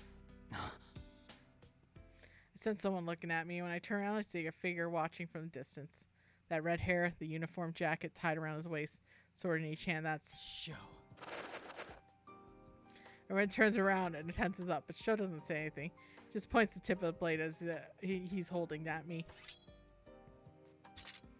That's... It must mean he'll come challenge me to fight again someday. Come at us however many times you want, but next time we'll fight one-on-one, fair and square. In a brief instant, it looks as if Sho's mouth forms a smile. Doesn't last long though, because he turns and runs, quickly disappears. Was I seeing things? No, I doubt it. That boy. So he survived. Yes. Regrettably, he is a serious criminal who tried to destroy the world. We cannot leave him be. I understand. But I won't be so stubborn this time. I ask that you all cooperate with us in capturing Minazuki. I'm honestly surprised at this. After the P1 Grand Prix came to close, Monsieur San clearly told us not to get involved further, rejected all our offers to help. I understand that she did so not to drag us into anything dangerous. But we decided to save Sho. Monsieur San came to understand our feelings and included us in the search for him. Sho's never had a chance to interact with people, so he has no idea how. So we'll fight with him as many times as it takes, explaining our true feelings to him. We'll do it over and over until it sinks in what it means to get involved with people. We'll fist fight for love! As long as Sho keeps trying for us. Well, I answer him with all my strength. So in a way, my answer is already decided. Yes, of course. With that, members of the investigation team who seem to be listening chime in from behind me. Leave it to me. My persona's gotten real strong. I'll find that show in no time so Senpai can breathe easier. That reminds me, that dude was wearing our uniform. I guess we should start by beating the crap out of everyone at school? Good no logic. violence yet, Kanji-kun. An investigation must be carried out based on thorough examination and confirmed evidence. Was he wearing our uniform? I didn't notice at all. I remember Minnie's smell, too. He can run, but he can't hide from Teddy's nose. That's a threat. Dude, will you stop giving everyone and everything those weird nicknames? Does your nose even work anymore? You've been sneezing this whole time. No, I haven't. That was because of the red fog. It was filled with a terrible curse and... Curses don't exist. Although given what Kagutsuchi was after, I suppose it did have an effect of that sort in truth. Why are we so scatterbrained? Can't you guys stay on one topic for 10 seconds? Oh, sheesh. Good, it's like always. I can't help but smile and join in with everyone. Not alone. Even if it turns out I have to fight Sho again, my friends and I will handle it. We're the investigation team, after all. Aw, friendship. Dragon Sound was right. Oh, I'm so proud of them. We return from the TV world. An utter mundane world awaits us. As we stand around the quiet dawn of June S before it opens, Yosuke looks around at the eye-raising outfits of the shadow operatives. I think I'll tell anyone about him sighing, "Thank goodness we came out at this hour." Then again, I'm at a loss of what to do when we go to Yasugami High, close for the holidays, to see Masuro-san off. A pitch-black military helicopter lands on the grounds. After seeing them off, we return to the empty pre-dawn food court and take our usual seats. Sitting here makes it feel like I'm really back. Indeed. It seems that for now, the case is closed. Man, that guy sure gave us some grief. Wasn't the world on the brink of ending? Mm-hmm. Although, I felt a bit sorry for him. Huh? For who? You can't even figure that out? She's talking about how Sho probably didn't want to turn out that way. Yeah, he's a really clumsy kid. I keep thinking about how similar I was, you know? According to Mitsuru-san, ever since Ikutsuki abandoned Sho, he was left for dead in the hospital's care. Jesus. I surmise that is where he learned of Ikutsuki's death, and later heard this plan's proposal for Minazuki. That reminds me. That thing that showed up at the end. Hino Kagutsuchi, right? What was that thing really? Yeah. It said it was born when this town was enshrouded in fog. And that's not all. It was all over my fuzzy head, but what was that collective will of so-and-so part about? I guess it was formed from the hearts of people who only think about themselves, never caring what happens to others. Yeah. When the fog covered this town last time, the hearts of people who only cared about their own safety gathered and formed that Hino Kagutsuchi. That's a sad way to be. I wonder why some people think like that. Damn. Well, there's nothing we could do about it except to do our best. By the way, partner. Yeah? Did you see Adachi up there? What happened to him in the end? Oh. No way! Adachi-san? That bastard was here? Oh yeah, I hadn't told everyone yet. By the time I turned around to defeating Hino Kagutsuchi, Adachi-san was already nowhere to be seen, but... Don't worry about him. He'll obey the rules. No one asks any more questions after that. None of us say as much, but it's strange kind of trust that we have about Adachi-san, who told us that he'd obey the rules in this world. If that's the case, at least Adachi-san is true to his word. All right then, let's go home. But man, some long holiday this turned out to be. This happened in one holiday. Seriously, Yukun came to visit and we didn't get to talk at all. Oh well. But now that it's all over, I think I had fun. Yuki-chan, have you turned to violence? Yep. Thinking back on it, I did see some dangerously scary faces from you. Teddy, would you like to see me angry? Ah! There! That's exactly what I'm talking about! I somewhat understand what Yukiko-senpai means. Despite the lost time, we've gathered as a group again. I'm glad for that much. We all silently nod in agreement to this. Once today is over, we'll return to our normal lives, walk on our own paths. Even then, someday, no matter when that may be. Yosuke-senpai, I'm hungry. Can we go grab a bite yet? Meat sounds great right now. You'll scale treat, of course. I'm not treating anyone. The store's not even open. Stop trying to make me treat you guys every time. It's because you get employee discounts, Yosuke. Things really haven't changed at all. Oh, Senpai, look!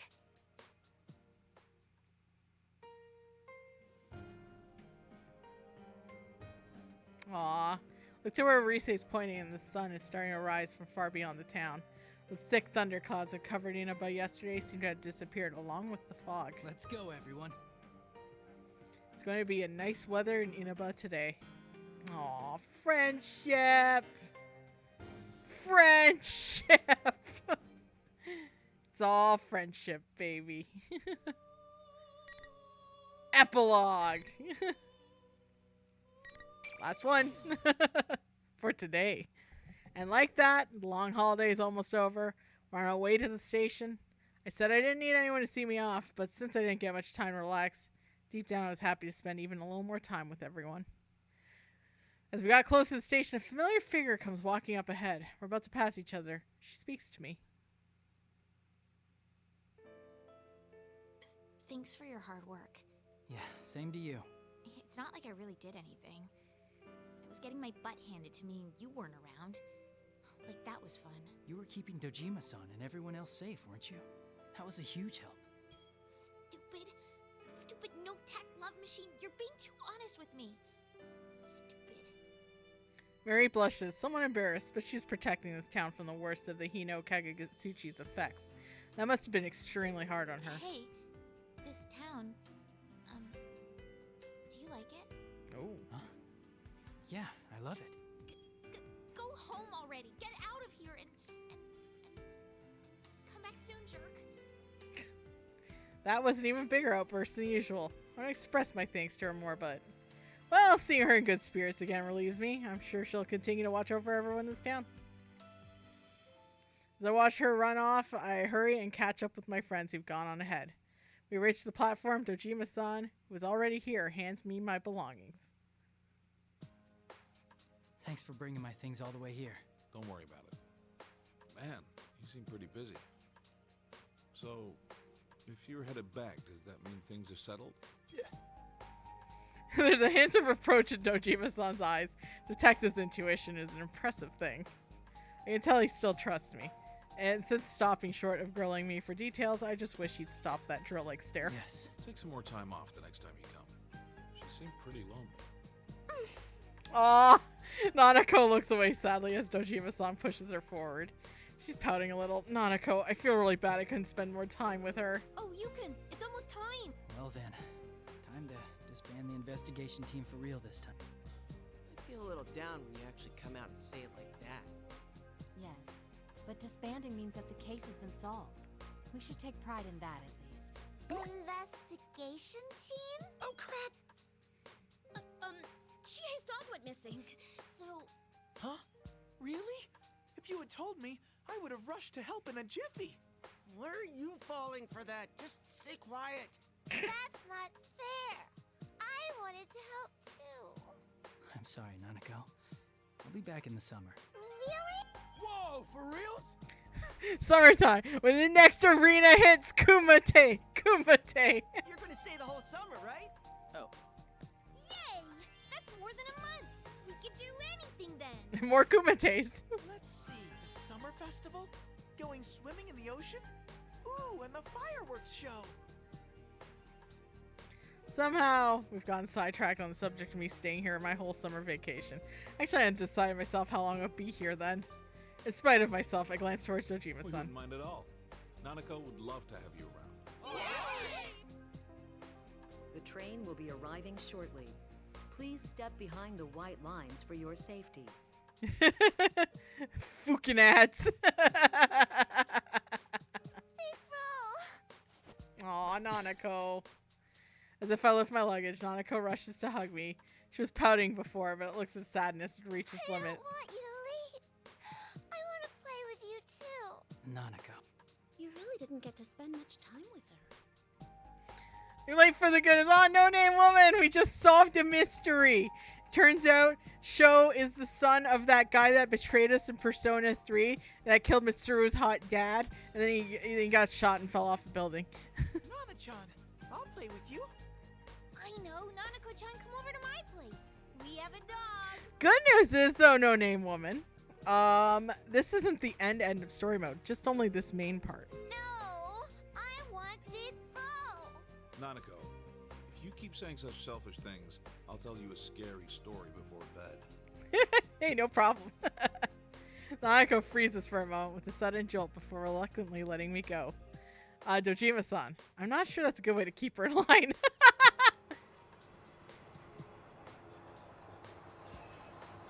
I'll have more time over the summer vacation, Nanako. We can play more then. Okay.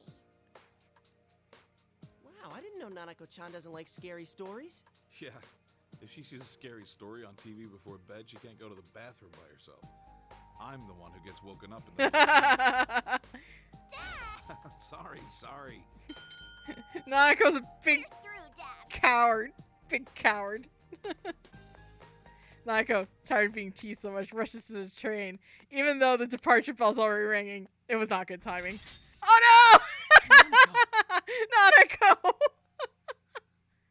I chase after Nanako and rush into the train just as the door closes behind me. Shio-san and friends are left behind on the platform with dumbfounded expressions.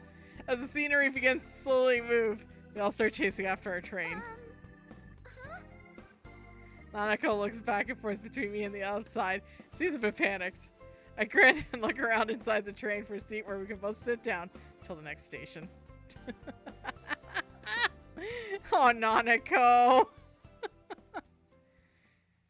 Well, at least we got to hang out together. Broken? Eaten? Why the hell does it keep changing like that? Break? What is it, a car? I don't even have any brothers named Ken! What? Oh my! Are you studying English? It must be a cold day in hell. You old hag! I'm trying to study here, so quit making fun of me! My, he's embarrassed. Damn, my mom looks so happy. I ain't doing this because I want to. I ignore her and turn back to study the aid thing. Oh, that's right. There's something I wanted to ask you. Well, what is it? Quit bothering me. I just hurry up and ask already. Well, our dyes seem to be running out much faster lately. Do you know anything about that? Yeah, how dare you call your mother a hag? I agree, No Name Woman. Get all flustered and set her question. How should I know? Maybe we had a burglar or something. Oh my. A burglar who only steals dyes? Like I said, how should I know? You're probably just imagining it anyway. Is that so? How odd. Man, she's weirdly sharp about this stuff. Can't let her figure it out yet. She'll know what I'm like, thinking about the family business and all. My senpai's third year now. It's only natural that they talk, and then it's our plan for the future. I've been giving it some thought myself, so I decided to start training in secret about stuff like dyeing. Huh. What's the studying for? Well, that's part of my plan, too. I just remembered. That navy blue handkerchief I washed yesterday had an odd unevenness to its coloring. What? Like how? That handkerchief was my best work lately, and... Wait. The one I washed was a white handkerchief. Ah, the ravages of age. I keep misremembering things. Hey, she got your ass, Kanji. You old hag! Don't call her hag! Ma leaves, chuckling all the while. That old hag. She knew! Feeling embarrassed about my secret training, getting found out, take a break from studying and pick up the dyed goods out in the store. The color just isn't the same. I compare it to the fabric I dyed my mascot plushie. Didn't notice until I actually worked with dyes on my own, but Ma's dyes goods are something else. How did she get the dyes to do that? Catch myself sighing and shaking the cobwebs out of my head. You senpai's gone back to the city.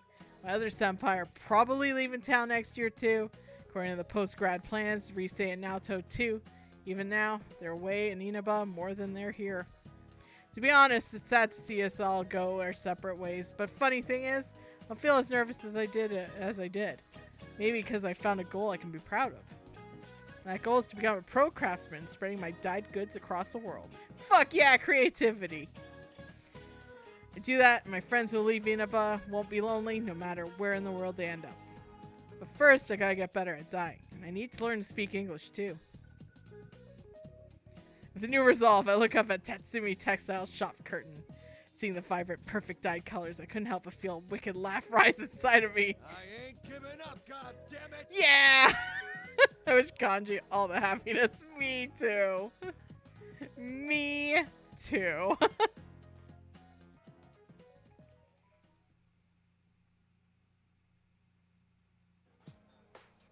Excuse me.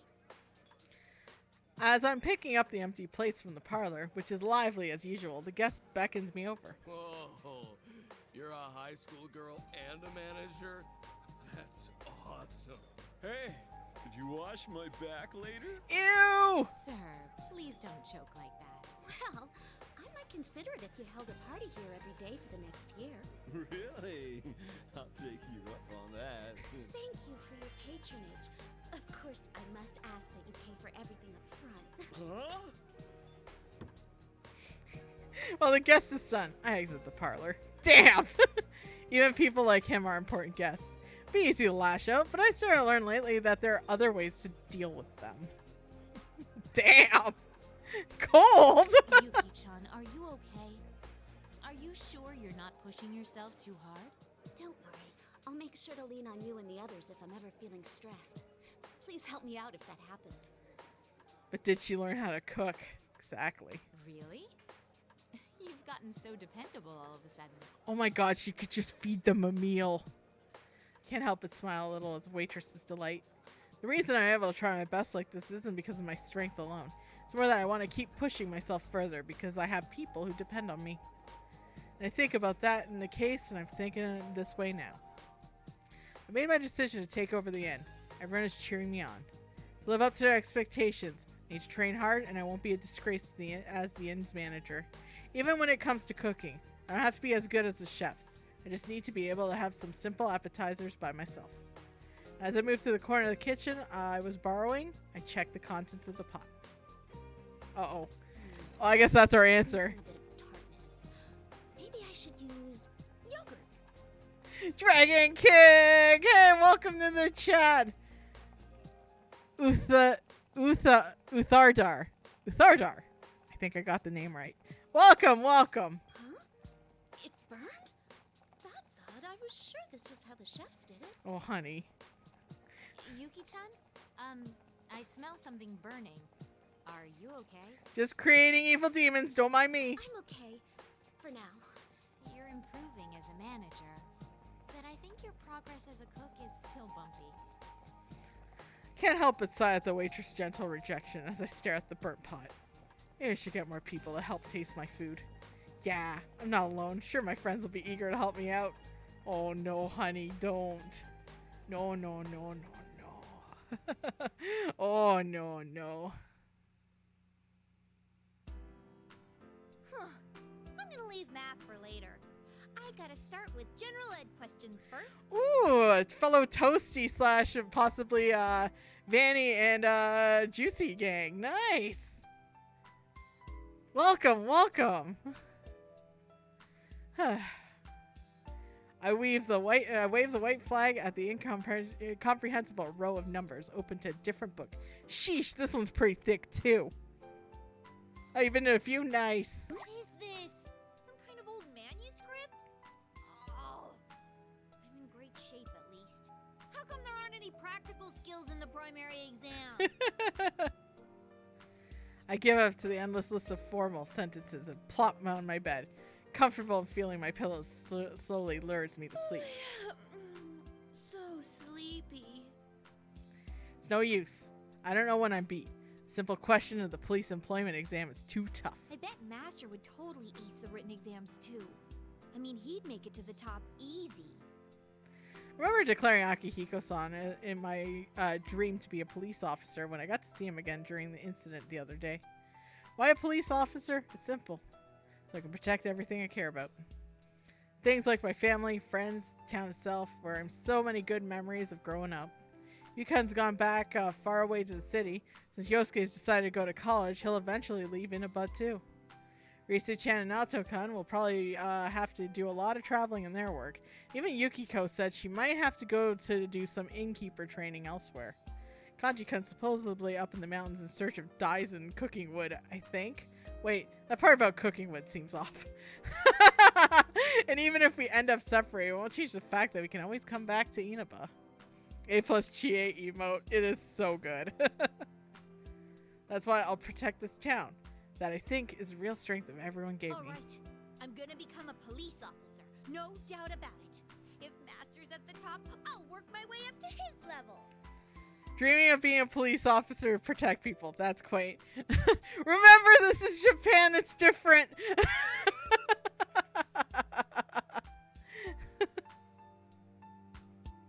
I am the law. Law.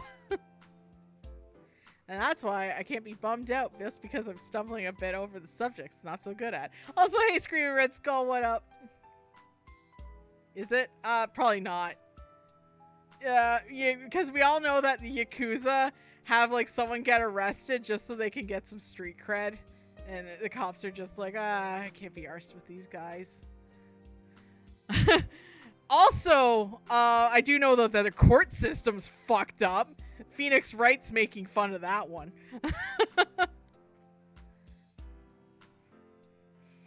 I know that the court system's completely borked. We think Phoenix Wright's insane, but that's actually kind of how Japanese court works. It's nuts. And that's why I can't be bummed out just because of stumbling a bit over subjects I'm not good at. I lightly slap both my cheeks, wake myself up, and get a second win. I jump off of the bed and head back to my desk once more.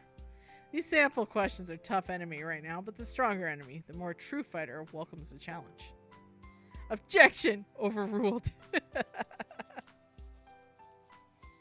Once I become a police officer, I'll bust up bad guys at crime scenes, one after the other. I need to be on the streets, not behind a TV. Akihiko-san, a government official with the police, will be my strict but kind boss. Oh, and I bet the case comes up, our ace detective Naoto-kun will help out in the investigation. Yukon and others will be amazed at how I take care of business. Kind of embarrassing to think about it, though. Oh dear, Chie.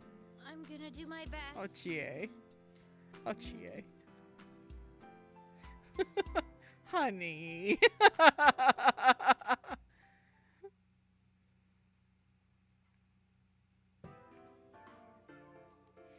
Sometime after Golden Week incident, I was drawing room for a certain dummy company in Okina City. The public is merely a small publishing company, but in truth, it's been rented out by the public safety, serve as a base of operations for administrative police activities carried out in secret. Though at times I cooperate with them on investigations, I still have an ordinary high school student.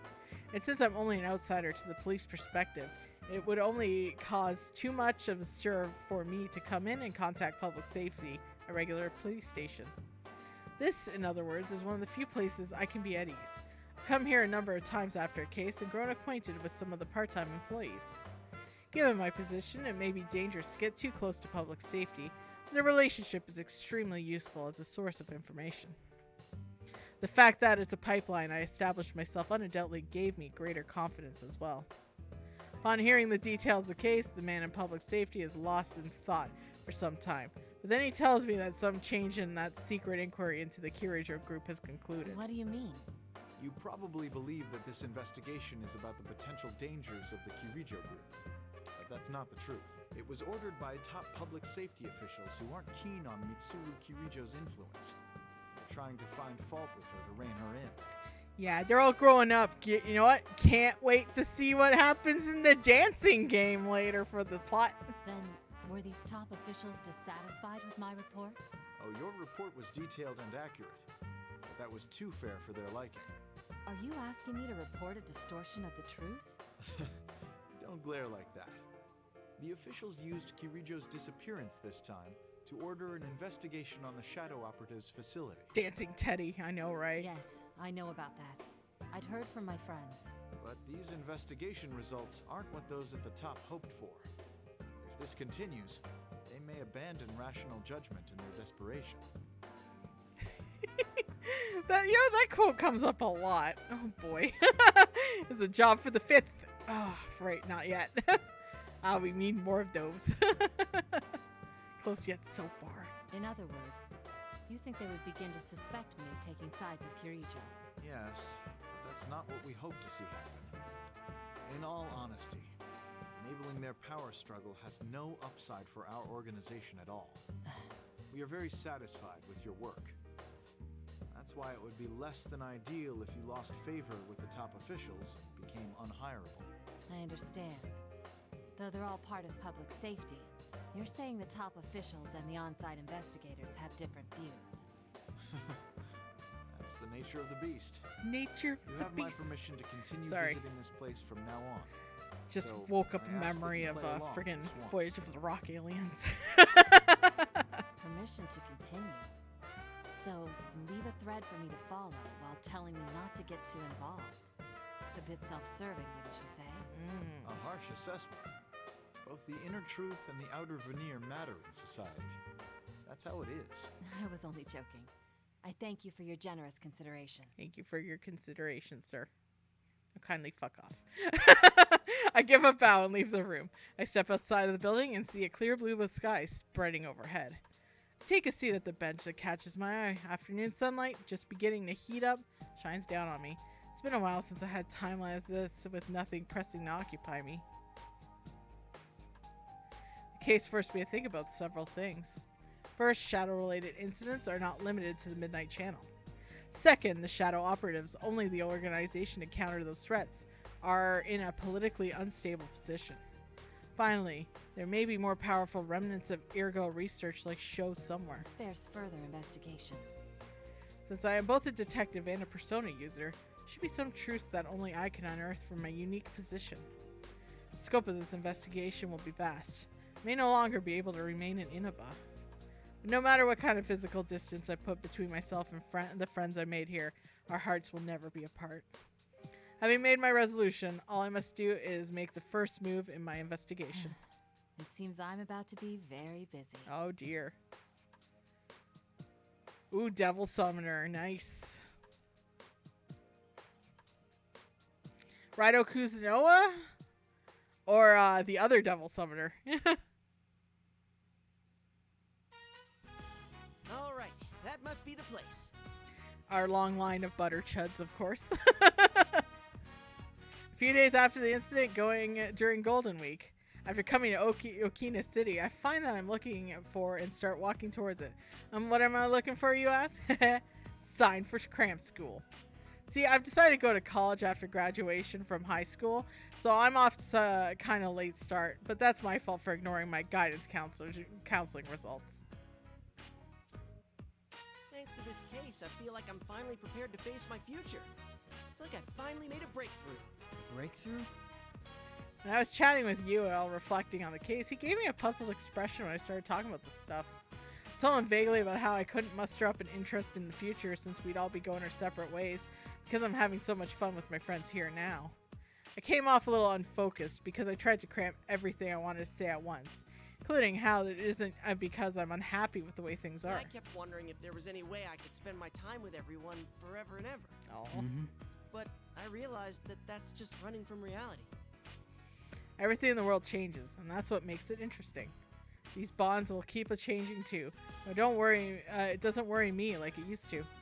No matter how far apart we may be, no matter how different a past may be, I rely on everyone. And I want to be someone everyone can rely on. That's why for now I'm focused on finding a big project that won't bore me until I die. First, I'm gonna go to college and expand my horizons.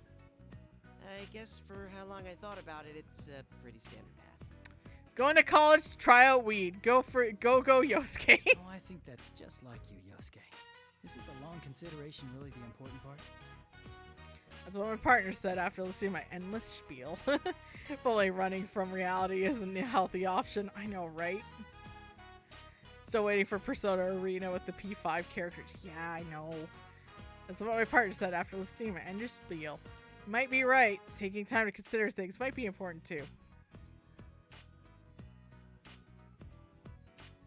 And so, after picking up the application for cram school, Coming back home to Inaba, I'm now taking drastic measures at Yamanido bookstore. In front of me is a shelf of study book aids, and all around me are serious-looking guys I'm hesitant to talk to. I have no idea which ones are any good. Huh? What are you doing, Yosuke? The shelf with the nurses is over there. God damn it, Teddy! This guy's picking out study aid books, immediately stares at me as Teddy's voice pierces the quiet store. Come on, give me a break. Why did I have to run into Teddy here? I'll stay over here for today, thanks. Oh, you're looking for camouflage. Something to hide your nurses with? Teddy! God damn it. What? Hell no! Teddy proudly rushes over to a certain corner I would always stop by.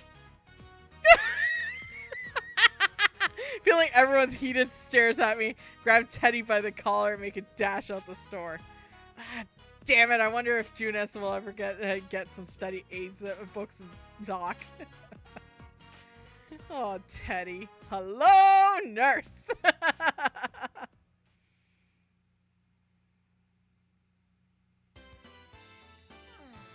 This part seems to be lacking a bit.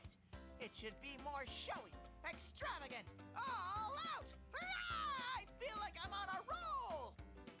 I go on decorating with splendid watercolored sign and give the impression of blue summer sky, shining star decorations too. Top of that, I've made mannequins sexy too. Better fit for the summery theme. Of course you fucking did that. Of course you did, Teddy. As I'm nodding at my awesome display. Yosuke's making a beeline right towards me. But he's surprised at my utter perfect display skills. Yosuke, what was that for? Shut up! What about this is perfect to you? It looks like a midsummer swimsuit sale. Oh, now that you mention it. Oh, that's all you can say? Listen, this is supposed to be a section for elegant summer clothes for the early season. So why set up a swimsuit sale, huh? Stop changing things on your own. Oh, but Sensei will come back once summer comes, right? My mind is already in full summer mode. Teddy loves the titties. Teddy loves beefers. Jumping the gun way too much. Don't drag our store into your shenanigans. You say that, but aren't you curious too? Don't you want Yuki-chan, Chie-chan, Risen-chan, and Now-chan to wear these new swimsuits as soon as possible? Teddy. Teddy. Well, sure. But wait, we weren't talking about me. Oh, I know. When Sensei comes back, let's invite Mid-chan and her friends to the beach. Mitsuru-san and her friends, huh? Oh, they're regular working folks. I mean, they're a special unit, so I don't think they could just... Yosuke, the game will end if you give up. Just imagine what they'd all look like in swimsuits. Oh, Teddy.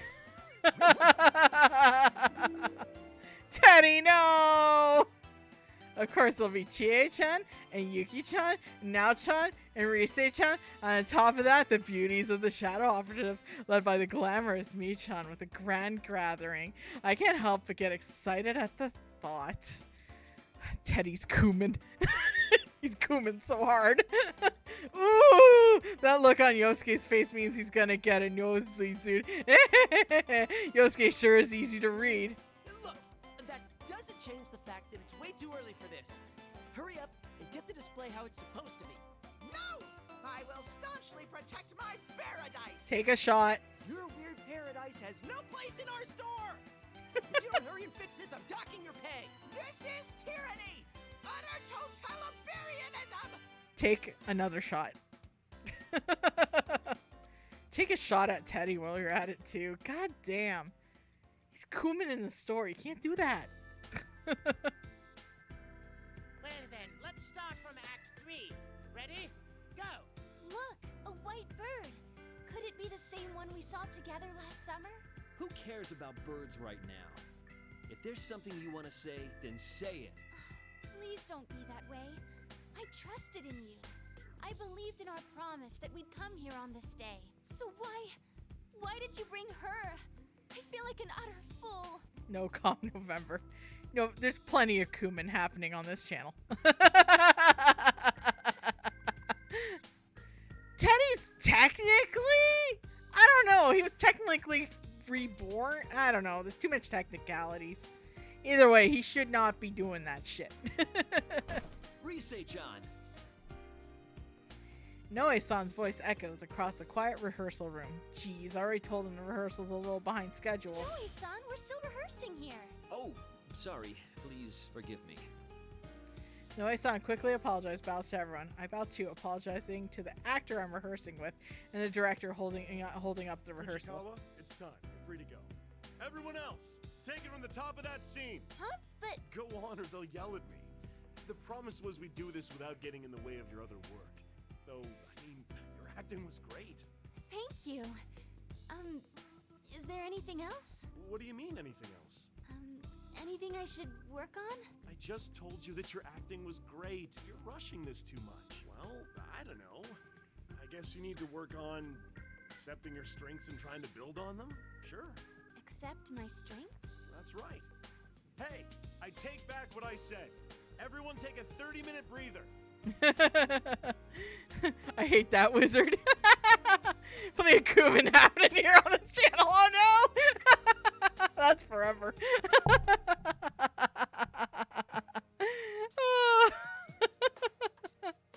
At the director's order, his attention to rehearsal rooms flips. I grab my towel and bag before hurrying over to Inoue-san, making himself scarce near the entrance. Oh so no. What do you need to talk about, Inoue-san? Oh, right. The response to your TV appearance the other day was amazing. We keep getting tons of calls with more work for you.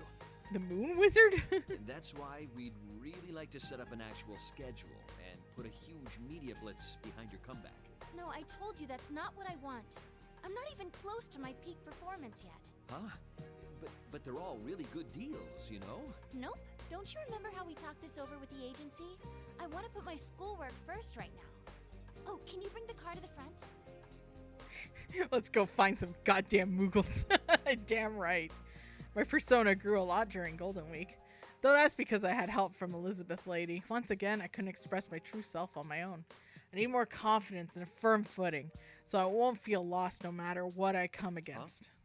Huh? Rise-chan, where are we? I have voice training after this. Come on, you're my manager. Get your act together. Oh, right. Sorry. Can you give me a ride? I want to hear about what kind of work came in. Of course. I'll bring the car around, so wait at the entrance.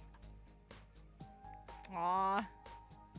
After seeing off Inoue-san, I jogged towards the parking lot, opened my cell phone. Main wallpaper is a picture of everyone we took at the food court. To make my ideal self reality, I surely have to keep facing up to my weakness. But I'll have help.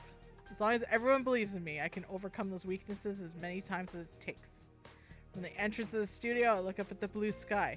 It's a little closer to summer now. Wait for Inoue's car takes me to the next rehearsal. Ah, Rise! Finding Moogles and hugging them. I know, right? The end. Aww. Oh my gosh, she really likes you. They really, really, really lay it on thick in the dancing game. Like, big time. Alright! Oh my god, we finished the first part of story mode, which I think was way better than last time. I guess we'll have a chat while the credits roll because I can't change anything. I mean, I know some of you came in late and saw the ending part, but hey, I make the highlights and they come back on. It's fine. And also, I'm getting better at updating my my channel where I have all my streams on, actually. But the good news is, though, we still have a few more story modes, because I believe there's a Persona 3 characters one. And I believe there's also an Adachi one as well. So we're just... Oh, this music's great, though. I like how they build up that this is canon story. No, you didn't fully miss the good Borker. Like, we got to see the Borker, but you get to fully see the Borker next time. So it's all good. That said, though, I am not around next weekend. Just to let you know, I have Friday, Saturday, and Sunday booked off from streaming. Because it's my mommy's birthday, so I'm coming over to visit. So, yeah, just heads up on that. Heads up on that, okay? But I'm also, like, next week, though, I'm going to be doing a watch party, I believe. And I think I'm either going to just do a Fightcade thing, Happy early birthday to her. No problem, No Name Woman. I might be doing a watch party and maybe some more Resi Village next week. I might just have just the watch party and then my stream on YouTube, and that's it, because I don't want to overwork myself too, because I have to make sure I have everything done for the weekend on YouTube. Well, I should say I have everything done for Friday, Sunday, and Monday for YouTube. But, you know, it's fine. I have a lot of recording to do, which is good, so that's all good there. So that's kind of figured out. There's the Borker and grown-up Ken.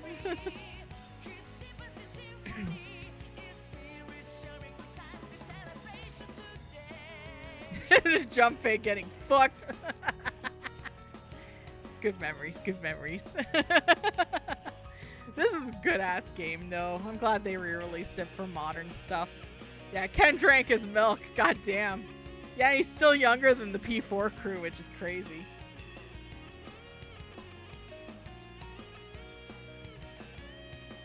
Because, like, Kanji's, like, born in 96 or 95, and then he's, like, 98. So he's still younger. And because Kanji and Rise are, like, the youngest of the team.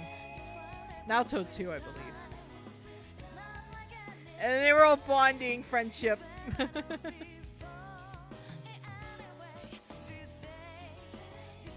then they came in for the rescue because friendship. The whole theme is friendship, everyone. I can't remember if Sho has his own story mode too, now that I think about it.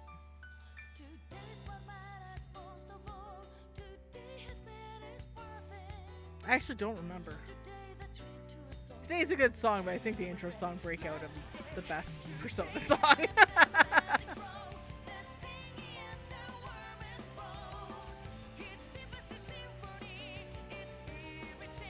Aw, and here's all like the stuff.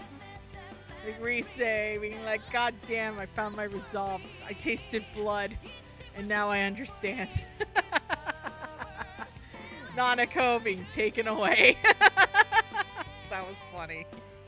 Oh, Nanako. I made fun of her. So she has fear of ghosts, you know? It's a kid. Come on. Oh, that Kanji wants to go to the mountains and dies. Just imagine him like mulling pigments is pretty amazing.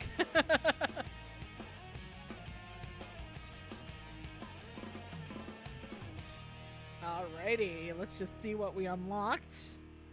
This program was brought to you by the following sponsors. Hey, we got sponsorship deals, everyone. It's great.